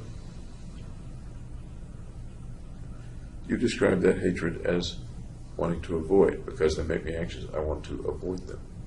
Right. And you were pretty careful, I think, to say you did not mean because they make me anxious, I'm mad at them and I want to kill them. No, because I wasn't mad at anybody in the theater. Okay. And what I'm trying to put together is, and it may not go together, the shooting of the people in the theater doesn't sound like it has anything to do with, I want to avoid people. I hate broccoli and I want to avoid it. I hate people and I want to avoid them. That doesn't lead in my simple mind to a situation where you kill people. Now, this was not a simple situation, I understand. Right. But if you kill them, then you're not dealing with them. You're avoiding them. on the other hand, you don't have to go to the theater in the first place. Right. You can. There are other ways Yeah, to avoid them besides killing them. Yeah. Yeah. Okay. And you said earlier that the killing had to do with assuming some of their value. Right. Okay. Do the two things go together, or are they somehow put together? They're completely different reasons. Okay. Did they coexist in the killing, or was the hating like broccoli a separate thing and didn't have to do with the killing? Or do you know? I don't think it had much to do with the killing. Okay. And by the way, I want you to know, and whoever looks at the tape, that we're talking about something that was 2 years ago, Right. when you were in a very different state of mind, at least in some ways, than you are today. Does that make sense? Yeah. Okay. The things that might have helped, what you called the drugs, and maybe there were other things that might have helped. There were 2 or 3 kinds that were tried, as I recall, right? Clonazepam, propranolol, and sertraline. Okay. Did you take those things as prescribed? As directed. Yeah. Okay. And what was the result? But you already told me that your your avoidance of people went down, decreased. Right. Anything else happen with regard to the medications? No, not really. Were there any problems with the medications? There was with the clonazepam. It had side effects. What side effects did it have that you recall? Maybe like tired, I think. Unable to focus. This leads one to question whether or not Holmes could have followed through on his plan if he had stayed on that particular medication. So did you not take it because it made you tired and unable to focus? I took it for about a week, and then once I saw my psychiatrist needed Fenton, then I didn't. Then she said to stop taking it, so I stopped. Okay. You stopped seeing them at some point, and I'm trying to think of the order of the appointments. You kept every appointment that was made, as I recall. Yeah. Okay. But at the last appointment,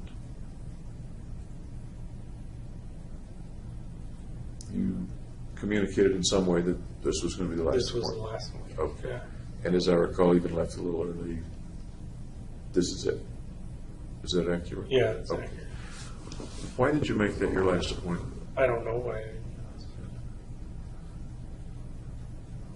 If there was a wish to fix you, or to, on the one hand, fix things, fix your mind, and on the other hand, prevent the mission from taking place, prevent the track that things were on, to stop that. That kind of overruled the treatment. It overruled the treatment. Yeah. Pretty strong force. Yeah. Where does such a strong force come from?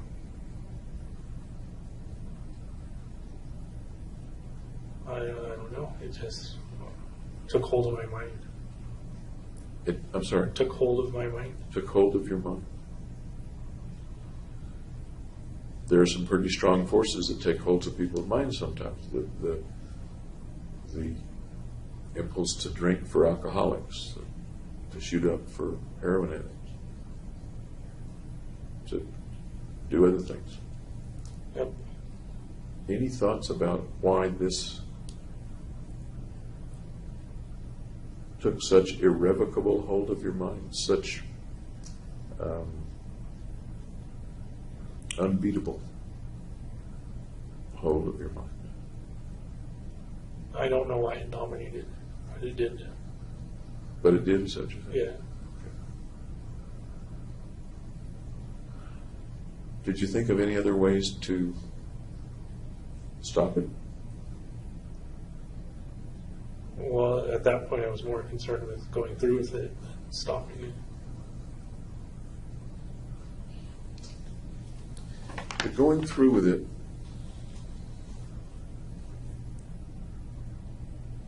the picture in your mind was that everything was going to end with the mission.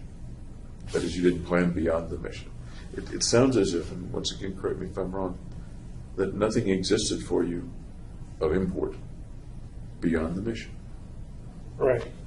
Did you see anything about the mission that said it was a wrong thing to do? Not sure. Seems like a pretty simple question. Well, I knew it was legally wrong. Because you get punished for killing people. Yeah. I'm thinking more about inside you, you're a person going through life at that point. You haven't been arrested at that point. You're thinking you may well be arrested or may be killed. Holmes knew at the time that killing someone was legally wrong, regardless of his personal beliefs. This is another reason why the jury did not accept the insanity plea. No matter what you do, if I'm thinking right about the way you were thinking, life is going to end one of two ways. You're going to be killed or you're going to be put in prison, arrested. But between here and those things, thinking back on July 1st, 5th, 19th, 20th, people that are going to be killed and wounded. Right. Is there anything wrong with doing that in your state at that time?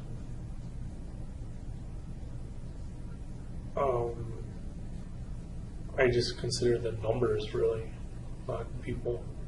How's that? Well, I consider that it was going to be a number of people that died, kind of in conglomerate mass or something. But as you went into the theater, you saw individual people buying tickets, getting popcorn. No, I didn't look at any other people. You must have, because you didn't bump into them. You looked at them one way or No, another. I didn't. Okay. I didn't single them out as individuals.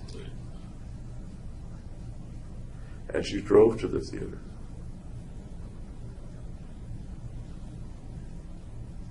you didn't go out of your way to hit pedestrians or run over dogs. I was concentrating on getting to the theater without getting pulled over. You come back to the concept of the things that lay at that point between you and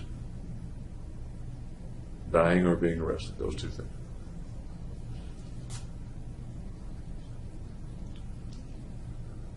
Did it ever cross your mind that you were going to hurt people? Not real people. It was just kind of amorphous people. People are going to get hurt, not John Doe or whatever. If a little old lady had crossed the street in front of you on the way to the theater, would you have put on your I brakes? would have avoided. Okay. Yeah. And why? Because What would have gone into avoiding that person? that would have interfered with me carrying out the plan and going to the theater. And that's the only reason you would have avoided hitting the little old lady? Plus, that's kind of personal, hitting a little old lady with your car. You don't know her. Never saw her before in your life. You don't know her name. Okay, I guess it's not personal. I'm sorry? It's not personal, then. So once again, this is kind of a rhetorical question, but I'd like an answer. The only reason you wouldn't hit the little old lady is that it might interfere with your getting to the theater for your mission. Well, and I didn't plan on hitting the old lady. It would have been a surprise. And that's why this is a kind of a hypothetical question. Doesn't really exist. But it may give us some insight into the way you were thinking. You are not saying, one of the things you're not saying, and perhaps that's saying something, you're not saying that that's the only reason you wouldn't have hit the little old lady. Right, I'm saying there's another reason. And the other reason is I didn't plan to hit an old lady. I wasn't prepared for it. So it would have come as a kind of a shock. and so the two reasons that you wouldn't have hit the old lady, is that A, it would have interfered with the mission, and B, it would have been some visceral reaction to an unplanned situation. That sounds about right. Not to hit the little old lady. Yeah. To put things into perspective, Holmes would have avoided hitting the hypothetical woman with his car, but he would have shot the same woman in the movie theater. The people who were in the theater, how do you feel about them now? I don't know. Okay. They're going to make me know, though. At the trial, you mean? Yeah. I expect so. Let me go back to just after the shootings happened, and the day or two after the shootings happened. Okay. Did you say okay? Oh, I said okay.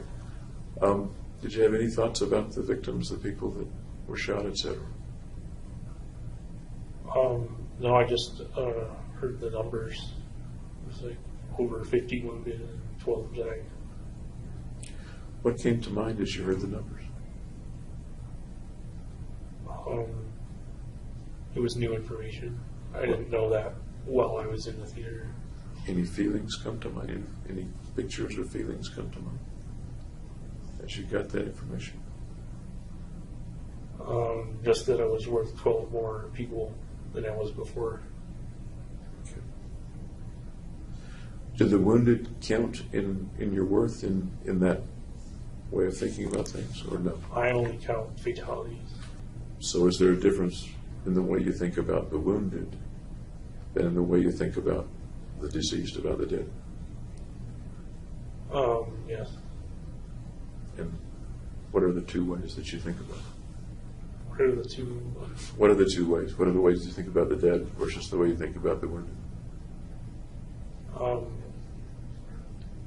Well, the dead can't be repaired or come back to life or be normal again.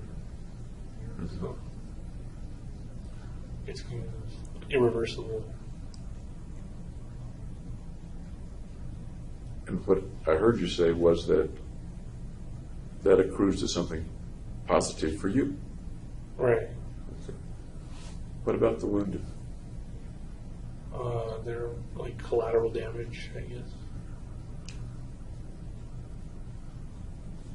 Any thoughts about them after the event?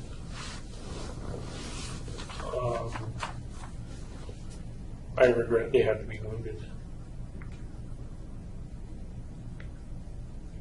In what sense do you regret that?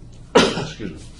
In what sense? What do you mean by I regret that they had to be wounded? Rather than like the bullets just missing them or something. Do you think there was any chance at all that the bullets would just miss people unless they were destined to die? I think it was statistical. You shoot enough bullets into a crowd, you're going to hit somebody. Can you help me understand the regret that you felt that they had to be wounded? Well, they get debilitated. And some get paralyzed or lose limbs. And it's too bad that couldn't have been avoided. Holmes has a mild sense of regret toward the people he wounded, but that doesn't seem to extend to the fatalities. Is your view that it couldn't be avoided? It couldn't be avoided because I'm basically shooting blind into this crowd of people, so. But that's the way you set it up. Right. So it couldn't be avoided. But that's the way you set it up. So if I had set it up differently and aimed specifically for the people, I guess it could have been different. You set it up so that people would be wounded, not killed. Does that make sense? Not intentionally. I set it up so that people would die. How is it not intentional that you set up a situation, you planned it meticulously, to use your word, that you wouldn't be able to see well or aim well? Right. So which is the way that people keep get it wounded. impersonal. Which is the way that people get wounded instead of killed, instead of all killed. So I didn't know a way to make it impersonal and still be able to kill them. But once again, you're a smart guy, and you plan meticulously. I think of situations, and it's a hypothetical thought, of course, of snipers. We get very, very good at what they do and tend to kill rather than wound. Right. Well, as I said, my aim wasn't that great, so I couldn't really do a sniper. Okay, we can pick a different way to do it. My point is that intellectually, your argument seems to be failing to me. That people got wounded because of the way you set it up. Right, that's true. People got Okay. wounded. Because of the way you set it up. Yes, because of Okay. the way, the nature. The people who were killed, that, as I understand it, there's no regret or less regret for the ones that were killed because you accrued their value. At least that's the way you felt at that time. Is that right? Right. Did you have any thought about those that they left behind? Their Also relatives? collateral damage. The argument begins to sound pretty quickly like the ends justify the means. Make sense? Yeah. if that's not a reasonable way to think about it, I really would like to hear what your view of it was at that time, not necessarily looking back at it, but what your view was at that time and before the shootings. That there was an awareness, at least intellectual awareness, it seems to me, of lots of collateral damage. Right. But the end justified the means. Is that a reasonable way of thinking about it or not? There was no way to avoid it. And with that plan. With that plan, there was no way to avoid it. And I was already dedicated to the plan. What do you suppose locked you into that plan? Just that it was realistic and it could be done.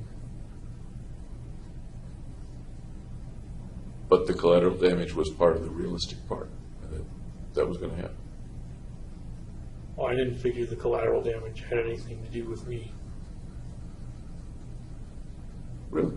After the crime, it wouldn't matter. To you or to anybody? To me, Would it matter to somebody else? certainly the people who are injured. Yeah. And how about to the people who were family members of the people who died? Yeah, them too. Okay. Holmes considers the victims to be collateral damage. Their lives have no meaning outside of how they benefit him. Did those folks come to mind at all as you were planning? No. Even as it's logical that this will happen, but the end justifies the means? There was no fear of consequences. I'm sorry? There was no fear of consequences. Was there any awareness of consequences? Yes. Okay. I'm curious as to how you made the awareness of consequences evolve into a lack of fear or concern about the consequences.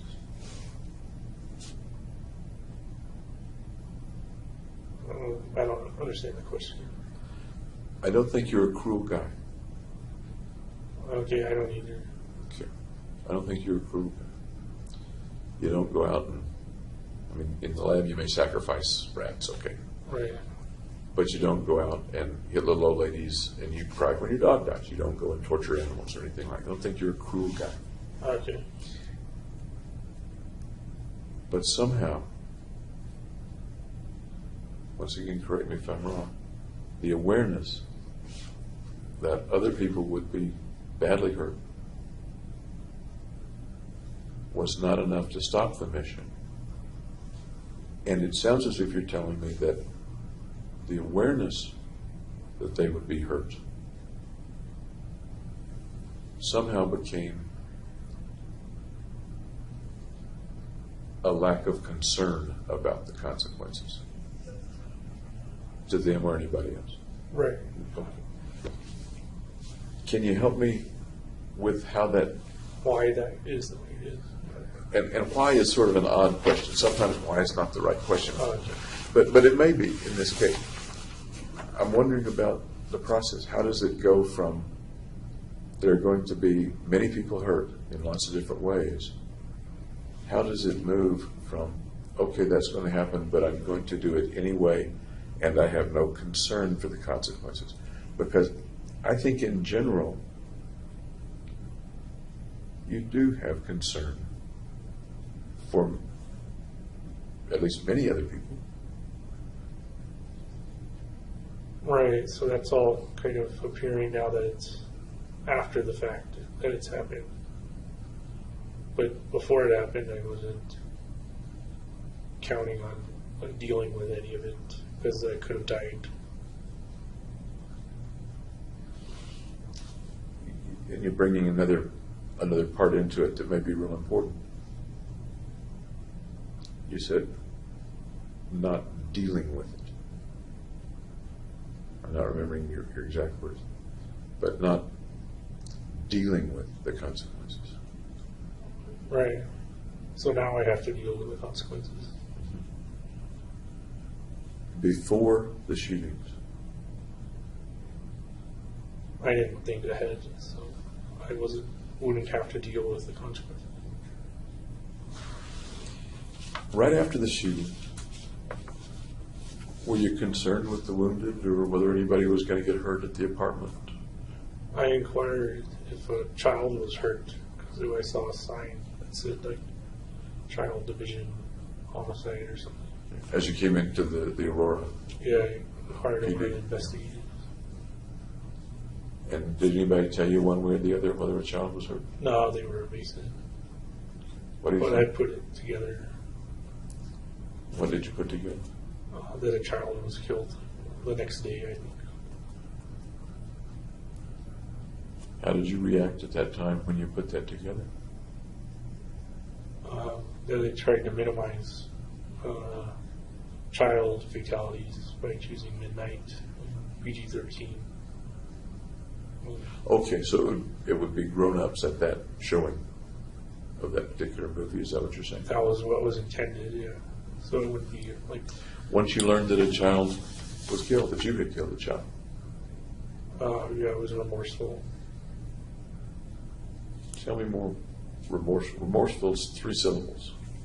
Tell me more in 1 syllable words or so of how you felt. That I was sad that a child had died. Did you think much about it? Yeah. Do you still think much about it? I don't know how it could have been avoided though, other than changing your plan into something else.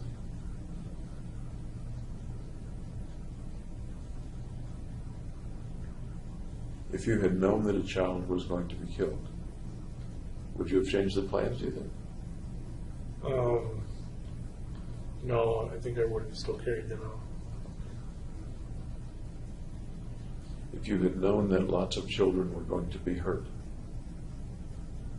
dozens of children were going to be hurt, Then I'd have to change the plan to make it impersonal and not with children. and you were aware that dozens of children were hurt, I'm not aware of that. I didn't know this. I'm sorry? I'm not aware of that.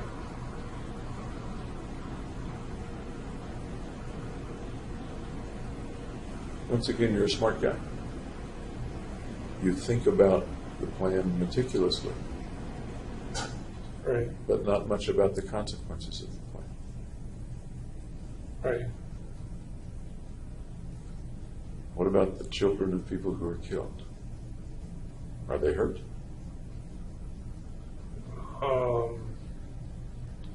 I didn't consider family and friends of the deceased or the wounded. What do you think now? Are the children hurt when their parents are killed? Yep.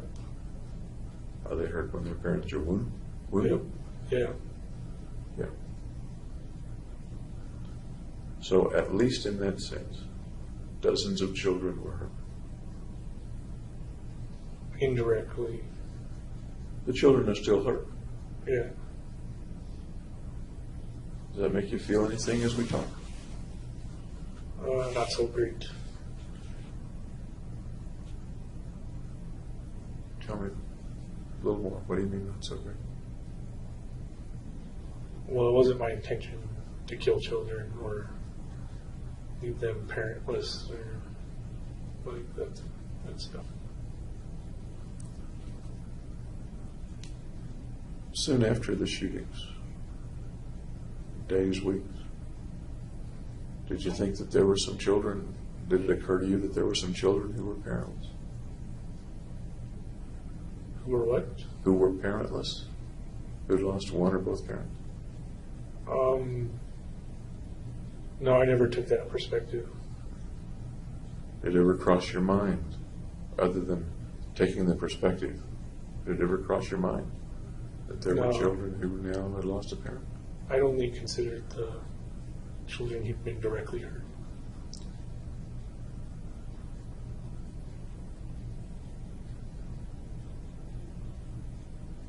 And as you're approaching the mission, approaching the shooting, it sounds as if it didn't occur to you.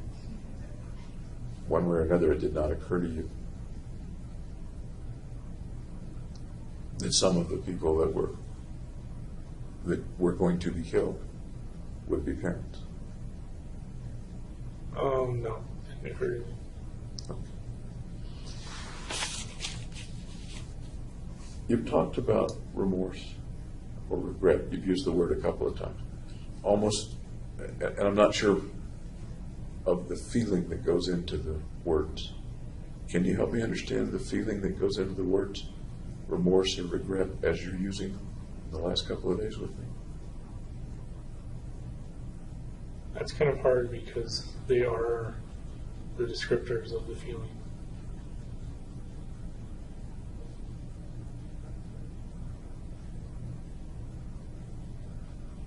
What are some other ways to describe the feelings that you have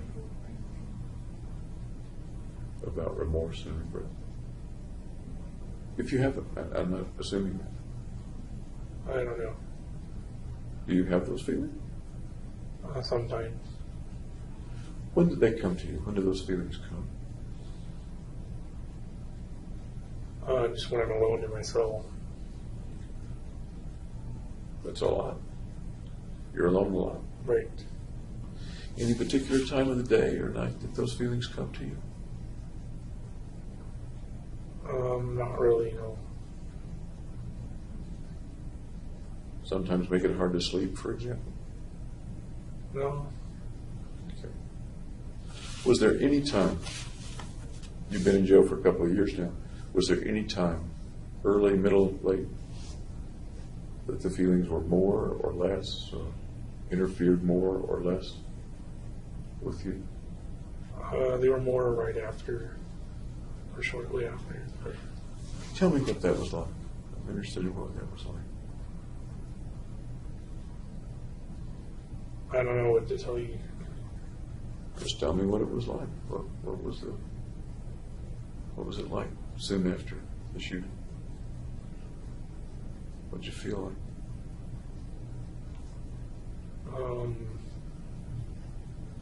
Kind of a now what am I going to do situation.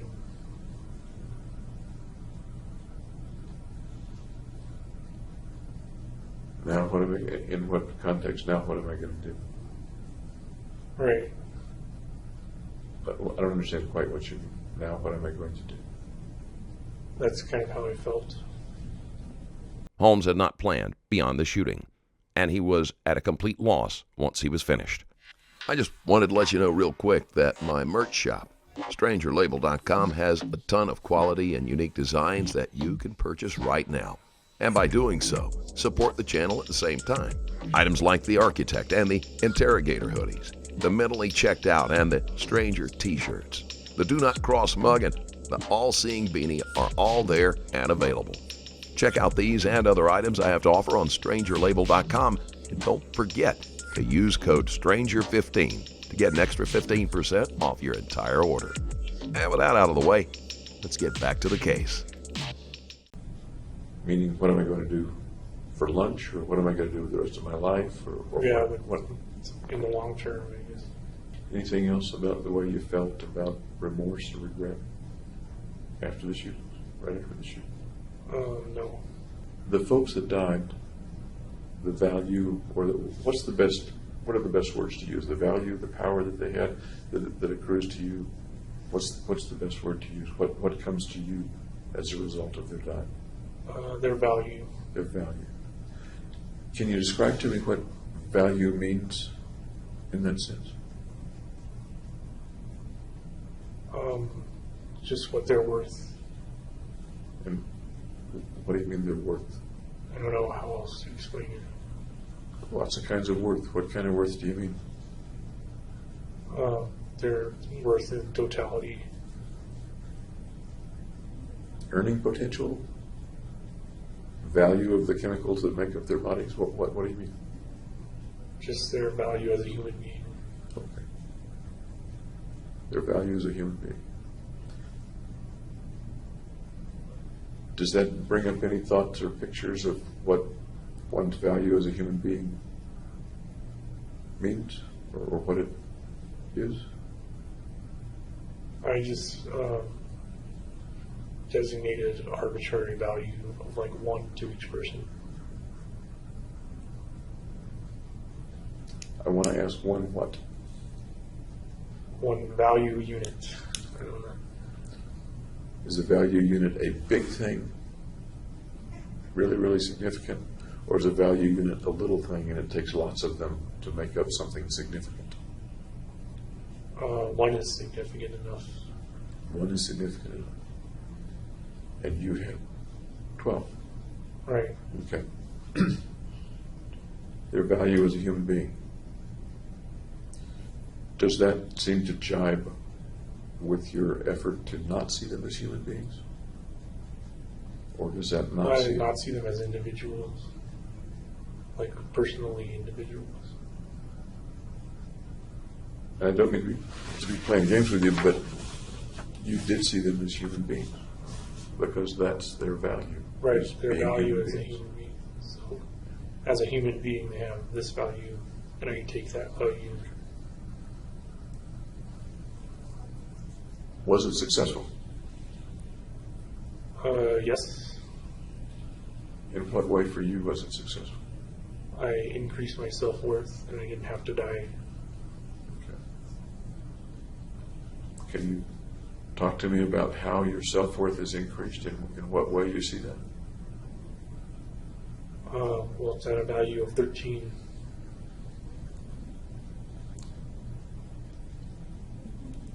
In what way then are you enhanced? I'm worth 13, whereas a normal person's worth 1. Or The only person who sees that his worth has increased is Holmes. He completely misses the fact that to almost everyone else, he is seen as less than he was before. Do you feel that value 13 or 12 times more than you did before? Theoretically, yes. Theoretically, how about really?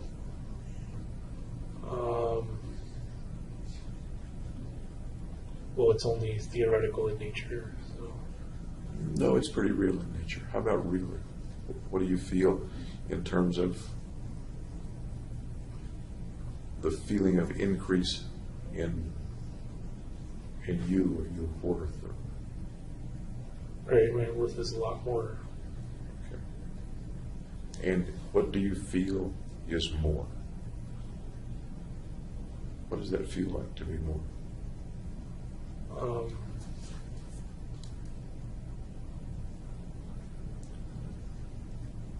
Just that I feel better than before. Okay.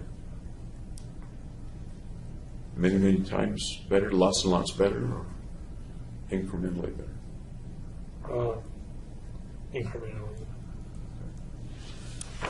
Can you put your finger on any of the things that trouble you less, for example, or that you do better now than you did before July 20th?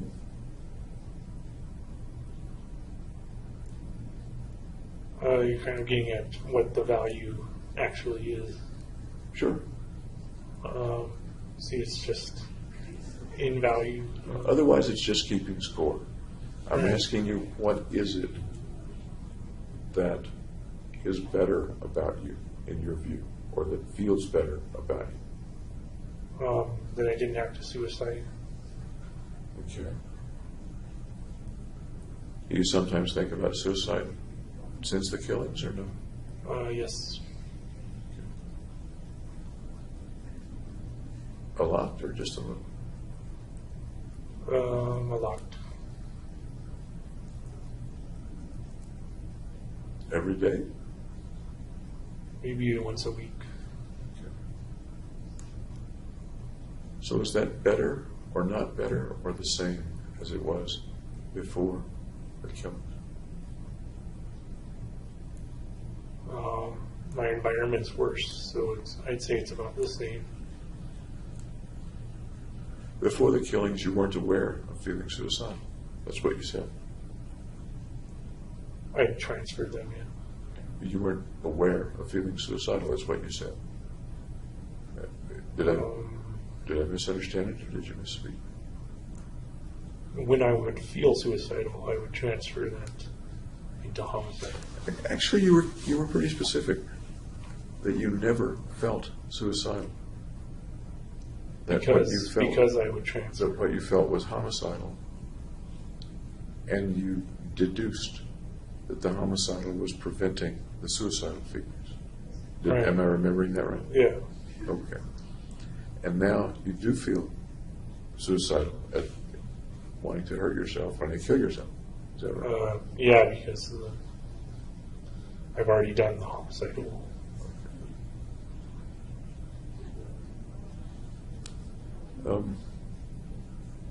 How strongly do the suicidal feelings get sometimes? What's the worst they get? Just they get bad. And what's bad? How can you explain to me what bad is? How bad they get? Whereas I'm contemplating a plan to suicide or not. Have you tried it?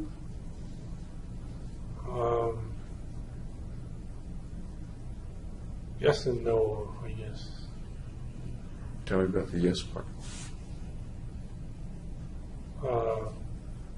I was trying to bang my head open in the cell. They had to put me in the hole or suicide watch. They had to put me in suicide watch.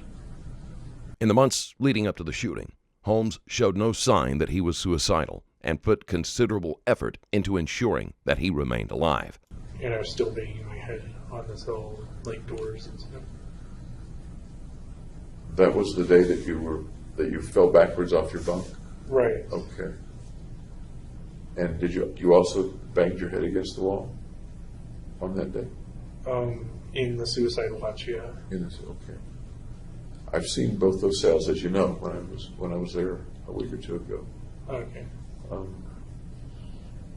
How many times did you fall backward or from your Only bunk? twice. They took me to suicide watch on the second time. Do you remember the thoughts you were having at that time when you were thinking about it or doing it? Falling backward from your bunk? I don't know why I was falling backward. Now, do you remember the thoughts you were having? What you were thinking about? No, I don't remember. You remember climbing up on the bunk? Yeah, and falling backwards. Let's take it a little at a time. You climbed up on the bunk. You remember standing on the bunk? Yes. I remember seeing you in one of the cell videos standing on the bunk. Okay. And you're looking kind of straight ahead, I guess. What happens next? In kind of slow motion, what happens next? I just leaned back and then fall. Okay. What did you think might happen, or what were your thoughts then about what might happen when you fell backward? I don't know what I was thinking.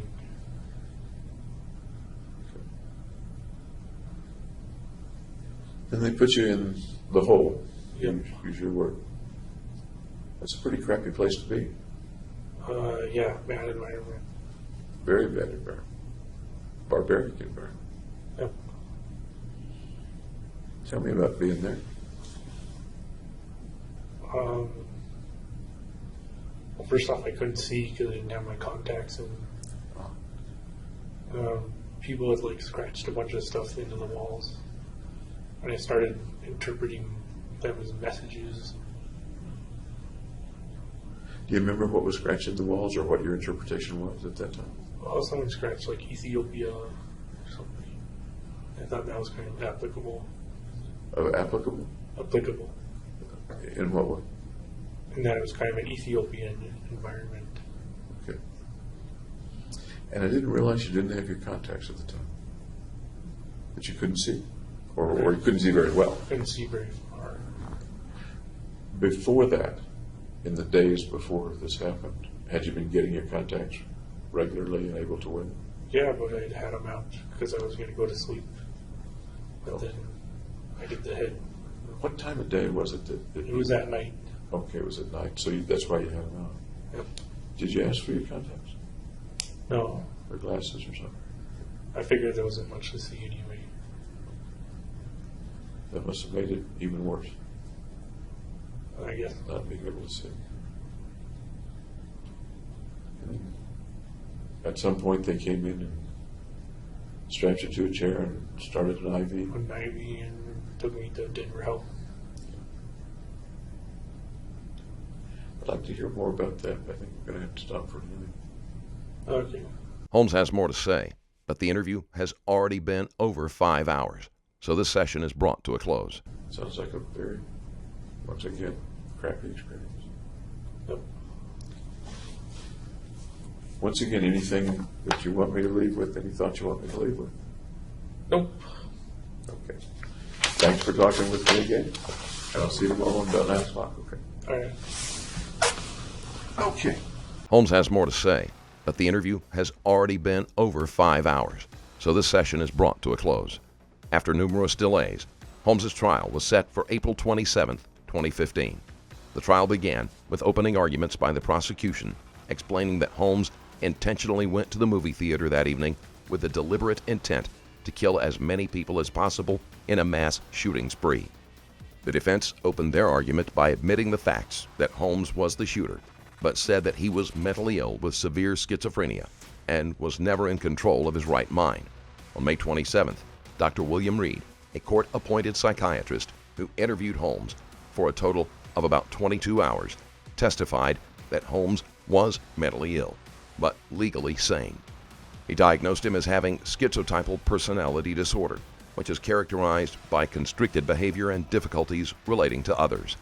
Reed and another doctor evaluated Holmes in December 2013, determining him to be legally sane, and said that his mental illness did not prevent him from forming intent and knowing the consequences of his actions. On July 16, 2015, after deliberating for over 12 hours, the jurors found Holmes guilty on all 24 counts of first-degree murder, 140 counts of attempted first-degree murder, 1 count of possessing explosives, and a sentence enhancement of a crime of violence. James Holmes was sentenced to life in prison without possibility of parole after jurors failed to agree on a death sentence unanimously. 1 juror was opposed to sentencing Holmes to death due to his mental health issues, while 2 other jurors were uncertain. On August 26th, the judge sentenced Holmes to 12 consecutive life sentences without the possibility of parole for the murder charges and an additional 3,318 years for the attempted murder and explosive possession charge. Thanks again for watching. Don't forget to like the video. And if you want to support the channel even more, there's a Patreon link in the description below. Stay safe, and I'll see you in the next video.